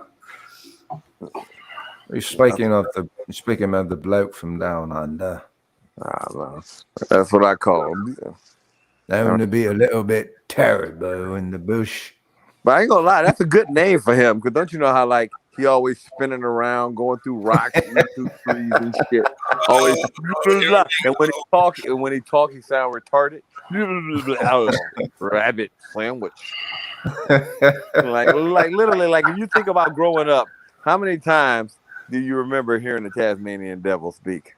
Like literally, before you bury me in the cold ground. Like rabbit sandwich. I'm going to hell. Oh, I'm all right. Don't worry. No, I'm taking 2 people. Y'all have a good night, man. Peace. All right. Well, yeah, I'm about to kid. But Rael, go ahead and speak. Speak, brother. Peace, Gary. Peace to the panel chat. I just wanted to say something real quick as far as this Kevin Samuel thing, because in terms of people saying, is he giving credit, to the manosphere and things like that? I'm pretty sure that a lot of the people who are saying things like that are the people who never liked him in the first place. Yep. So it's a very underhanded way of them saying, basically trying to say, oh, he didn't give credit to the manosphere for his success. So, but you don't even like the dude. So basically, they're trying to splinter people up that already like him. Try to give you a reason not to like him. Basically, that's all it is. Yeah, everybody knows that Kevin used to hang out with us. Period. Well, first of all, we have a lot of little boys in these spaces. Yep. So their conceptualization of life is coming from a little crying kid in the playground who fell and hurt themselves, and now they crying with a snotty nose because they don't know how to deal with the pain of falling, and they won't get up. So they're coming with that type of energy, unlike their mom, who is more likely to try to make them feel better. Kevin is coming more from a fatherly perspective, and he's telling you to get your ass up, brush that shit off. Because a father knows you have to get up. You got to get back in the fight. You know what I'm saying? Now, because now you're getting the information that you need to understand how to fight the fight. A lot of these men now I they're can't faced hear with, you. I don't know if it's just me. they're faced with a dilemma that, okay, you can't make any more excuses now, because now you're getting the OG game that we used to get when we were coming up I mean, I grew up with my pops, but there were also older cats in the neighborhood who would drop the science on things. So they would usher you into your transition from boyhood to manhood, and so it's a different world at that point. A lot of these dudes don't understand it's a different world. Like, they might be out here functioning in terms of jobs and stuff like that, but when it comes to actually conceptualizing life and how you're supposed to approach life from a male perspective, they have no clue on how to do it. And now he's saying this is how you do it, because what are you really going to get out of, what are you really going to accomplish in life by arguing with females for the next 20, 30 years of your life? We've seen dudes do that shit and have heart attacks and be dead at 45, 50. Like, that shit is not going to accomplish anything for you.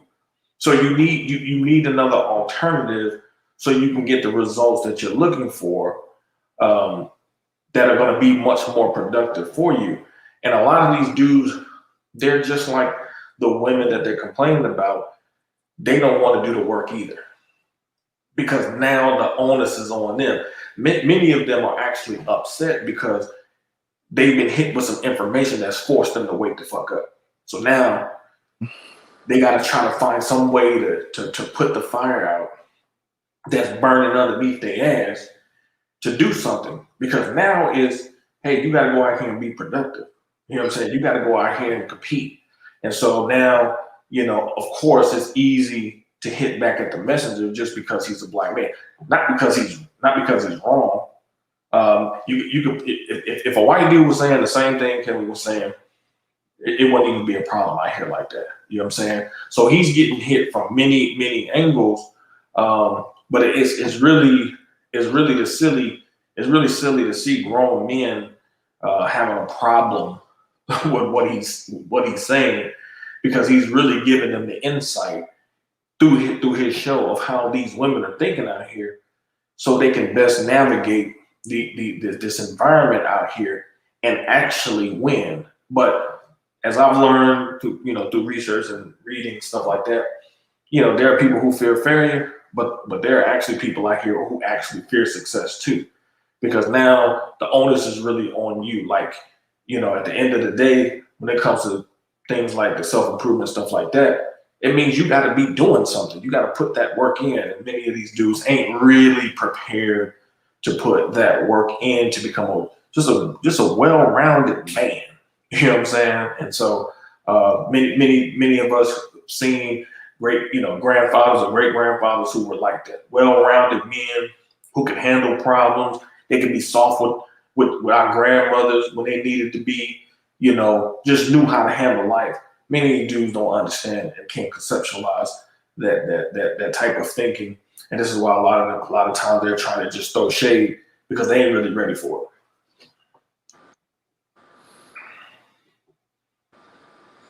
But he love to smoke.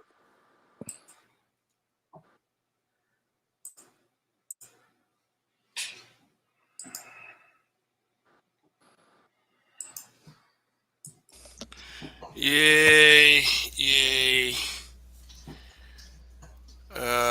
Okay, guys. Okay, is that it?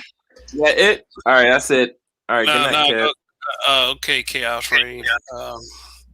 Thank you for coming through. Dre, got anything to say before I shut it down? No, I'm gonna take my ass and roll my behind right on over. Yeah, I am as well. But I do understand I do understand everybody's feelings as such, and yeah, this started out as a Halle Berry conversation. It kind of ended on the Black manosphere. Hopefully, the Black manosphere get it together. But it's a lot of cancers. There's a lot of cancers in this place, and hopefully one day they'll read themselves out. But it looks like it's something that's not going to end very soon. So if you are a if you are a content creator, my suggestion to you is like whether you feel as if you are a part of the Black manosphere or not part of the Black manosphere, then just work hard on just if you're going to be up here, just make the very best content that you can for your level of capability, which can grow and can get better. Instead of wrapping up in something that is the usual Black people shit, it's just a bunch of fucking mess and people trying to tear each other down, which is never my intention over here. And it's never the intention of the habitual line steppers, because there are millions of fucking people that watch YouTube. There is enough for everybody. Some people aren't as impactful as others, and some people will use mess and drama to further the discontent. And if this is allowed to continue, or if this continues, it's not like that we're never going to get anywhere, is that it's going to be slow coming. And I don't like slow when there's progress to be made. And, you take that to the bank. But anyway, I appreciate all of the super chats, the cash apps that I received. But most importantly, I appreciate my subs who continue to frequent this channel, and to the people that watch these lives. I know they're kind of long, but if you have the patience to, and the time to sit back and stick it out with me, then you are the real MVP. So people get some rest, or, get something. My name is Kev. This is Black Men Being Brutally Honest. Long live the habitual line steppers. In Kev we trust. I'll see you guys next weekend. Peace. Peace. Line steppers are important.